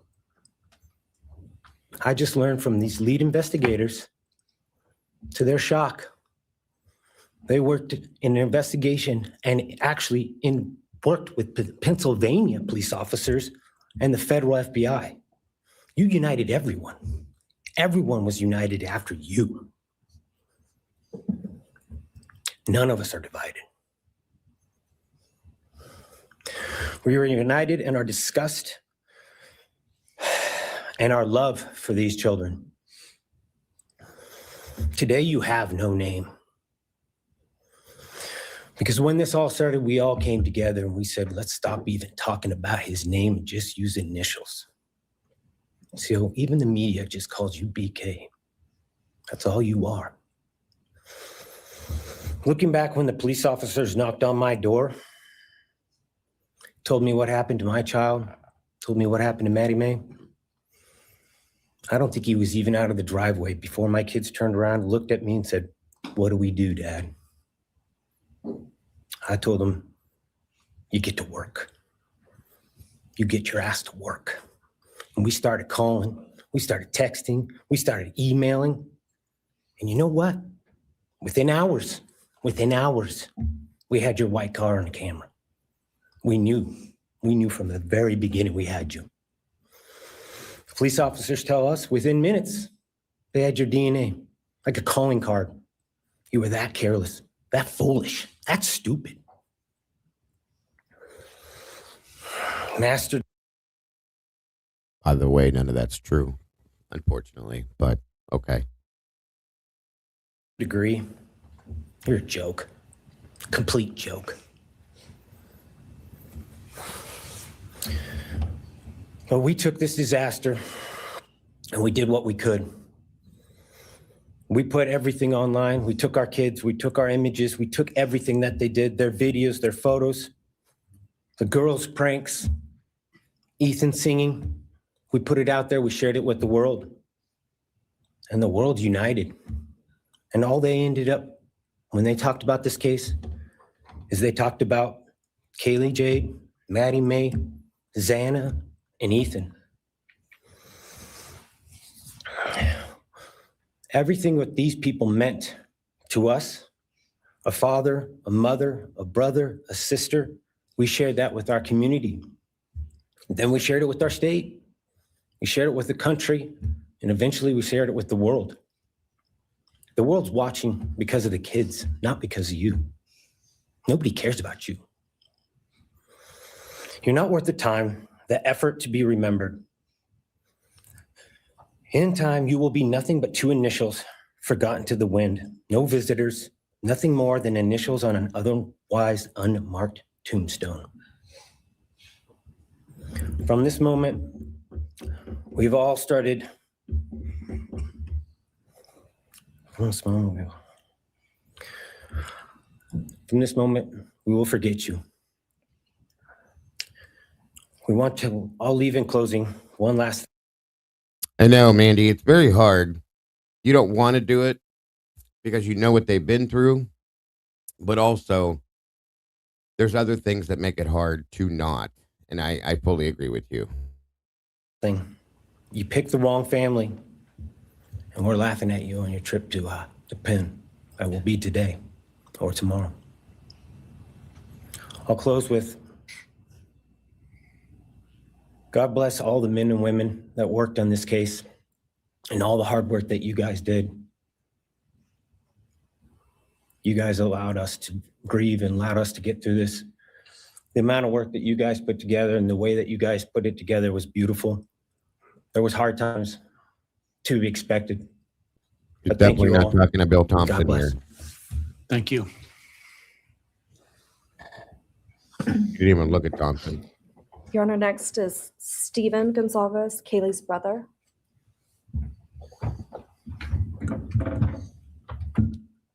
Stephen's actually gonna pass. I'm gonna go. Okay. Olivia Gonzalez, Kaylee's sister. And Steve Jr. saved his speech till they got outside because I think, this is just an opinion I have, I think they weren't going to allow him to make the statements that he made in the courtroom because of, we all know why, but he makes the statement afterwards. Now this one, trigger warning, this one's ridiculous, and it's really ridiculous. It's kind of pathetic how she acts. I understand and I respect their grief. This isn't grief that she's expressing here. This is ignorance, in my opinion, and this is not. This is ignorance and vengeance towards something that she doesn't even know the truth about, folks. That's the problem. Okay. So, trigger warning, and this might be hard for some of you to listen to, but it is what it is.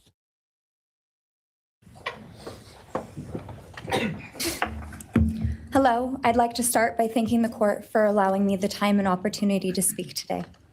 My name is Olivia, and I'm the big sister of Kaylee Gonzalez, and I was blessed to love Madison Mogan as a sister too. I'm not here today to speak in grief. I'm here to speak in truth. Because the truth is, my sister Kaylee and her best friend Maddie were not yours to take.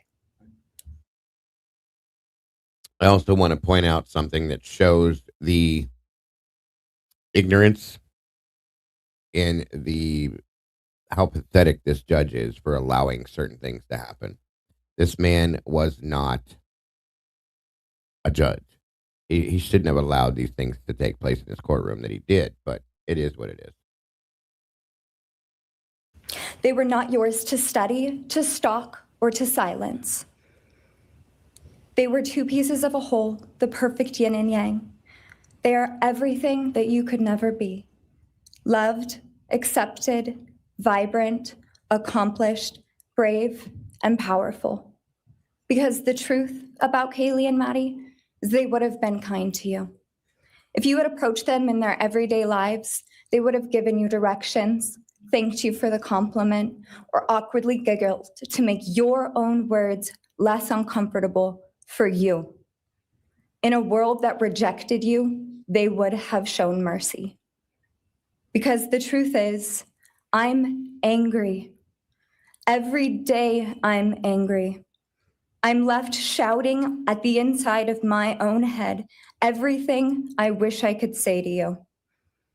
The truth about me is when I heard the news, I didn't cry.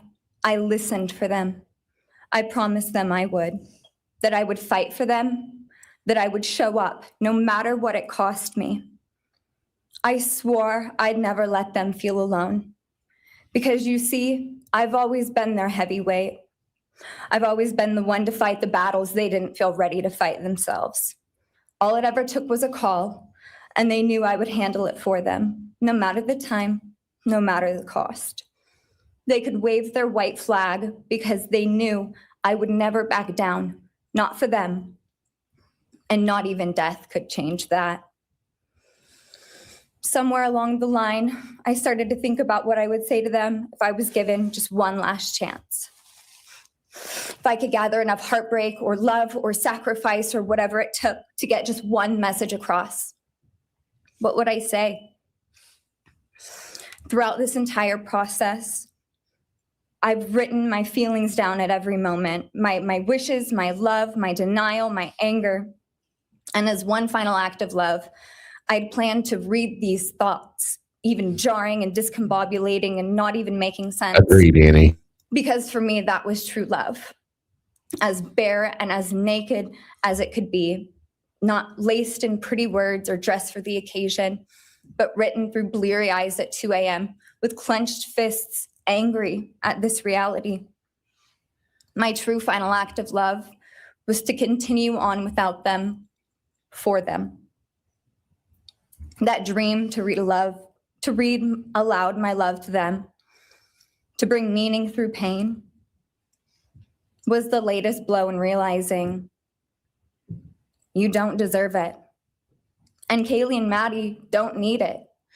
Kaylee and Maddie have always known my love, and they would never ask me to prove it by further victimizing myself to a defendant who has shown no guilt, no remorse, no apprehension. They would say to me, that should tell you something. No guilt, no remorse, no apprehension. Maybe because there was no connection, no act, no crime with that person. Think about it. Since you're so smart, think about what you just said and think about the reasoning for it. Interesting, huh? why would you give the satisfaction of showing vulnerability now? You promised you would never back down. And for that clarity, I'm thankful. I won't stand here and give you what you want. I won't offer you tears. I won't offer you trembling. Disappointments like you thrive on pain, on fear, and on the illusion of power. And I won't feed your beast. Instead, I will call you what you are. Sociopath, psychopath, murderer. I will ask the questions that reverberate violently in my own head, so loudly that I can't think straight most any day. Some of these might be familiar, so sit up straight when I talk to you. How was your life right before you murdered my sisters? Did you prepare for the crime before leaving your apartment? Please detail what you were thinking and feeling at this time. Why did you choose my sisters? Before making your move, Did you approach my sisters?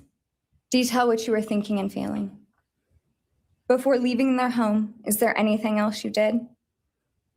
How does it feel to know the only thing you failed more miserably at than being a murderer is trying to be a rapper? Did you recently start shaving or manually pulling out your eyebrows? Why November 13th? Did you truly think your Amazon purchase was untraceable because you used a gift card? How do you find it enjoyable to stargaze with such a severe case of visual snow? Where is the murder weapon? The clothes you wore that night? What did you bring into the house with you? I don't know if you guys caught that. With how do you find it enjoyable to stargaze with such a severe case of visual snow? Okay.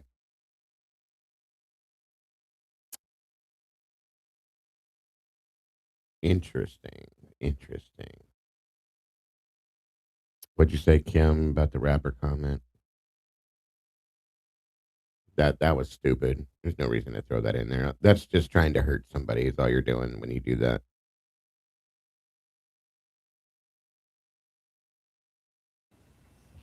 What was the second weapon you used on Kaylee? What were Kaylee's last words? What was the second weapon you used on Kaylee? Interesting. Again. Please describe in detail the level of anxiety you must have felt when you heard the Bearcat pull up to your family. That worked on this case. I promised them I would, that I would fight for them. I'm backing up for a minute because of a statement she made, so bear with me.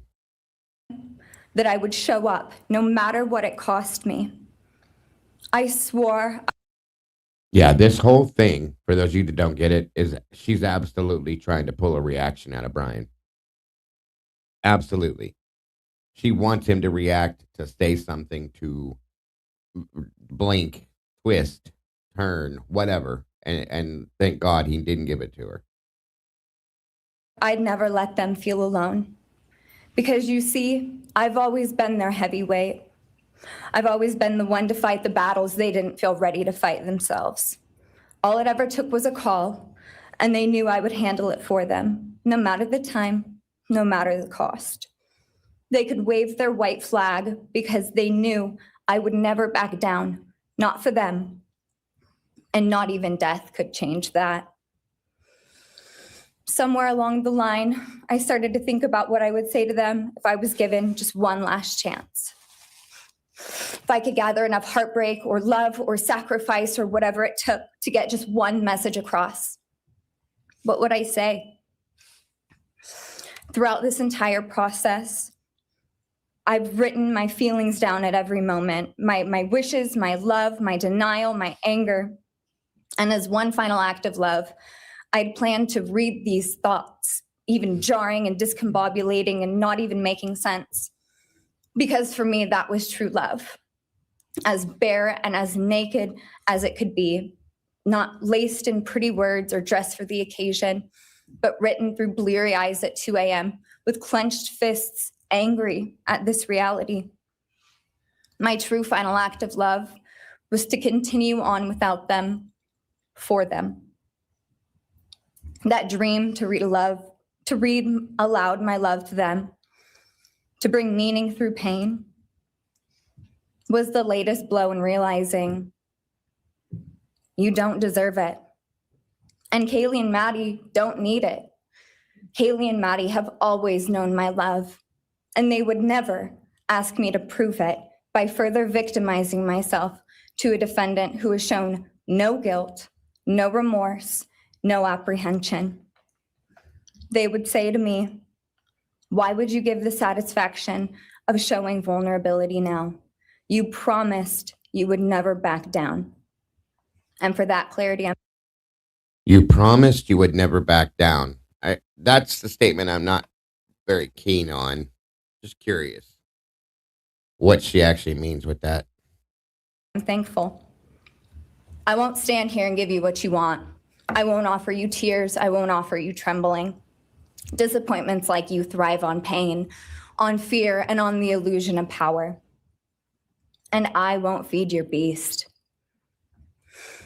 Instead, I will call you what you are: sociopath, psychopath, murderer.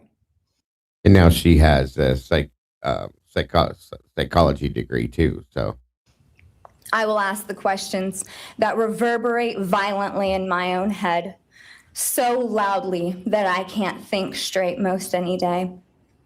Some of these might be familiar, so sit up straight when I talk to you.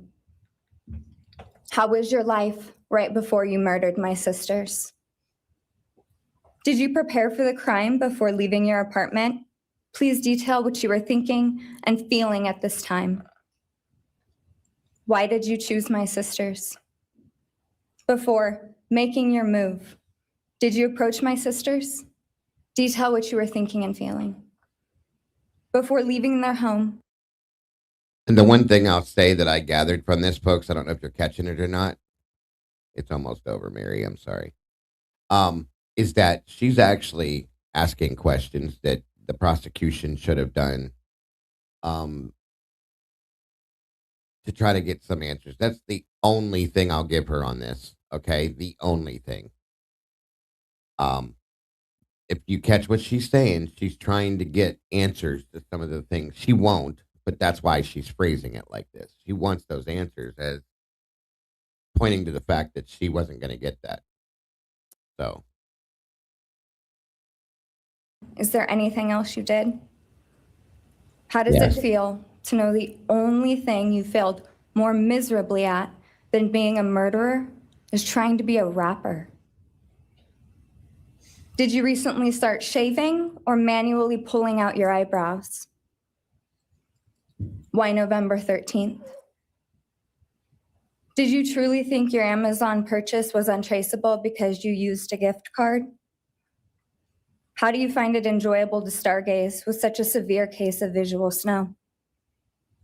Where is the murder weapon? The clothes you wore that night?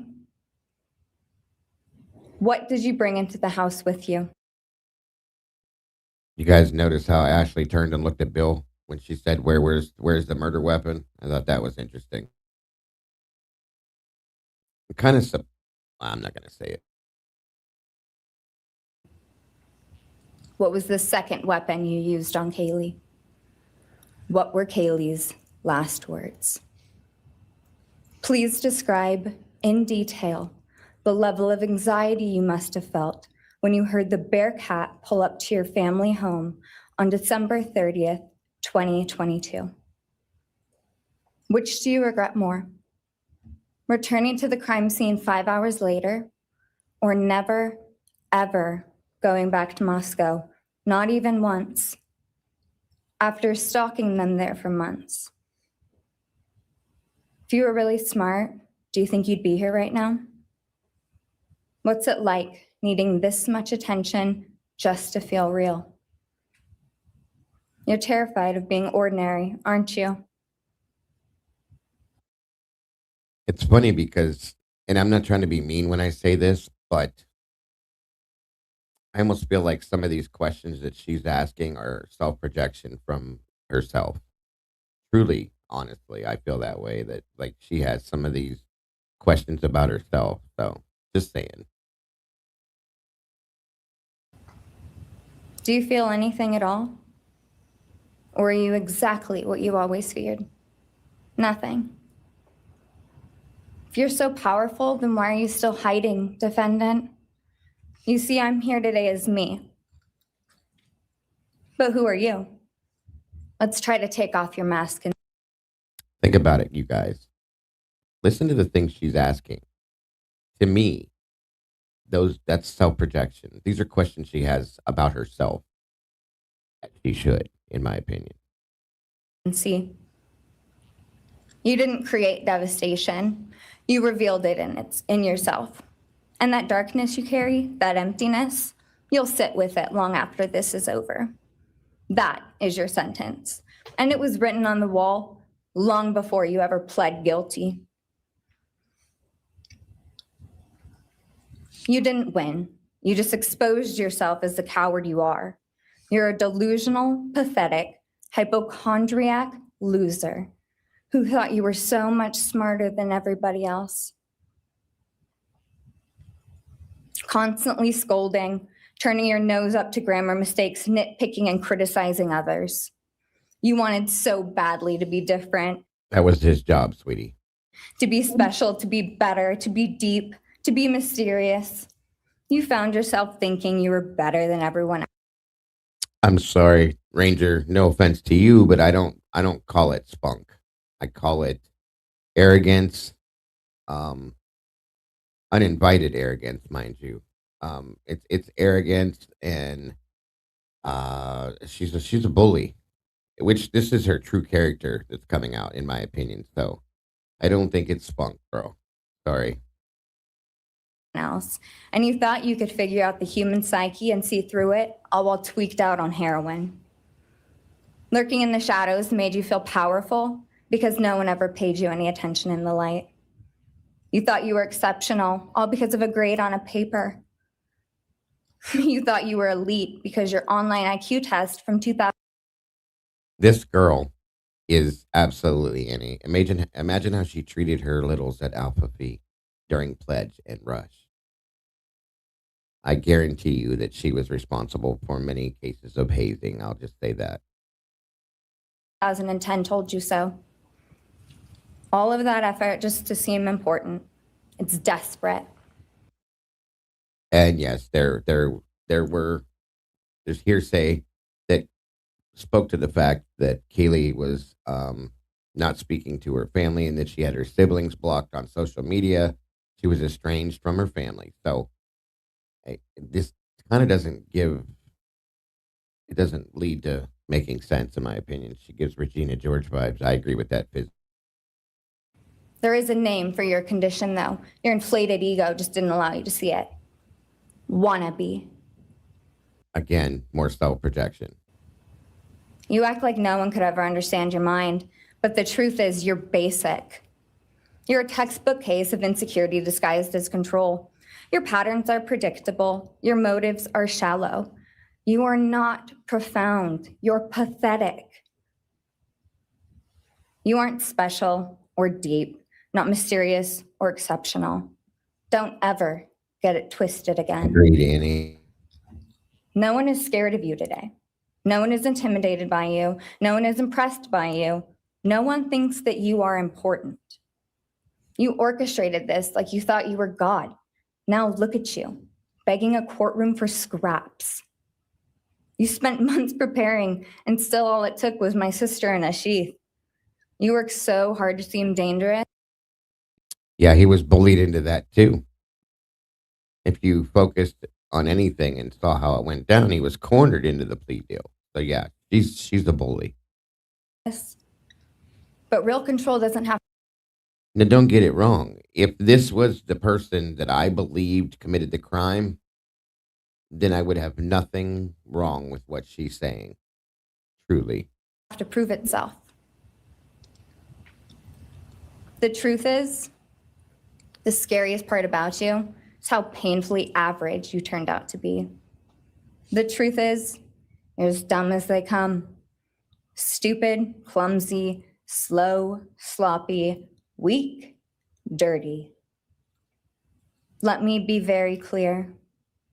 Don't ever try to convince yourself you mattered just because someone finally said your name out loud. I see through you. You want the truth? Here's the one you'll hate the most. If you hadn't attacked them in their sleep, in the middle of the night, like a pedophile. There again, another statement that should never have been allowed, but the judge is a weak-ass, pathetic piece of garbage. Because there were no sexual charges brought against Bryan. There was no sexual aspect to the case. Bill Thompson made sure to insist that everybody understood that, so there was no speculation. So there again, big problem. Kaylee would have kicked your fucking ass. Thank you. Thank you. And that's a fact. People need to understand that he had to, didn't choose to, had to agreed to every piece and part of the plea deal for them to remove the death penalty. He was already convicted in the public opinion. He would have been found guilty, period. There again, this idiot allowed applause in a courtroom for a victim impact statement. Wow. Great judge.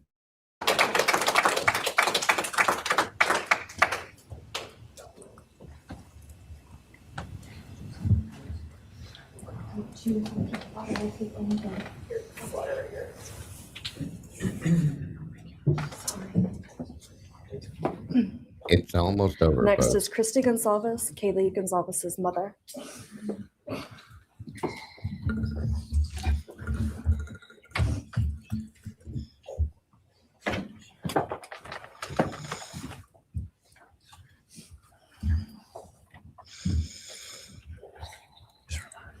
Agreed, Beth. Very much so. It was quite ridiculous. I'm just saying I would understand it more if this was the person that committed the crime. So yes, I agree with you. Thank you, Your Honor. I never imagined having to speak to someone so devoid of humanity. For a long time, I didn't think I'd find the words low enough to meet you where you are. But now I realize this isn't about you. It's about what you've done to me, and I need you to hear it. When you murdered my daughter, Kaylee J. Gonzalez, you didn't just take her life, you shattered others. You attacked what you could never be, and in doing so, you left a trail of devastation far beyond that house. You stole my peace. You've altered my every waking moment, every sleepless night, the way I view the world, people, safety, trust. It's all been changed by your cruelty. I no longer recognize parts of myself. Joy is harder to find. Laughter feels foreign. The world moves forward, but I'm suspended in a place of sorrow and rage. You've taken from me something that can never be restored. The grief sits with me every day, some days quietly, and other days so loud it drowns out everything else. The emotional toll you've inflicted on me is immeasurable. I live with a constant ache, with birthdays that are now memorials, with holidays that feel hollow, with empty chairs that scream louder than words ever could. I am forever changed. But for you, as a person working on a PhD in criminal justice, you really didn't think this one through. You're not that good. In fact, you're not that good at anything. You couldn't secure a job. You couldn't get along with others. You couldn't even get a female to look in your direction, all because you are pathetic. Now you're a joke in this courtroom. I wish I could crown you with a jester hat to complete your orange jumpsuit clown look. A dead killer doesn't kill again. So while I'm disappointed the firing squad won't get to take their shots at you, I'm confident that the men in prison will have their way with you in more ways than one. You will finally get what These people are so gross. The things that they choose to say, I think it points towards the character of the person saying these things, if that makes any sense. They go, I don't know how to explain it. Like, it just seems wrong. You didn't hear anybody else point to any sexual aspects of anything except for these guys. It's just weird to me. what you wanted, physical touch. Again, Hitler once again allowing things to be said that shouldn't be at all. Just probably not how you were expecting it. See, you haven't beat the system. You've simply entered a new one, where the rules are cruel and the consequences will never end.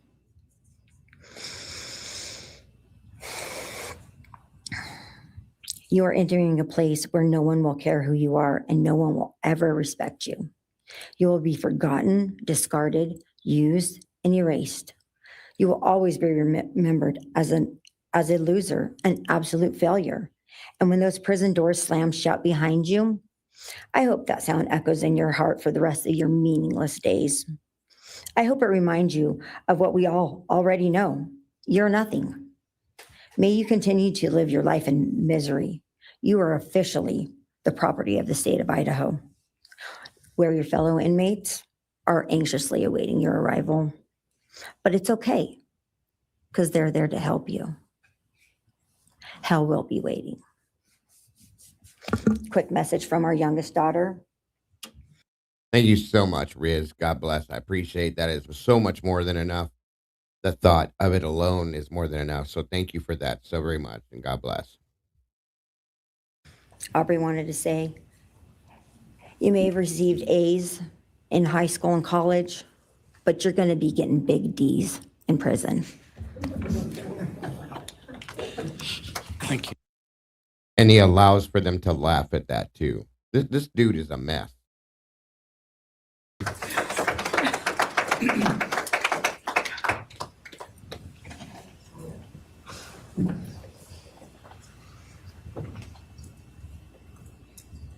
Do we have more from the Gonzalez family, or are you? Yes. Next would be Shannon Gray, the Gonzalez family attorney. He'll be reading statements from Kaylee Gonzalez's grandmothers.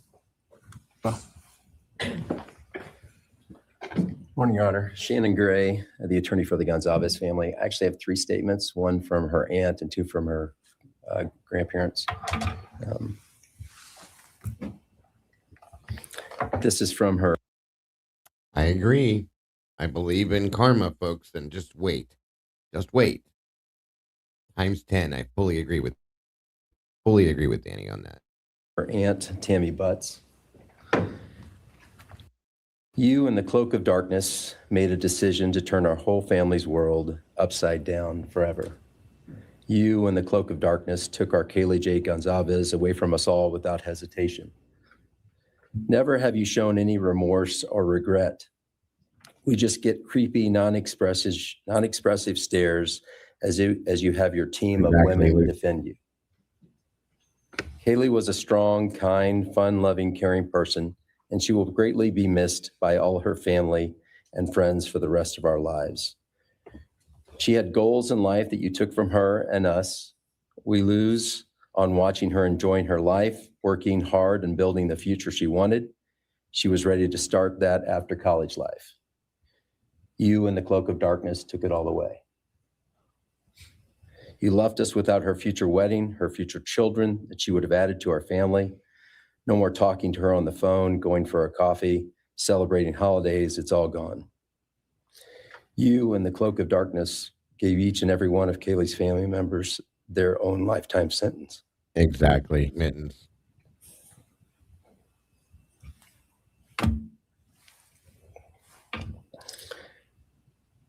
You in the cloak of darkness also took our Maddie Mae from all of us. She was so genuine, caring, polite. She was part of our family. You came in, harmed our children that were younger women than you in their own beds. You're nothing, you're a coward. It's not right that you have received life. I pray that you meet your end in the cloak of darkness, burn in hell. I have 2 other statements, Your Honor.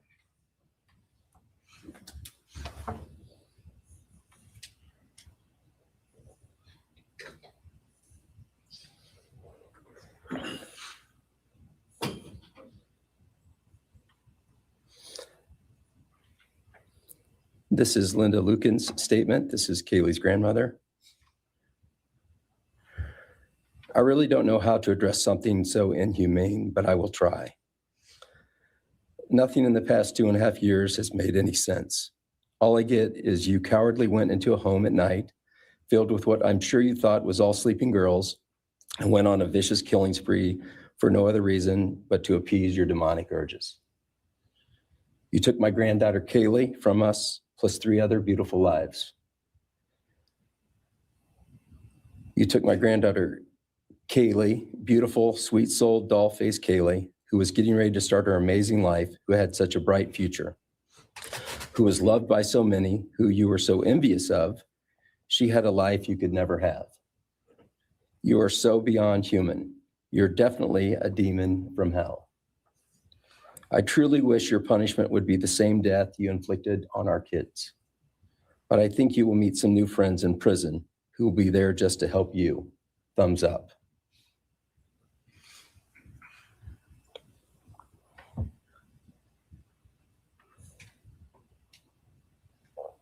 And I have one last statement, Your Honor.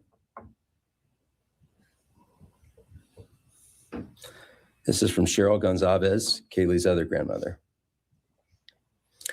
John 1:5 says, light shines in the darkness, and the darkness overcomes it not. Somewhere in your life, some jealousy, envy, ego, something went dark. It pushed out all light until you became dark and evil. And when you saw my granddaughter and her friends, their light, because they have such a light, you couldn't stand it. Because the darkness in you could not stand the light in them. And so you decided to destroy it. Cowardly, you walked into their rooms in the dark and took their lives, hoping to get rid of your darkness. But you didn't. You failed.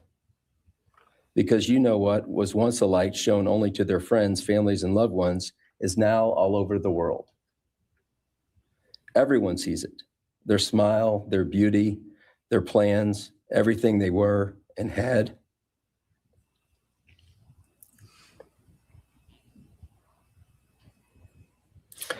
And you think you put a close to it, even that, but you didn't. Because they still exist. They are still light. They are still beautiful. You can never take that away. They will always be in the light of all eternity. And you will be in the darkness because you could not overcome it. You failed. I want you to be gone, more than gone. I want you to be cast out. Cast out from my life, from my family, from this earth. I will not allow your hatred to penetrate into my own soul. You did not get that power. You are evil, and in the end, evil is eradicated. You didn't take Kaylee's light, you spread it into the world. Thank you, Your Honor. Thank you. All right. Are you moving to a different family now? All right, why don't we take a 10-minute recess? All right. All right, guys. So there we go. And my apologies again for anybody that had any kind of triggering reactions to that. Like I said, I can pick up the rest of that tomorrow with the other show we cover. It's ridiculous. And it's funny because at the end of this, as they go outside, Steve Jr. goes outside and rails Latah County Prosecutor's Office and Bill Thompson completely, which is why I don't believe he was allowed to say it in the courtroom. Again, my opinion. So, like I said, this wouldn't be so bad if they had the right person in there that they were saying this to, but it's very tacky. Okay. It's just tacky. And the judge allowing what he did is tacky. And it's very, it shows a lack of control and a lack of, it definitely shows bias. It's weird and gross to me. So anyway, thank you guys for being here for this. We will be jumping into something else tomorrow along with it. Picking up some more stuff that I have that I wanted to break down with this too. So I'll probably finish that out. There's not too much left anyway, but that's some stuff I wanted to review about this case tomorrow that comes after the tail end of this. So that's what we will be doing. Thank you for joining me again today. Thank you to my moderators. Thank you for Miss Kim from Typically Unique for joining me. You guys are awesome. Thank you to my production manager, Mike, videographer, Molly, all of my Blue Crew. You guys are beyond amazing. Thank you to anybody that chose to support us by donating, whether it's PayPal, Cash App, Venmo, Super Chat, Super Stickers, the Amazon wish list, anything. But most of all, thank you to all of you that hit that like button and shared this. Please leave me a comment, guys, if you will.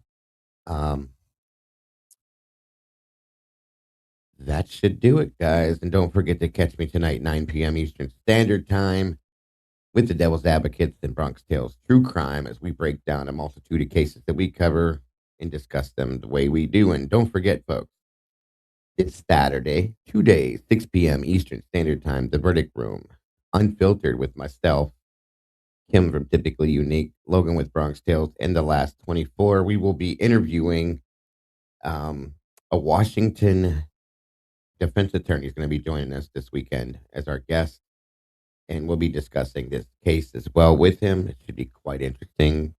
Pay attention, and you guys will see the not pay attention. Tune in, and you guys will see the thumbnails for it, so on and so forth. I'm looking forward to that as well, and to seeing you guys there. So hopefully I will see you guys tonight. Have a great one, folks. Don't forget to love yourselves, love each other, and don't change nothing, because as always, you are truly the beautiful people. Love to you all. See you all very soon. Bye-bye.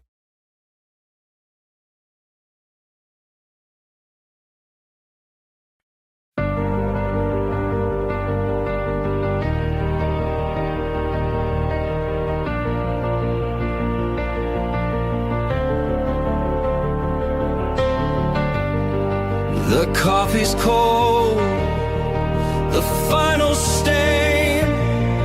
We laid the map out in the pouring rain. No hidden corners left to creep.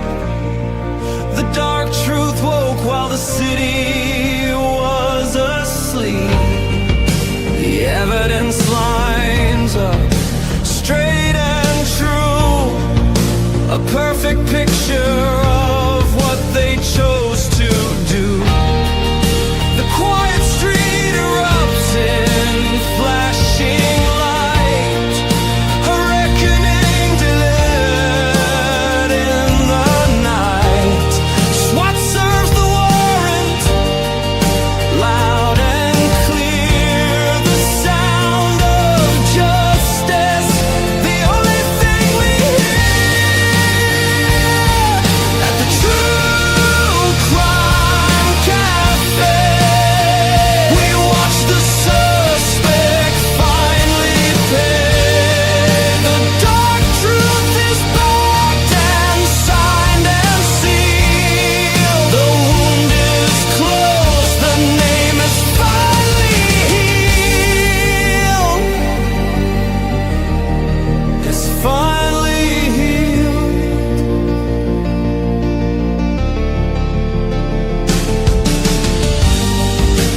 Cafe's empty, closed for the night.